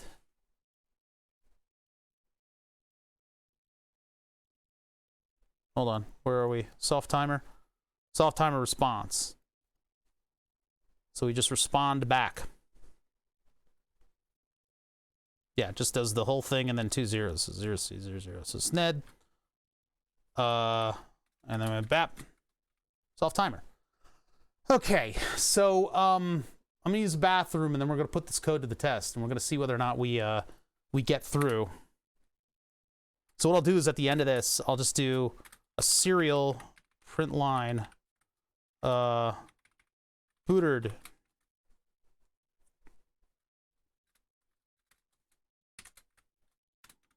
We can see whether or not that actually works and compiles and does all the stuff it's supposed to do. Sorry. Yeah. So give me a bathroom break and then we'll be right back. We're gonna load this thing up into the microcontroller and then we can run through the sequence of events here and see whether or not we've got half of it programmed. This is halfway, guys. Oh, Lord. This is going to be a big program. Luckily, the Teensy 3.2 is up to it. Hi, 3 mares. Okay. There you go, poopy. No, I'm actually going to go use the bathroom, but I'll be right back in just a second. It's just going to take me a second. We'll do this cam. I don't want you guys looking at my code while I'm not here. It's perverted. Overlays, BRB. And then I'll put on FTL Muzak so you guys know that everything still works.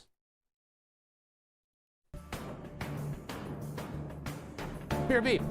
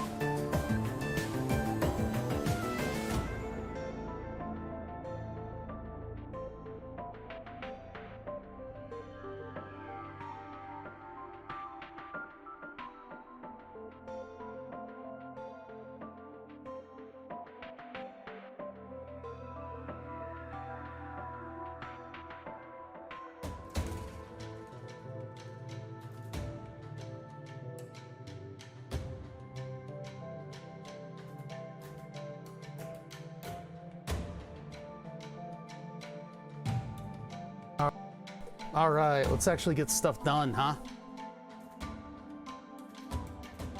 Let's actually get stuff done. Let's load this up into the controller and see whether or not we actually get to the place where we are in the boot sequence. It's a long boot sequence, so I don't know what the hell's going on with the system, but actually the thing that we have to do after this is wait for the next packet, but we're gonna go ahead and fail at it. Now, my other question is whether I need to do CTS and DTR. I don't know what to do with those pins. If I need to set them high or low in order to affect serial communication. So let's just give this a shot and see whether or not we actually get the right signals coming back on the thing. I don't think we did until we enabled serial. What do we do with CTS and DTR? Hold on. FTDI programmer. No, not utilities. It's a Spark Fun. They're basically built for this. And then what is the Granite devices Simucube pinout? Because we need to actually, I think, tell it that we're going to be communicating with it with serial, right? Let me just get that. Oh my God, it's zoomed in. Please zoom out. Okay, Jesus. Where's our thing? See, this is the only comprehensive one that we get, is this image right here. So these two right here, we're plugged in. Our TX and RX is plugged into the second one, but the module's plugged into the first one here. So the first one here is serial display connector. See, it's called a display connector. My back is starting to cramp. I don't know what's going on. What's happening over here? Glucose levels like slowly falling into the right range, so it's just my back cramping. All right. It's bad enough that I have a cough. And here it is. God damn it. All right. So, pinout number 4. Oh. 5-volt ground TDX, our TX and RX. Okay, so we can just plug directly into this. We don't actually need to set anything. It's not looking at any of the other pins. It's just literally looking at serial communications, huh? Well, all right then. Glad they provided us with this. I guess it was probably so that they could flash the STM32. Okay, there we go. All right, so let's load our program up, and then we'll open up the serial monitor, and we'll see what happens. I hope we got everything straight. I mean, it's going to take us a couple runs to get it compiled, but we are plugged into TX. We want to be plugged into TX and RX, right? So what is our hardware? Ah, damn it, my back is cramping up. I'm getting, I don't know why it's doing this right now. Generally, I don't have back problems. I don't know why. It's like a muscle in the side of my back that's decided to be like, hey, fuck you. And then it just like becomes a knot. So, all right, we've got our RX here. We want so we want to flip these because this is the module display. So we'll put that there on the module is now our transmit line, and the base station is now our receive line. And then I want to unplug the module from the base station. So we can finally roll without this thing. We don't need it anymore. If I can unplug it without ruining everything. Give me this back. Hey, I said. There it is. I got it. Okay, so. Yeah, Teensy's a very, very good. The 3.2 I'm especially in love with because it's so powerful and fast. It's incredible. And there's a lot of pins on it, and it's ready for the breadboard and all that stuff. So if you want to dick around with Arduino, Teensy's a very good environment. The only thing is you have to install their bootloader onto your IDE. So there has to be support on the IDE that you use for the Teensy bootloader. It's a special way of doing things, but you almost can't outpace this thing. You know, we were using it for like microsecond timings and stuff, and we were succeeding. All right, so what we want over here on the computer is the serial monitor. Serial is sharded.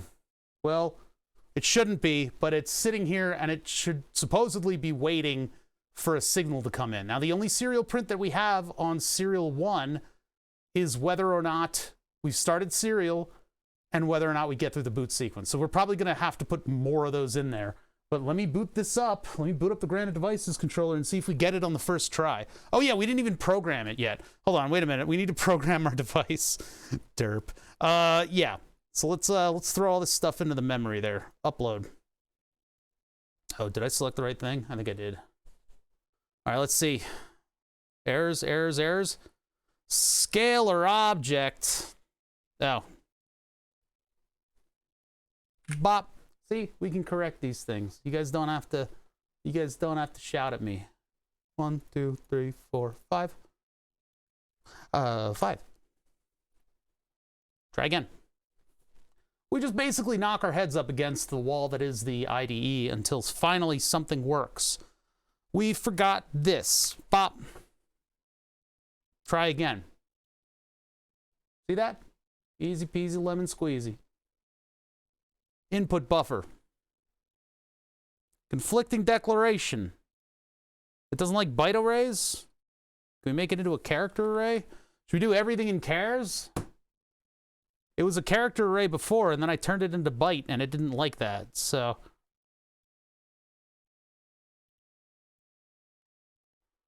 Try that, see what happens. We're going to run into a lot of errors, because I think in the future it's, yeah. Redefinition of, yeah, so character. So down here in the functions, I need to turn it back into a character. Oh, I see. Oh, so if I keep treating it as a byte, that's, okay, all right, this is fixable.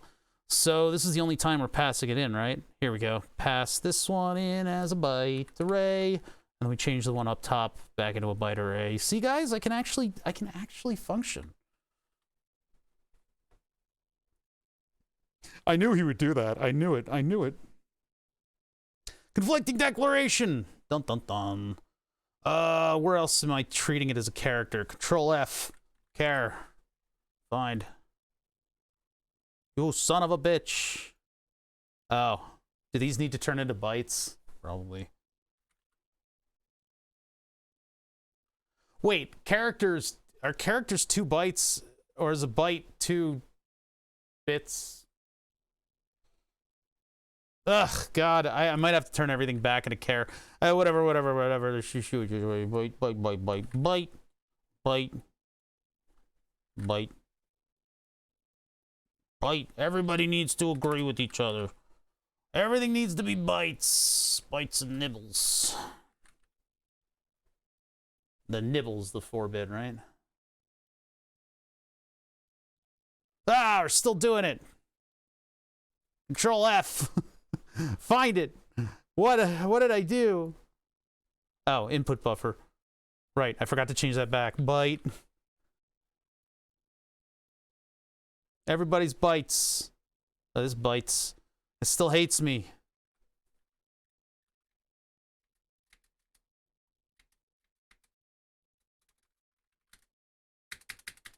No references to character now, huh? All right, redefinition of byte input buffer 30 in SNED byte in buffer. So it doesn't like that. So it needs to be a reference, I guess. Do that. Whatever solution we found was probably wrong.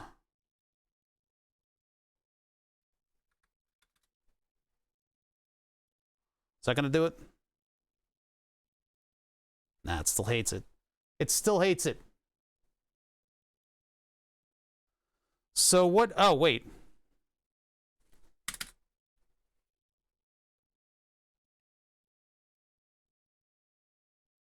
I guess it didn't like what I was doing there. Too many arguments. Hold on. Let's get rid of the partial solution that I put in. Where did I put the? Oh yeah, there it is.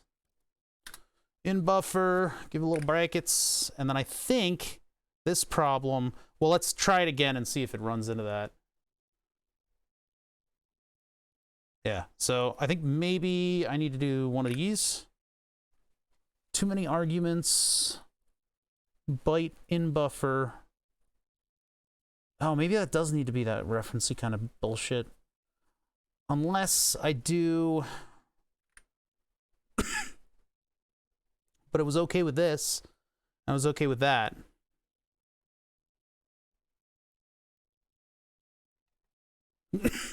Hold on one sec, I gotta cough.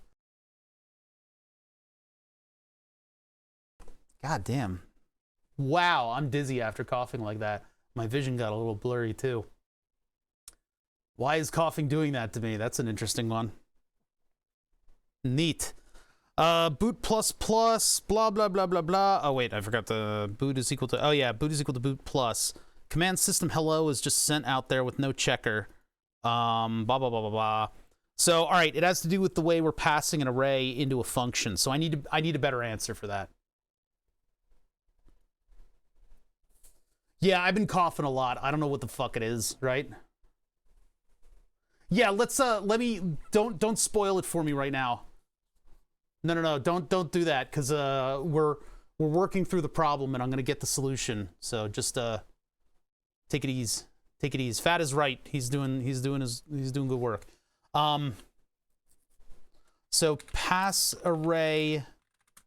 Do we so should I pass the reference to the array, or can I pass? Let's just look pass array into function Arduino, and let's see how other people are doing it, and we'll just figure that out. We're gonna find a better solution than the one that we found, because the one that we found didn't exactly tell us what was up. Why is it a box?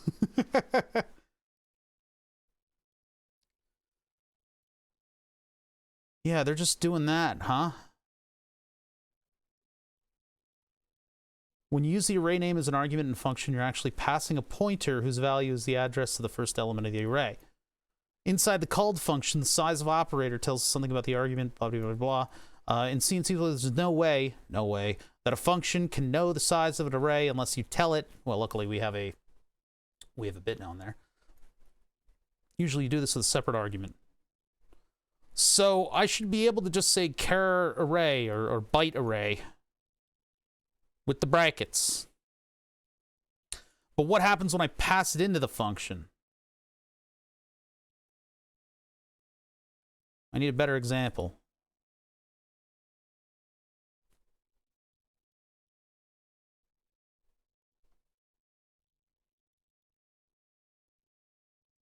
Void award 100 int star.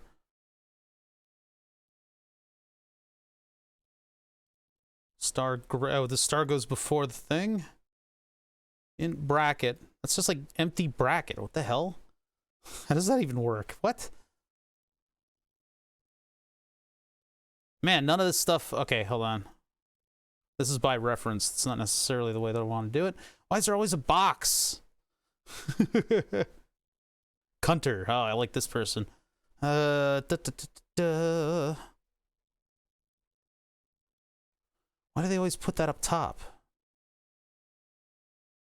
Void function int and then they do a function counter with a box. It's always a box. All right, let's go down here to somebody that's answering the question. So they always do this. And then they declare it down here again. Is this something that I need to do? It just seems like I've never seen this before. Int array. Up here, they're making the array. Hold on. They're just passing it in without any stuff, even though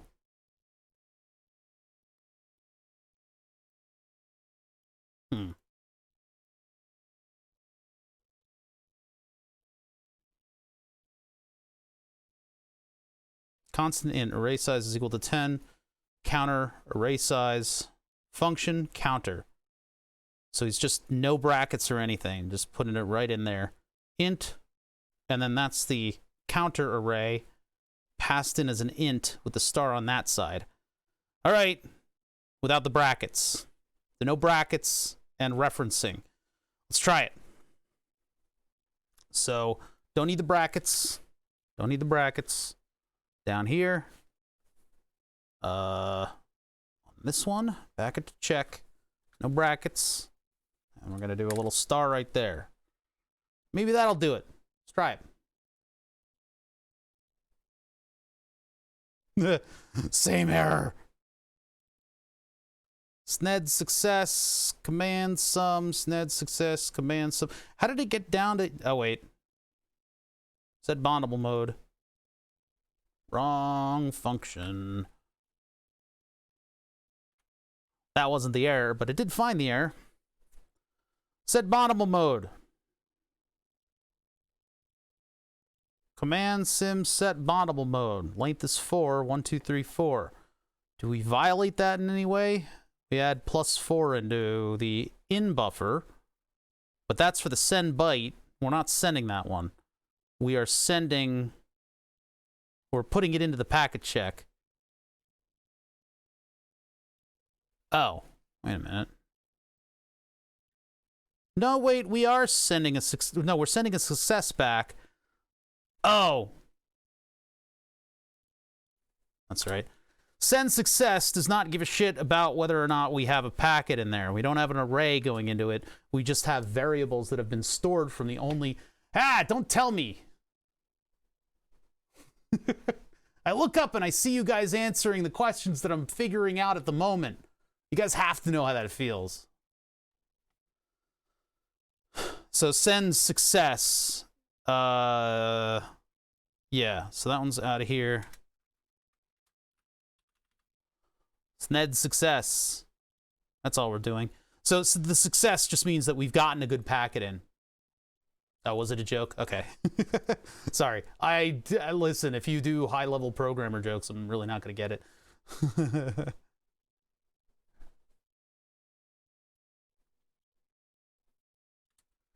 Should I put a... Yeah, I should probably put a space in there just so it's a little bit more readable. All right. So now it'll compile perfectly and nobody will ever care. And probably the previous way that I was doing it without the star, probably still valid. I don't know. I guess we don't have to pass an entire array in, but... I know, I see that. I ain't laughing, but I get it. Boink. Okay.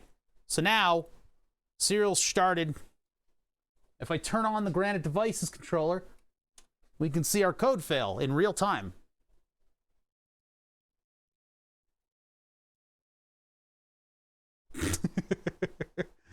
Yeah, there it is. Nothing happened. All right. There it is. There we go. We did it. We did it. We didn't get to the end of this. So what's happening on the serial line right now? Technology is amazing. Yeah, right? All right, so what we're going to need to do is capture another long capture. I think maybe...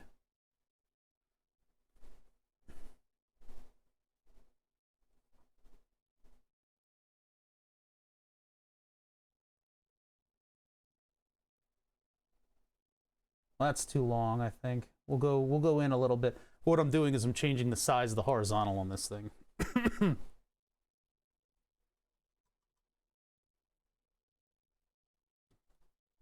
No, it didn't work. I'm going to reboot it again, and this time I'm going to go in single cap. Why is that so bright? What is going on over there? What are you guys doing to my cameras? It's like so bright right there, and yet... Okay. So I'm going to turn this thing off. Go into single capture mode. Oh, wait, we're not going to see anything on the scope. Are we? Yes, we are. It's just that this is going to be the module, and this is going to be the base station or something. Hold on, let's just turn it on, single capture mode. See if there's any attempts. What the fuck was that? What the hell is that?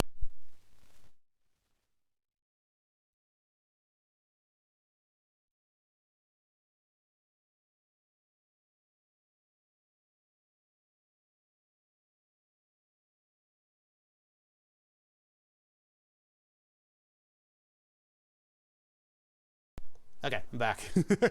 I was moving around on the stool and I unplugged the mic by accident. All right, let's go back here.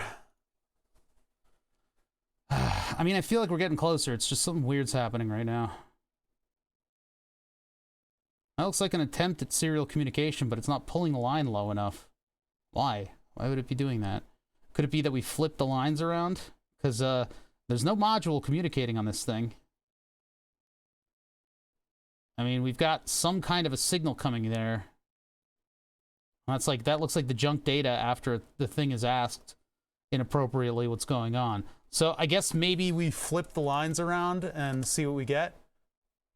So it's the old TXRX shuffle. The old TXRX shuffle. It's our favorite thing to do. Favorite little pastime here is take the two yellow wires, right? Yeah. Yellow and yellow. Pull those. These two go over here. These come back over here. Should have made these so close together. And then we should be connected in the opposite TX and RX. Let's see if that does anything. I'll reset the micro. So we get our started command, and now it's sitting and waiting for the appropriate command. So I got to turn this thing off and on again. This is the only problem, is that I'm power cycling this hardware so much. Single trigger mode. Holy hell, what's going on there? What is going on? That ain't look right. What the hell is this? Are we like constantly replying? What the fuck did we do?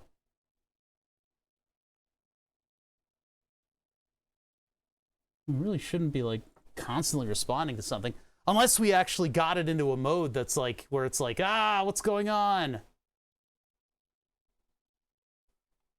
We really don't know what's going on. So hold on, let's go back and let's put some serial prints in here. So you got serial 1 and 2, serial print line, serial started. I mean, we could print the status of the boot. So serial print line boot.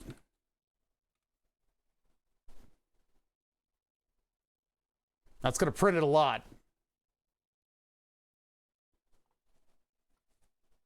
And I'll turn it off and on again, and we'll see if we get any other states on the serial monitor.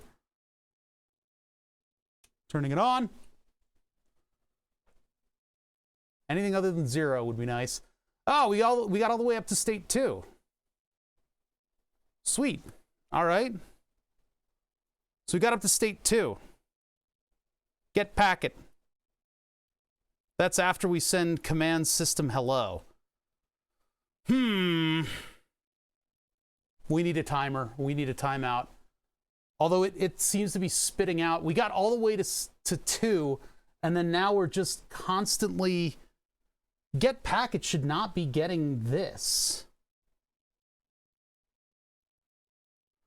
I mean, we get the boot packet, and we checked it, and we got it back, and then we delay for 20, and then we send hello, and then everything breaks down. We get into get packet again, and now we're seeing a whole bunch of shit on the line.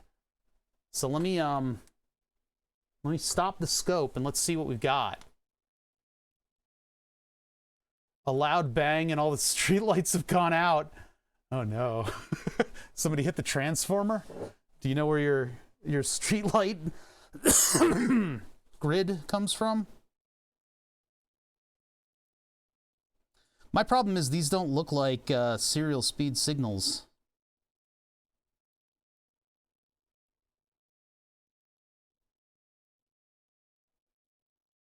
Oh, nope, they are. 22110 621. What the fuck? There's a lot of stuff coming back, and it's oh man, what a mess.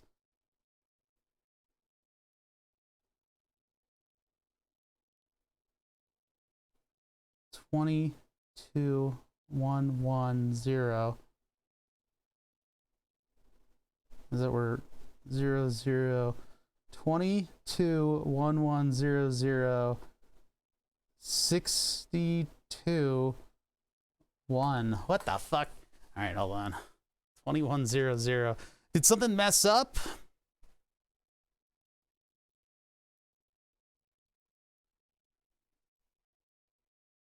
I don't see no 60s in here. It should be sending the hello packet, and then we've gotten over to the receive. So we shouldn't be sending anything out while we're receiving. And for some reason, the base station is that we don't know if that's the base station or not. I would assume that it is because we send something really quickly and then we're silent for the rest of it. So I think almost an engineer's in the UK. I think he probably lost power. Probably don't have him in the audience anymore. Command system hello. If that's sent, we go into the next thing. So why is it still sending? Or the base station is desperately trying to communicate with us. In which case, we come down here, we send success. Send success is screwing up. We'd go back into get packet. No, we'd stay in get packet until serial was available. Oh, maybe we're not staying in there until serial's available, and then we keep sending the wrong success. Ah, that might be it. No, but then we do the packet checker to see whether or not it's the right packet, and we're not getting a positive response. We would send the success. Oh, man. All right.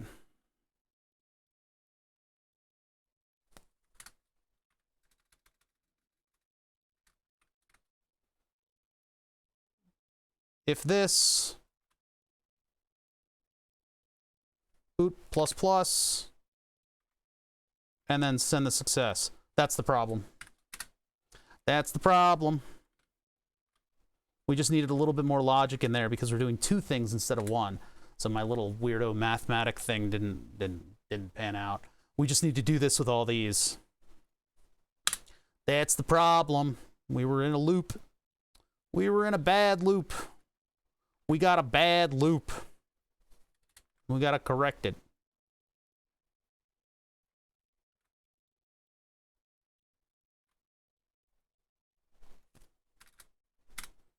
I don't like having that logic in there, but that's just what we get. I mean, it could always kick it over to a state that'll increment the state.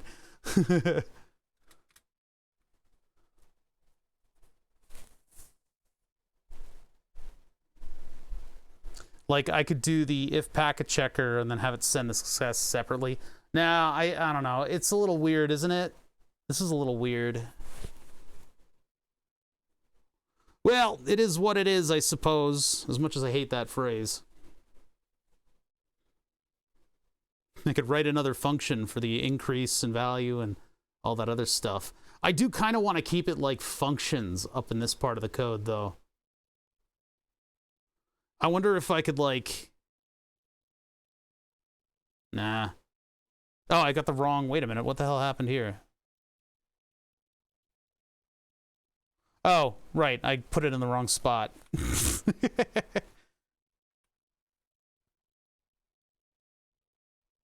I could always make the packet checker up the increment, but...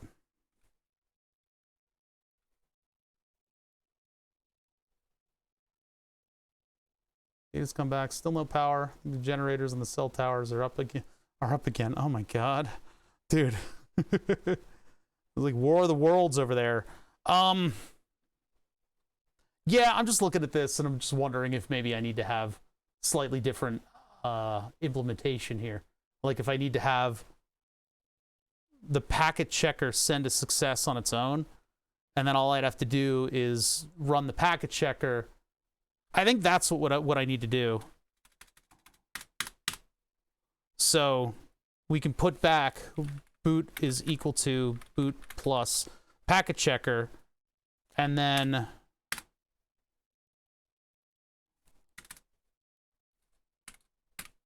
that simplifies sort of the algorithm of what's going on here. I like in my switch cases, I like to have like function, and then I'll put everything back down to where, you know, in a spot. But anyway, return 1, but first we're going to send a success.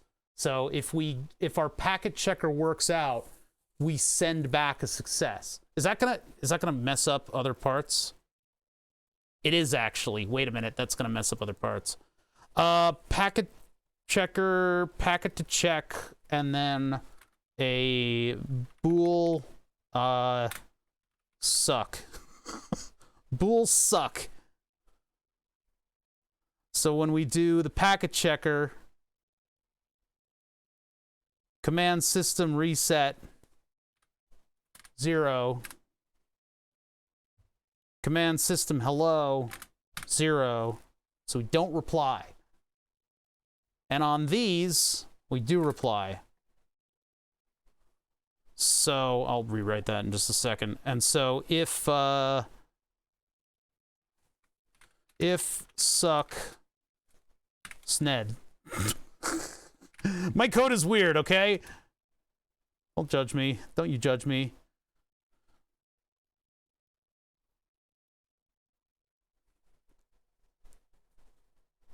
And then it returns a 1, and then we move on. Okay.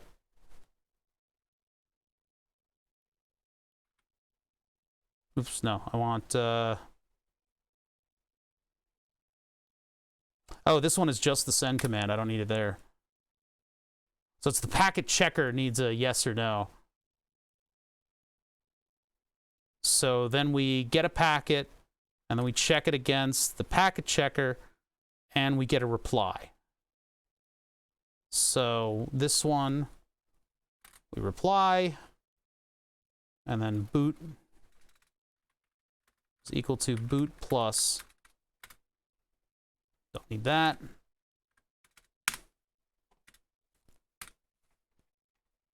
Break, and then this one, we do want to reply to this. All right, so slightly more complicated functionality out of our function, but it's going to, what? I don't even know.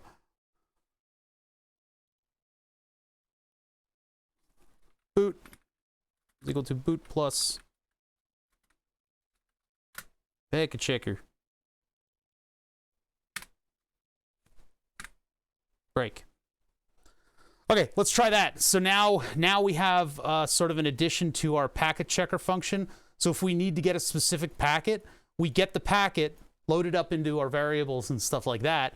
Then we check those first 4 to see that we actually got that packet, and then we can specify whether or not we want to reply with a success. Because in one case, we don't reply with a success. So we need to actually have something in there to bake that logic into it. And that way, my switch cases are a little bit more simple. I would almost argue that I should probably put this equation into some other function, right? I should just make it part of the function instead of doing a mathematical operation on it. Actually, I could do plus equals. There we go. There we go. That's even better. I still debate about whether or not I would want to not even have that in there and just have function. Because in my mind, switch case is more of like an operational thing, and then you want to have all of your specifics of the operation on the, like a good switch case, you can read down and figure out what the algorithm is. Yeah, I am the master debater. I've got the soapbox. All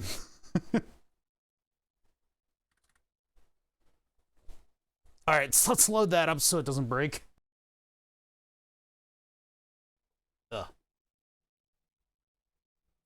Plus equals was good. I thought it was the other way around. Let's look at the serial monitor. Oh yeah, we need to let's get rid of our serial print for now. Just so we can see if we can get to the end of this thing. All right, let's turn this off. That's uploaded. Open the serial monitor. Let's hope we can get to the end of this.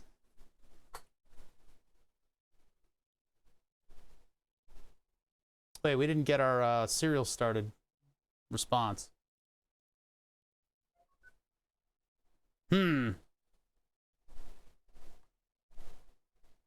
Well, we're not puking code out onto the scope. So we got that going. So let's put this back in.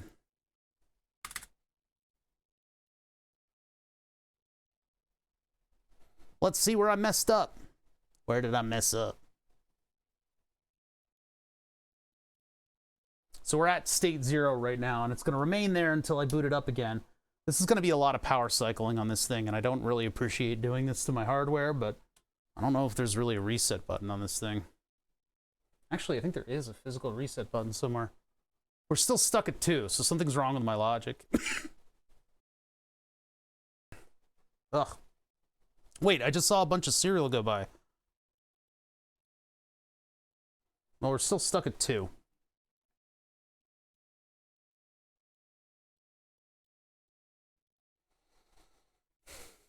I don't see what the problem could be. So let's get a capture of the initial boot up. Now, is there a reset button on this? Do I have, was I weird? I can't even look at it right now. Let me look at the picture of it.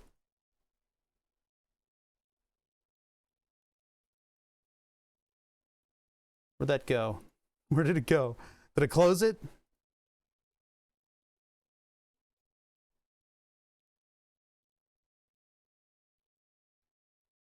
No reset button.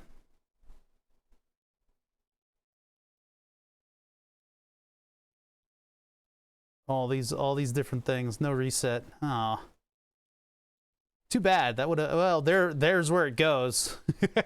It's not installed, but that's where it goes. Next to the crystal. Oh, there isn't even a footprint for it on mine. Yeah, they got rid of it entirely. Huh. Guess they're that confident. Excuse me.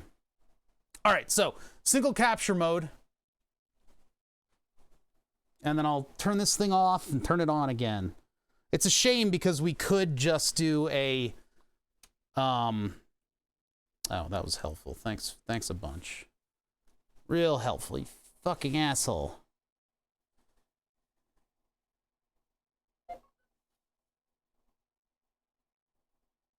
How far out do I need to get on this thing?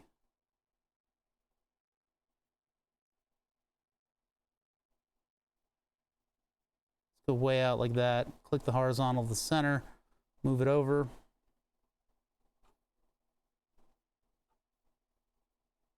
Zoom out more. Move it way over. Turn this thing off again. I'm sorry, Simucube. I'm going to have to reboot you a bunch right now. Even further out. We're trying to capture a shit ton of data here. Single trigger mode, power on.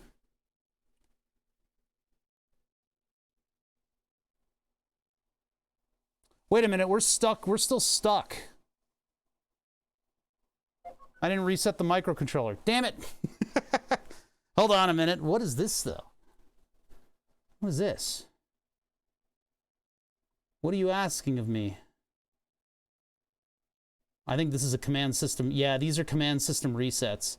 Okay, so it's asking for a bunch of resets. So let's go back like that.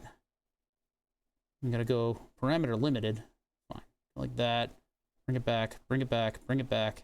All right, give me this right here. And then I'm gonna do, turn this off. Hit the reset button on the microcontroller. Hit single trigger mode. Turn on the base station.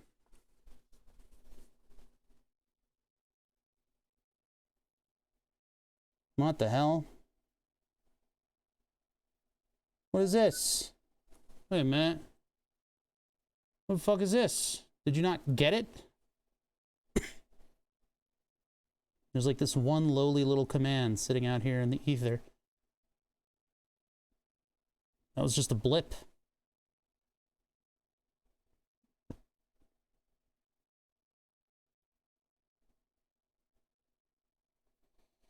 All right, so the base station is trying to tell us something.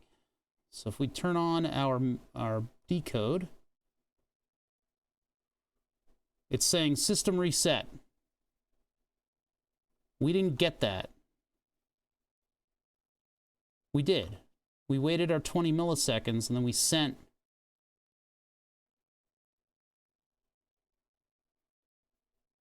2012-1. There's our packet.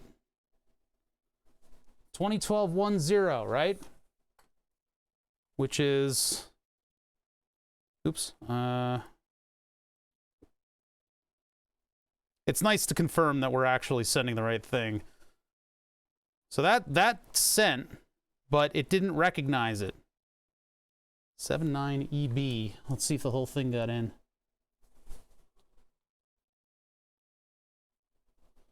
(79EB) all the way to the end. All the way to the end. 79EB. There he is. That makes the packet 12.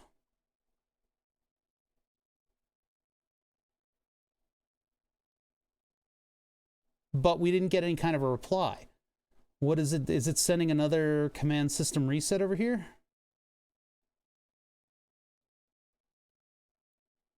Yeah. 21110. Okay, so let's see. We need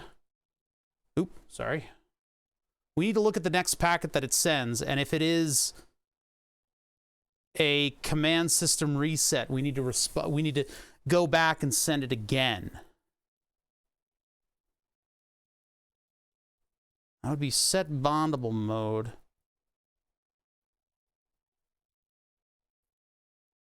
Boot ++ get packet if packet checker, and then command system reset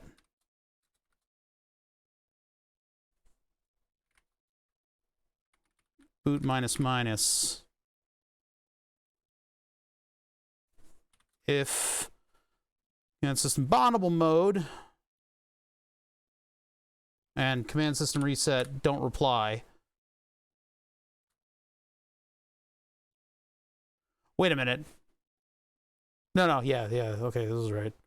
And then in this case, we would do boot ++. Like that. So that'll bop us back to where we were if we screw up. It's weird that we got all the way to here, because we did get that packet and we did reply system hello, but we didn't it didn't acknowledge it. So let's try that and see if we can get it to acknowledge it. Maybe we need to delay for less. Expected a parenthesis. Well, your expectations are set too high.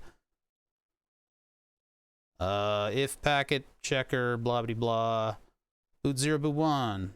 What's wrong? Oh. No, that's if, yeah, the end of the if statement. Bap. And then the end of the if statement. Bap. Why is that necessary? I don't know. What are you doing outside of the bracket space, you know? You could just have like a delimiter character. Whatever, who cares? Upload.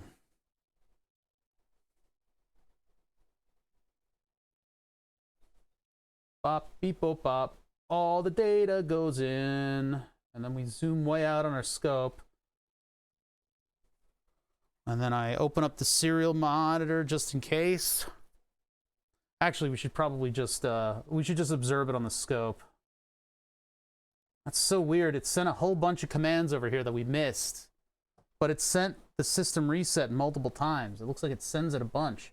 What else is it doing over here? Wait a minute. What else is it doing over here? It looks like some weird shit's going on. I think maybe something times out after a certain number of attempts, and then it starts doing other stuff. Like, what are you? Oh my god, that's a lot of data. Okay, so that's like a different signal entirely. All right. Yeah, I think it flips modes over. I think maybe it checked like 3 or 4 times, and then it went and started checking other stuff. Well, let's see if this works, because, I mean, I think we observed it once doing something slightly different. But we're primed and ready to go. This thing, do that, turn it off, go into single trigger mode, and then turn on the base station. We get that little electrical blip, and then we get communication, and oh my god, what happened? What the fuck? Wait a minute, what happened? Wait a minute. Why are you doing this? What did you do? We're just sending the packet over and over again. We screwed up. Why did you do this? Oh, because I'm not going all the way back. Wait, but it still isn't acknowledging our damn packet. It doesn't give a shit what we're sending back to it. It's just not acknowledging it. Why doesn't it like our packet? That has to be boot -2. It has to be boot is equal to 0.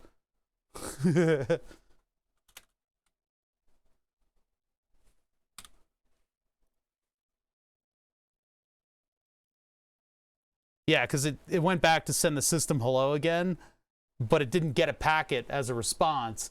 But still, the system hello, from what we observed, it was sent twice, and then it just worked.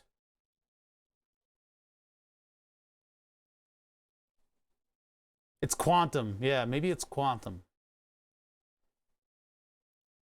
I observed the outcome and I changed it. Yeah, it's if else if is the same as switch case. It's just a different presentation. Yeah, the serial parameters are correct. We've been able to receive serial just fine. Store the packet checker value in a temp and then check for both cases. If this is false, then we do this. Otherwise, it doesn't matter. But if we have this, then we want to send it back in states. So no, this is fine. This is fine. Plus, we're not doing two things with the packet checker. We're doing one thing with the packet checker. We're checking to see if it's this packet or this packet, and we'll kick it back into a different mode where it's going to ask again what's going on.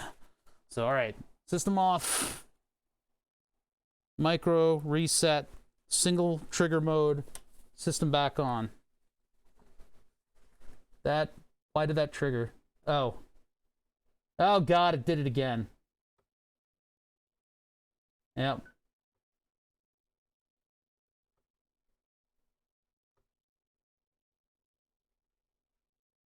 Yeah, we're stuck. We're stuck sending this packet over and over again. We didn't even get... Hello? I hit run stop, you idiot. All right. Why are we doing this over and over again? We're sending our packet without even getting a response. We're just sending it. It doesn't even matter. Because we should get packet. And then we check to see whether or not it was a... Oh. That's what we need to do. We need to clear the packet after we get it. We need a clear packet. Packlet. Clear packet. I need to clear out all our variables and stuff so that we don't accidentally trigger.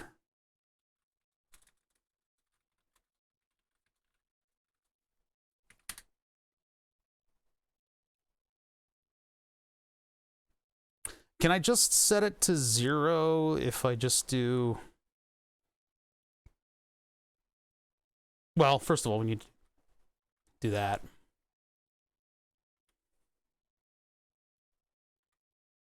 And then I'd like to clear the entire buffer.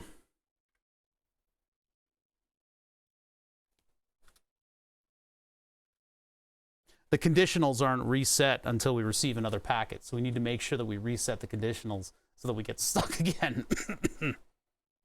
But I can't clear it directly off of the program itself because then it messes everything up. So I need to clear it selectively.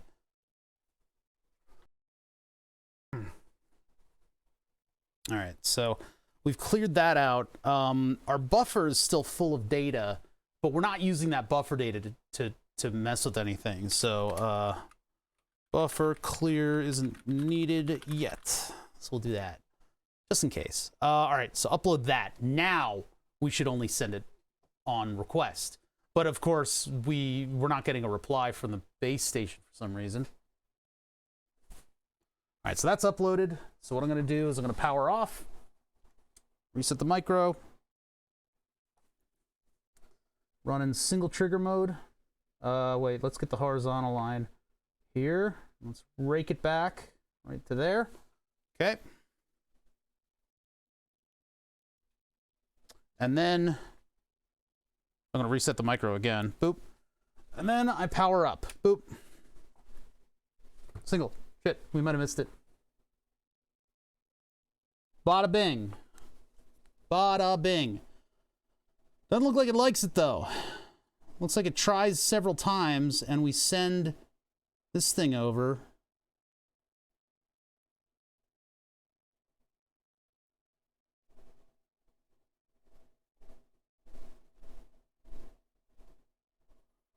$21,110. Then we send our hello packet. What we're doing is we're waiting for a response from the actual device. So there's no other pins that it can possibly interact with. We send it this hello. I wonder if we need to send it the 2 hellos. Or if there's something else wrong with the way that we're transmitting it, because, I don't know. Seems like everything kind of works out. Wait, why is that 20? Is the hello packet a 20? I think it is. Packet hello should actually be an event system boot packet.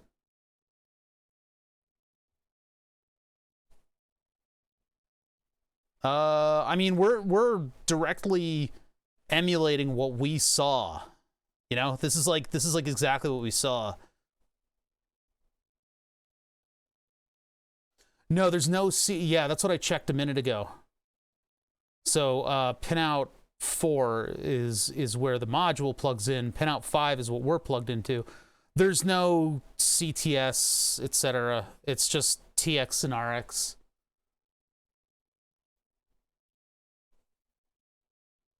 Oddly enough.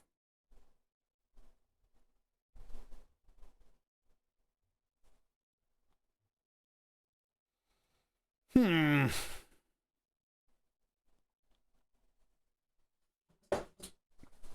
mean, it acknowledged the fact that it's behaving differently means it is getting something. I mean, it's saying reset, reset, reset, reset, and then it immediately goes into whatever this is. What is this? Is this going to be junk? Or is this going to be some other set of commands? This looks like a long junk. Yeah, it's going to start with 50.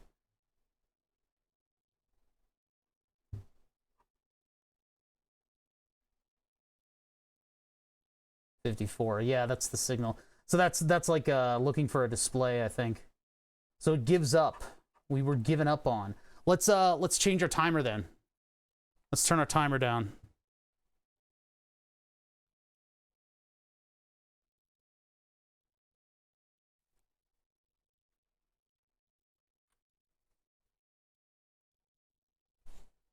Maybe that'll do it. I don't know.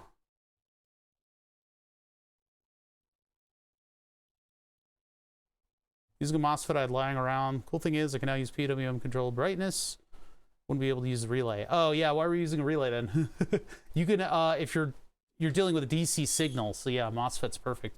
The solid state relay was wrong for DC. We didn't know that you were programming, you were controlling DC. If you were controlling, that's the wrong focus. If you were controlling something with an AC, solid state relay or a triac would probably be very useful to you, but neither of them are. Okay, power off. Zoom out. Nope. Zoom out. Zoom in. Horizontal all the way to the beginning. Single trigger mode. Let's reset the microcontroller. Single trigger mode. And then turn on the machine.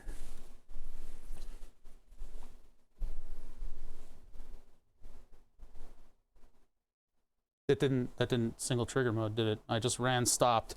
Damn it! All right, well, we can look at what state it's in. It's probably stuck in 2. It's stuck in 0. I gotta run the test again. Hold on. Turn everything off.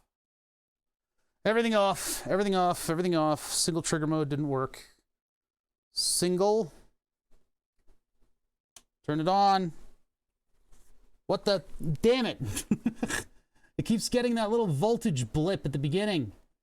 Thinking that it's RS-232. You should be triggering on RS-232. That's not what that was. I gotta do this all again. All right. Turn it off. Turn it off. Reset. Single trigger mode. Turn it on.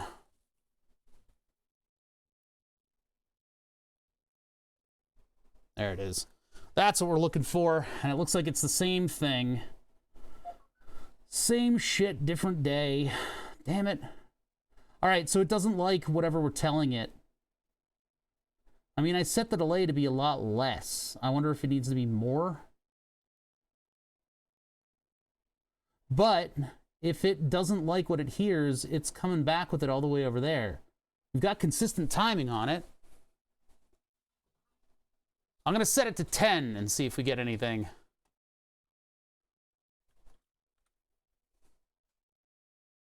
Actually, let me set it to 5 and see if we get anything. Let's go for the extreme.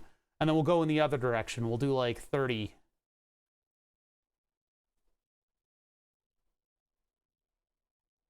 I mean, we're definitely responding to the hello from a command system reset.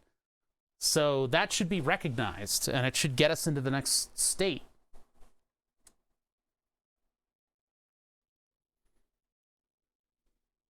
Horizontal moved over there. Single, power on. Oh, damn it, it got the... Ah. We failed again. Okay, so it's definitely not listening to us.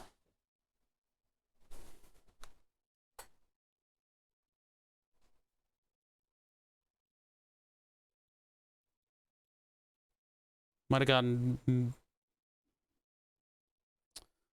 1210.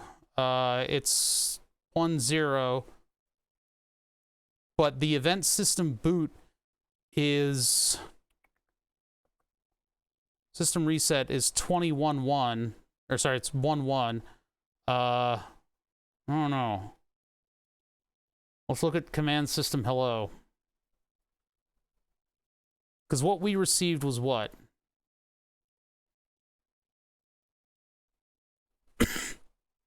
One zero. And it does a bunch of stuff here. D1, D6, and then I think we messed up the end there. But we received it twice, and it sent it twice in kind of a rapid succession. I'm wondering if we send it twice, if it'll actually go through. But I think it's sent twice because it messed up. Where's our sheet? Where's our data sheet? Control F. Command system hello. Hello. 20.010 for 010. Verify the communication between host and device is functional. And the response 22.10.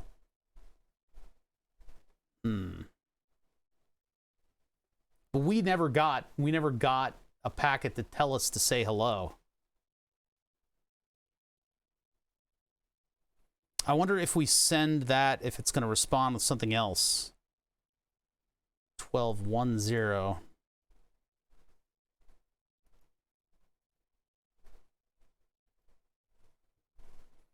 Yeah, I don't know why there's such a large payload on there, too.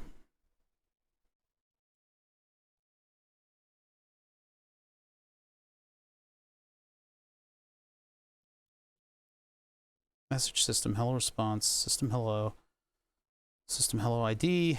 And so it should basically, like, the base station should reply, right? It's the Blue Gecko, BMS 1111, I think.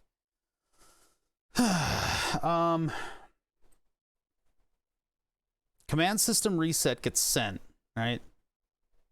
That's a system halt. And then we observed a command system hello just sitting out there in the ether. And then it sent it again. And then a little later on, the receiver replied. And we could observe that again if we need to. Let's take a look at that in action. Let me verify what we're doing and whether or not it's kosher. Maybe we need to give it more time or something. But either way, what I can do is I can zoom out a little bit, move this all the way over here. And then I can continue to observe this, but I can unplug the microcontroller. There we go. Okay, microcontroller's unplugged. And then, well, actually, I can plug TX and RX. No, that's too complicated. I'll just plug this thing back into where it goes. Back to where you go.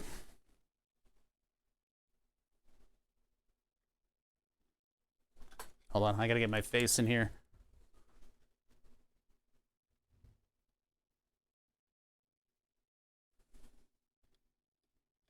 Okay, we'll observe that. Oh, am I on the right thing? Yeah. Let's observe that again and just make sure what we're getting is sane.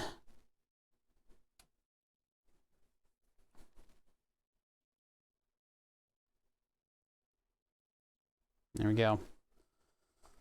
All right, so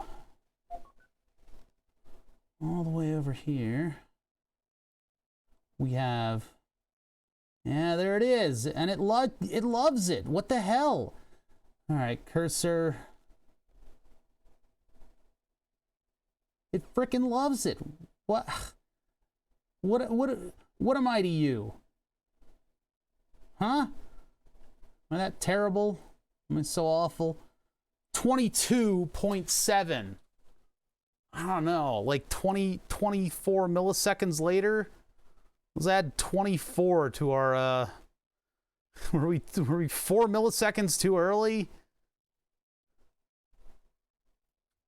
Let's look at the content of the data too.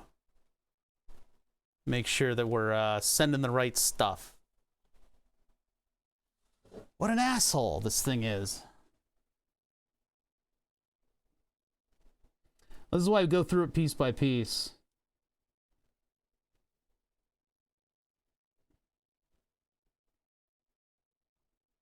Math function? There it goes. Come on. 2012-102. 2012-102.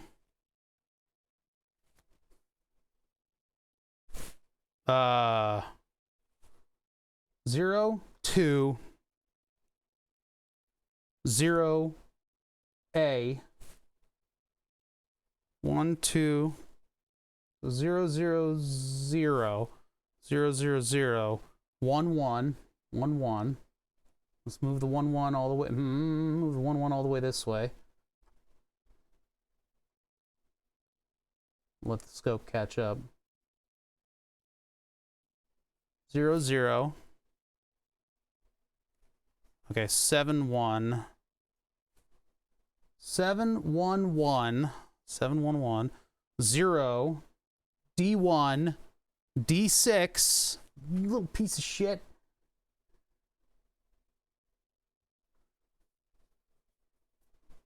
Come on. Scope's really slow right now. D1, D6, F9. 7, 9. EB.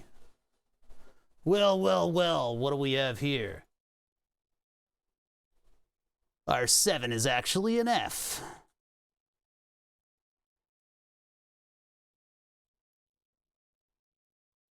Huh. Really? That's what's going to make the difference between this thing working and not? I mean, that's the only difference, that and the signal timing. So let's try that. All right, let's see if we can get past that part now. What a weird thing, right? What a weird thing. So we're going to wait the appropriate amount of time now, but we also corrected one bit. So power off. Well, let me get the scope into the right position while I can observe the functional data on here. Yes, we'll start it right there. We'll trigger off of RS-232. Turn off that guy. Let this thing power down. Oh, wait, it's looking for channel 1 RS. No, wait, no, that's the wrong thing. Okay, sorry, hold on. Get the module out of there. And reset my microcontroller. Oh, wait, we need to upload to the micro. Let's upload to the micro.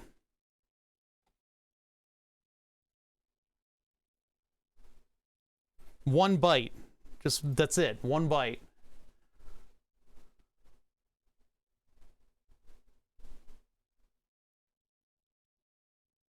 For what is the thermal camera? Do I really need to answer that question? Is it so unclear?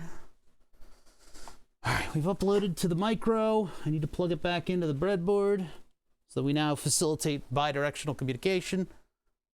Single trigger mode, turn it on.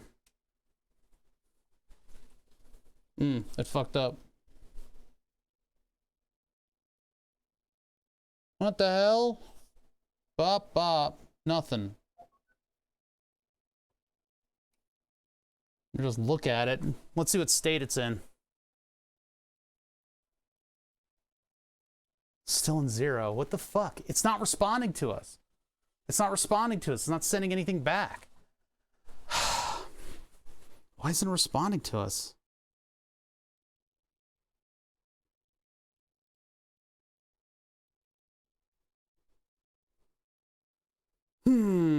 Let me think about this for a second. We're definitely sending stuff back. I think it's acknowledging it. I mean, maybe it's not. Maybe we're not sending. We can see it. Maybe I'm not connected to the right pin. We haven't really seen it respond to us. Yeah, the BOD's correct. Everything looks correct. I mean, if I captured one, I could probably overlay it onto the other. The amount of time. We give it just a little bit more time, but it really should just immediately respond. I don't understand what's going on here. It like immediately rejects it as if it wasn't even there, which is why I'm thinking that maybe we're not communicating properly. Maybe we don't have the right TX and RX pin. What is the pin? What are pin?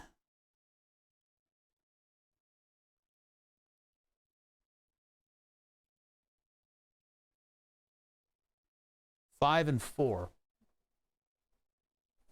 And then ground is pin 1. 1, 2, 3, 4, and 5. No, those are plugged in correctly. 4 and 5, yeah, because I'm on pin out 5, which are the same PA9 and PA10.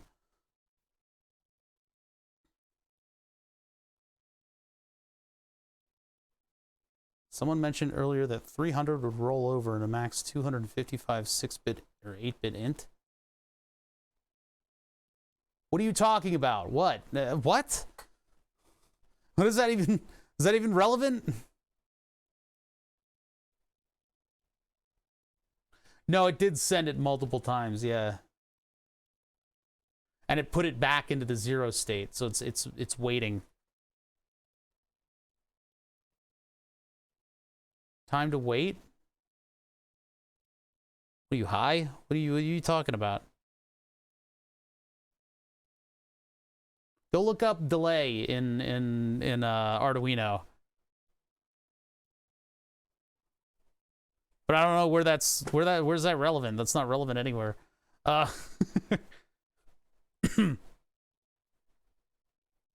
Keep up time is 300 milliseconds, but that that's not relevant right now. Yes, that would roll over 255, but that's not causing any problems. Just turn it into an int. We're not using it yet. We don't even we don't get to the point where we get to use that variable. Hey, so don't worry about that part of the code. But I don't think rolling over that variable is affecting our functionality at all, because we're still working just fine.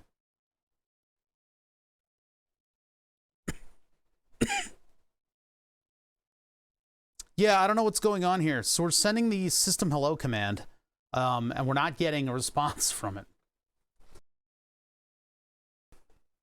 We're sending the hello command, and then we go to get the next packet.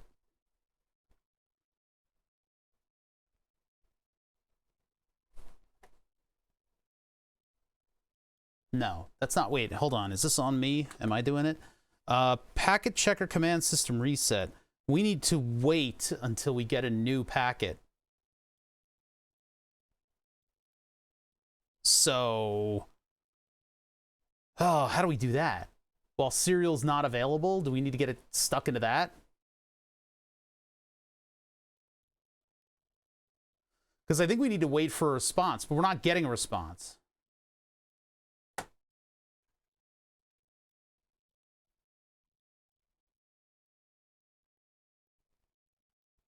I'm trying to think. I'm trying to think of what exactly is happening here. So if we start,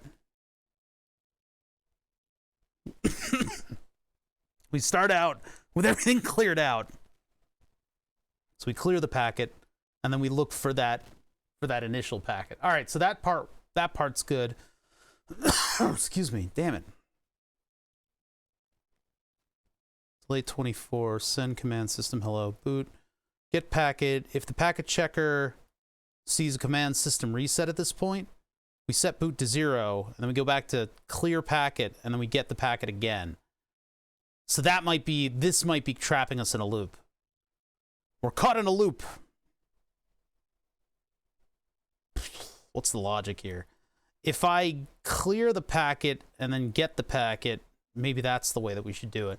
But then if I get a system reset packet, I'm going back and I'm doing this.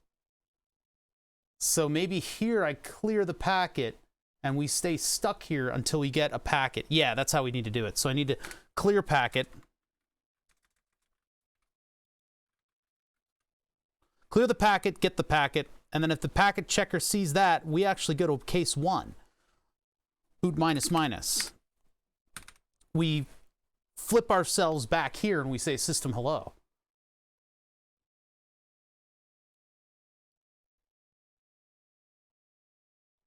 Do you have a forum or a PDF explaining some time like that? No. Apply the Mercwheel law. Yeah.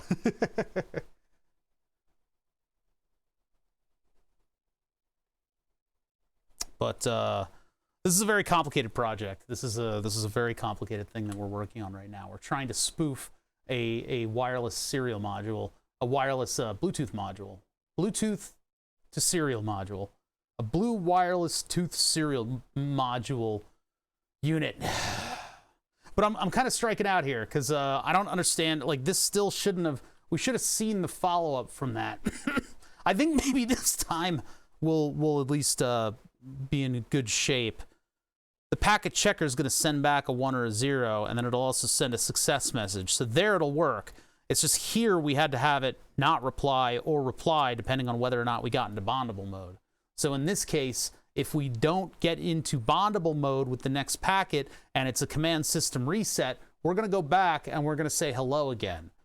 So I think that might tighten up our logic a little bit there. We still haven't gotten the base station to reply appropriately. And our BODs are 115200. I mean, we've got all the right settings in there.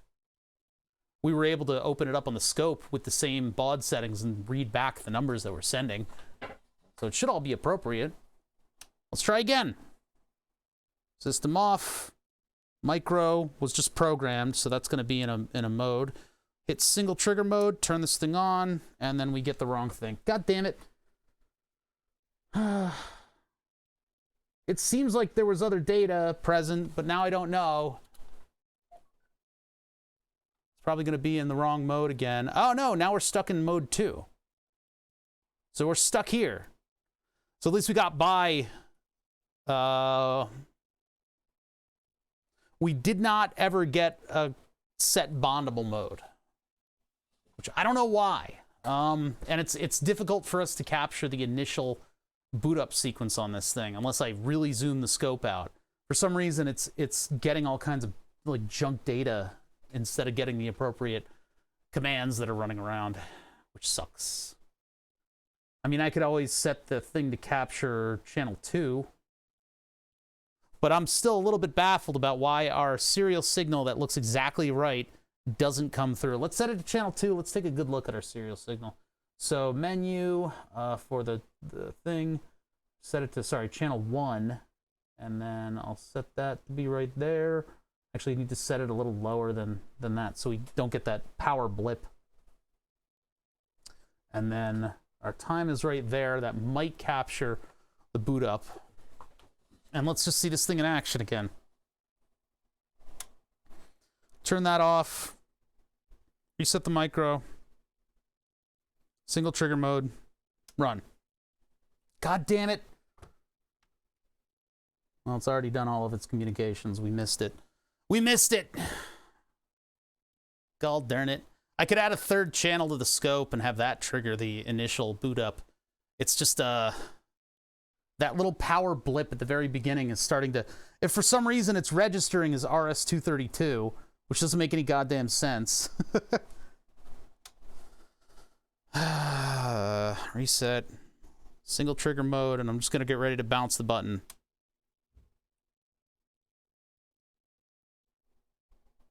That time it got relevant data.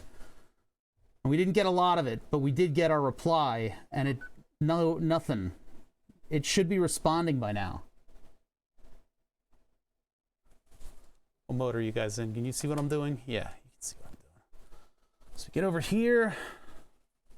So let's look at what data we're sending back.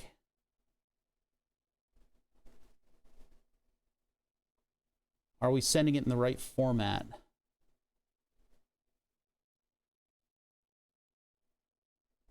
Looks like we are. I mean, this looks correct.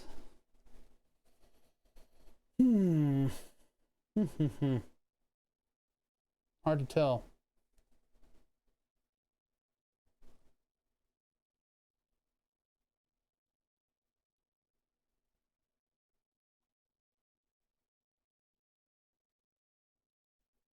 Wait a minute.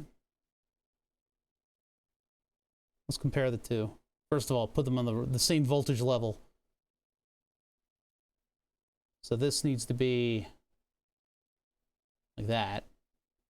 And then I'll expand that out. And then I'll do a reference, channel 2.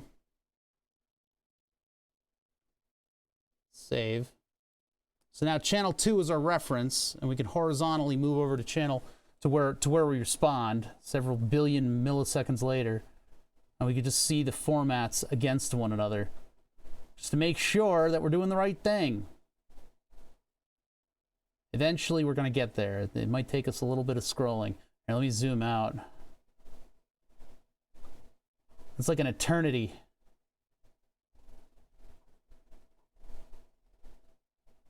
Oh my God, where is it? It's like a billion milliseconds later. Oh my God, there it is. There it is.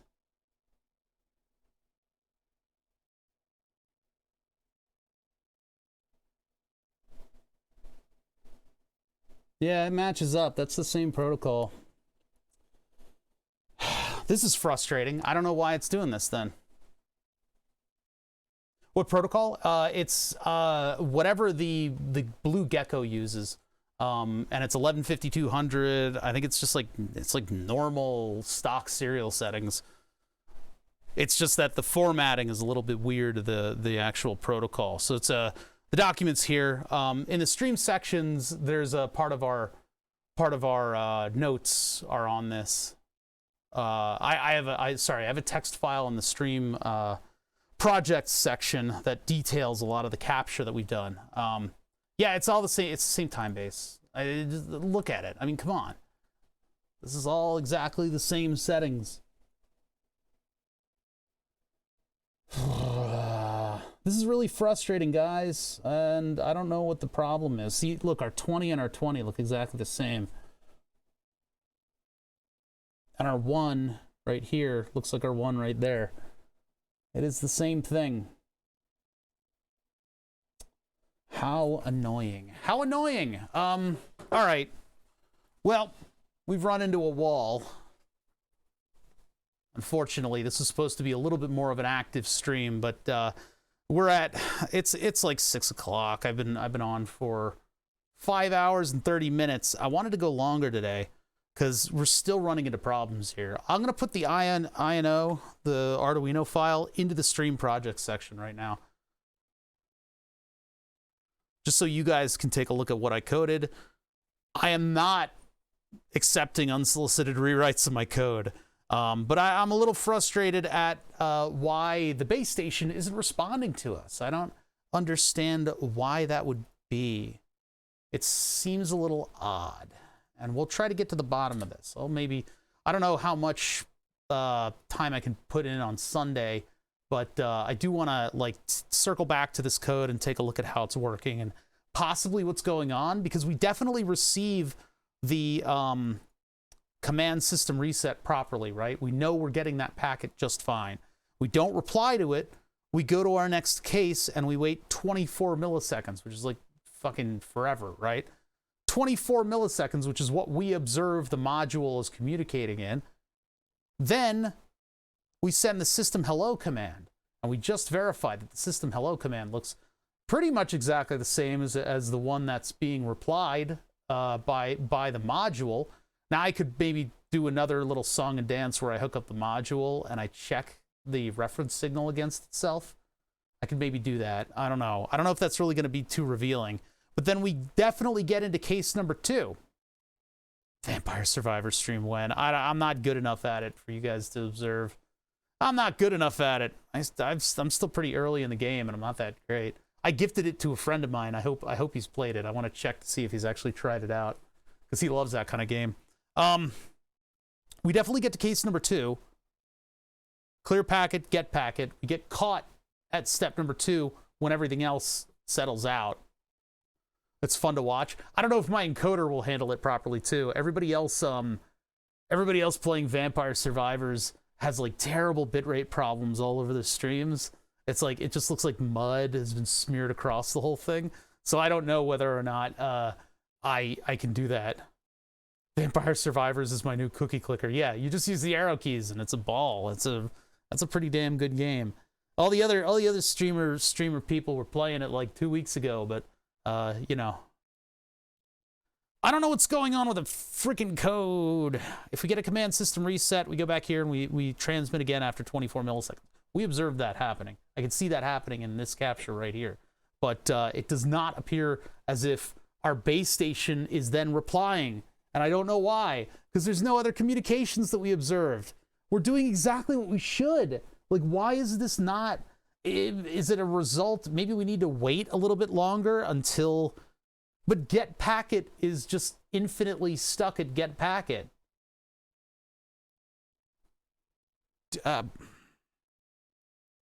Yeah, that's not, it's not, none of this is like makes any sense. So what am I doing wrong? What am I doing wrong? I don't think there's a way to know.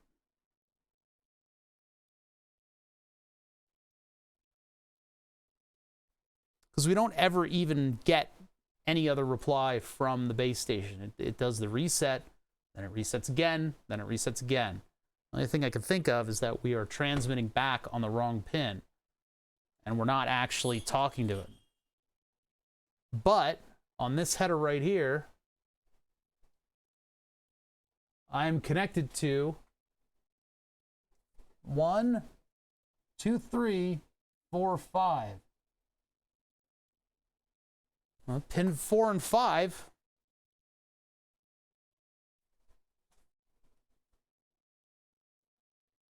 Make sure that that's connected over here.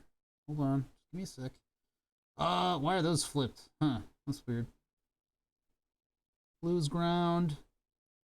That blue's signal. Yellow goes to there. Yellow goes to there, and that's pin 5. It's the one further down. Hold on, let's make sure that we're on the right stuff here. Give me one sec. So, ground, nothing, nothing. What direction do these run in? Because if I, hold on, wait a minute. If I plug this in backwards, and I did ground, nothing, nothing, TXRX, yeah, it wouldn't work. So, it does work, and so I am plugged into the right pins. RX and TX. So it's in some way, shape, or form, my TXs and RXs are getting back to the micro. And if I see them on that wire, then I'm definitely sending them all the way down the line. It's definitely communicating properly. You gotta check yourself over sometimes on this stuff. It is serial, yes. It is the module's called the Blue Gecko. What is that? BMG1111 something, but it's a Blue Gecko module, and this is the API. This is a basic serial interface, matches up, but we're unable to somehow get it to respond to our communication. We're trying to emulate this device. We're trying to look like we're this device, so that we can fool the base station into thinking that this device is plugged in, and then we'll be able to push buttons on it. Buttons. But, frustratingly, it's not replying to anything that we're doing. So this is the pinout. This is the one that's typically connected to pinout number 4. The one that's a little bit more inboard is the one that we're plugging in the wireless module to. Pinout 5 is the one that I'm plugged into. And so we're plugged into ground, PA10, and PA9. And we are able to observe signals that are being communicated on, from this pinout. So we should be able to talk back to the device. But when I try, it doesn't do anything. It's not doing anything. All right, here's what I need to do. Here's what I need to do. I need to take... The problem is the reference signal does not... it doesn't scale. So I take this whole message right here, and I go to reference, and I reference channel 1, and I save that. Now I've got a reference trace sitting on top of this thing. Can I move the... Yeah, offset. Yeah, we can just move that right there. And now we got to zoom way out so that we can recapture the beginning sequence. But this time, we are going to capture it with the module plugged in. I try to build an old school PC. No. I mean, this thing's pretty old school. This is a 1 gigahertz thing. Windows 7. Believe it or not, that's old now. But, yeah, I haven't really gotten around to that kind of thing. And then so that we're not fighting the module, I'm going to unplug the Arduino. Ugh. All right, so now we trigger single. Turn this on. There we go. All right, we got that RS-232 running around. We can zoom in. You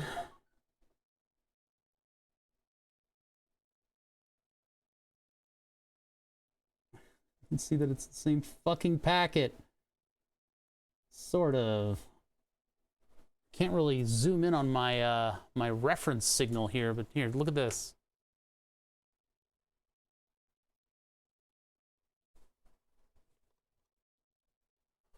It's a little different out here. I'm gonna zoom in a little bit so this thing can translate it. Hurry up. D6F9EB. What do we have over here?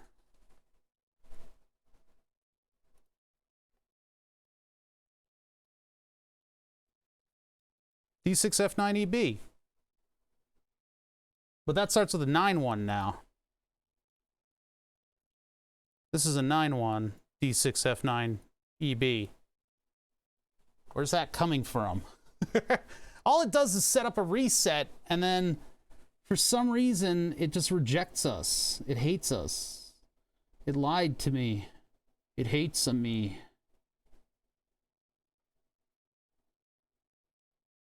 It's the same goddamn signal. We're sending the same signal. Why?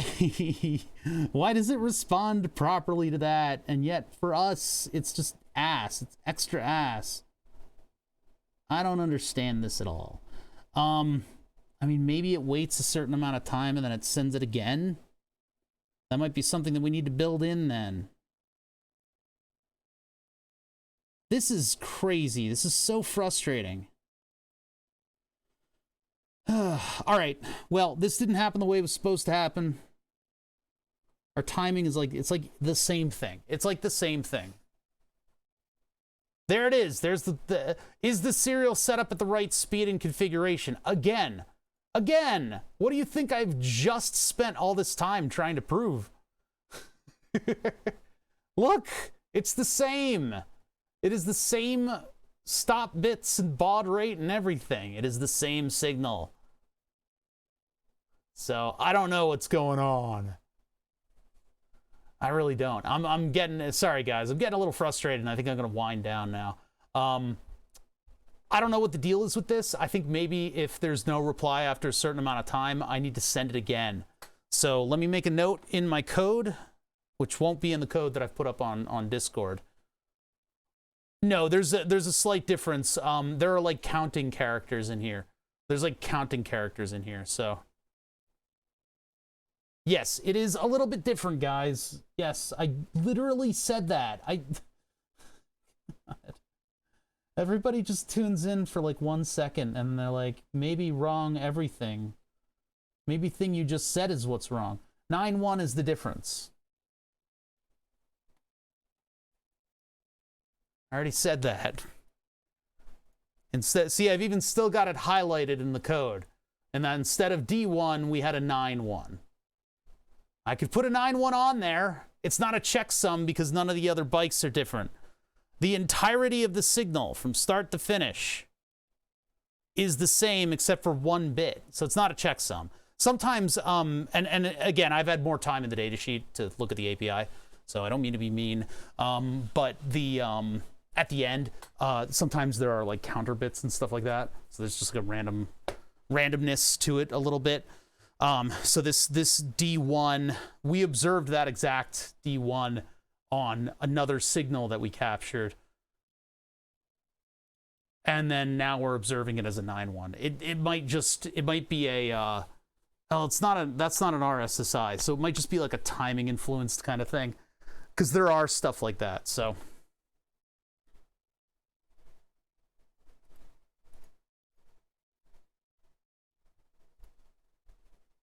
So what we're looking at is the system hello command. And so we've got a response, the payload length, the message, the ID, and then some undetermined value. Or no, that's the okay from it. Yeah, it's like a different hello command. This is like it actually has quite a lot of data on it instead of just like a regular old system hello. I wonder if it's somewhere else. Control F, command system hello. Oh, there's only 2 places that it's referenced, huh? It's 20.0 and it's in 1.0 is the command. And yet, what we're seeing from the module, 1.0, but it has a length of 12. It's very strange. It is very strange, and I don't know why it's configured like this, but one sec.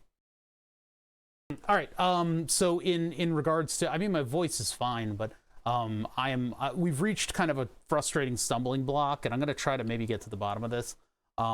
It's a little boring at this point, and I need a break. So I'm going to end the stream now, and I'll be back on Tuesday. We're still going to work on this. I was hoping that we would have made a little bit more of a significant breakthrough, but the things that we need to do are to, well, first get our module to actually respond, and then we need to get through the rest of that sequence, and things were going pretty well. I mean, we read one of the commands just fine, so our code is sound. Our code is sound. The only issue now is just to get through the rest of all those commands. And we will. We will conquer this thing. I just need to figure out why it's responding in the way that it is, because we've observed exactly the same thing from both of our things. Like, it should be, maybe it is the pinout, maybe the TX and the RX aren't run properly, and we're not actually communicating with the device, because we've seen it respond to every other one of these codes, and I don't think I need to bake in something that makes a weird code out of it. But maybe it needs to send it twice in rapid succession. Maybe that's how it needs to do it. What if we just like we just make it do it twice? I don't know. We saw it send it 500 times and the thing still wasn't responding properly. So something weird is going on that maybe we don't understand. But there's not many other pieces to this puzzle. It says reset. I mean, look here. This is our capture. It goes command system reset, then nothing for a little while. Then the module says command system hello, and in our case, we observed it doing it twice. Command system hello, and then we start up the back and forth communications. And so we're primed and ready for that. The next packet that we receive, we're making sure that it's the right thing. I don't know. I'm going to save my code. I'm going to maybe have a little think, maybe a little cry, and we'll figure this out. Yeah. Give my lungs a little bit of a rest. Let's see if anything's going on. If there's anybody we particularly want to raid, like maybe DistantCacophony started up again. Vampner's on. What's Vampner doing? Games and demos. Why is Rudism all the way down there? It must have just started. Brett doing Elden Ring. Critical. Yeah, I don't know. You guys can disperse. You guys can figure out who you want to watch. I think Sam's on. Who's that? Yeah, Sam's on. I don't know him on a first name basis. I don't know these people. DistantCacophony's still here. Thank you for sticking around. Thank you for the raid. Thank you guys for the subs too. I really appreciate all that stuff. Wow, frustrating day. We will make progress. That's my promise to you. we'll figure this out. I don't know what the fuck is going on. I don't know what's going on. And it's really bugs me. And you guys saw the other day when I couldn't find something in the shop and I didn't let it go. That's what's going on right now. So I'm gonna keep thinking about this whether I want to or not. I'm gonna eat some cold pizza and have a round of Vampire Survivors, and then maybe hit my head against a brick wall, whether intentionally or not, and I'll figure it out. But thank you for joining me, and I'll catch you guys on Tuesday. Have a good one, everybody. Oh, and here's the end card with like all this stuff. If you want to join the Discord, if you want to keep up with me on the Discord as I work through this problem, I don't think I'm going to tweet about coding. That's boring. Tweets are for 3D prints and stuff, right?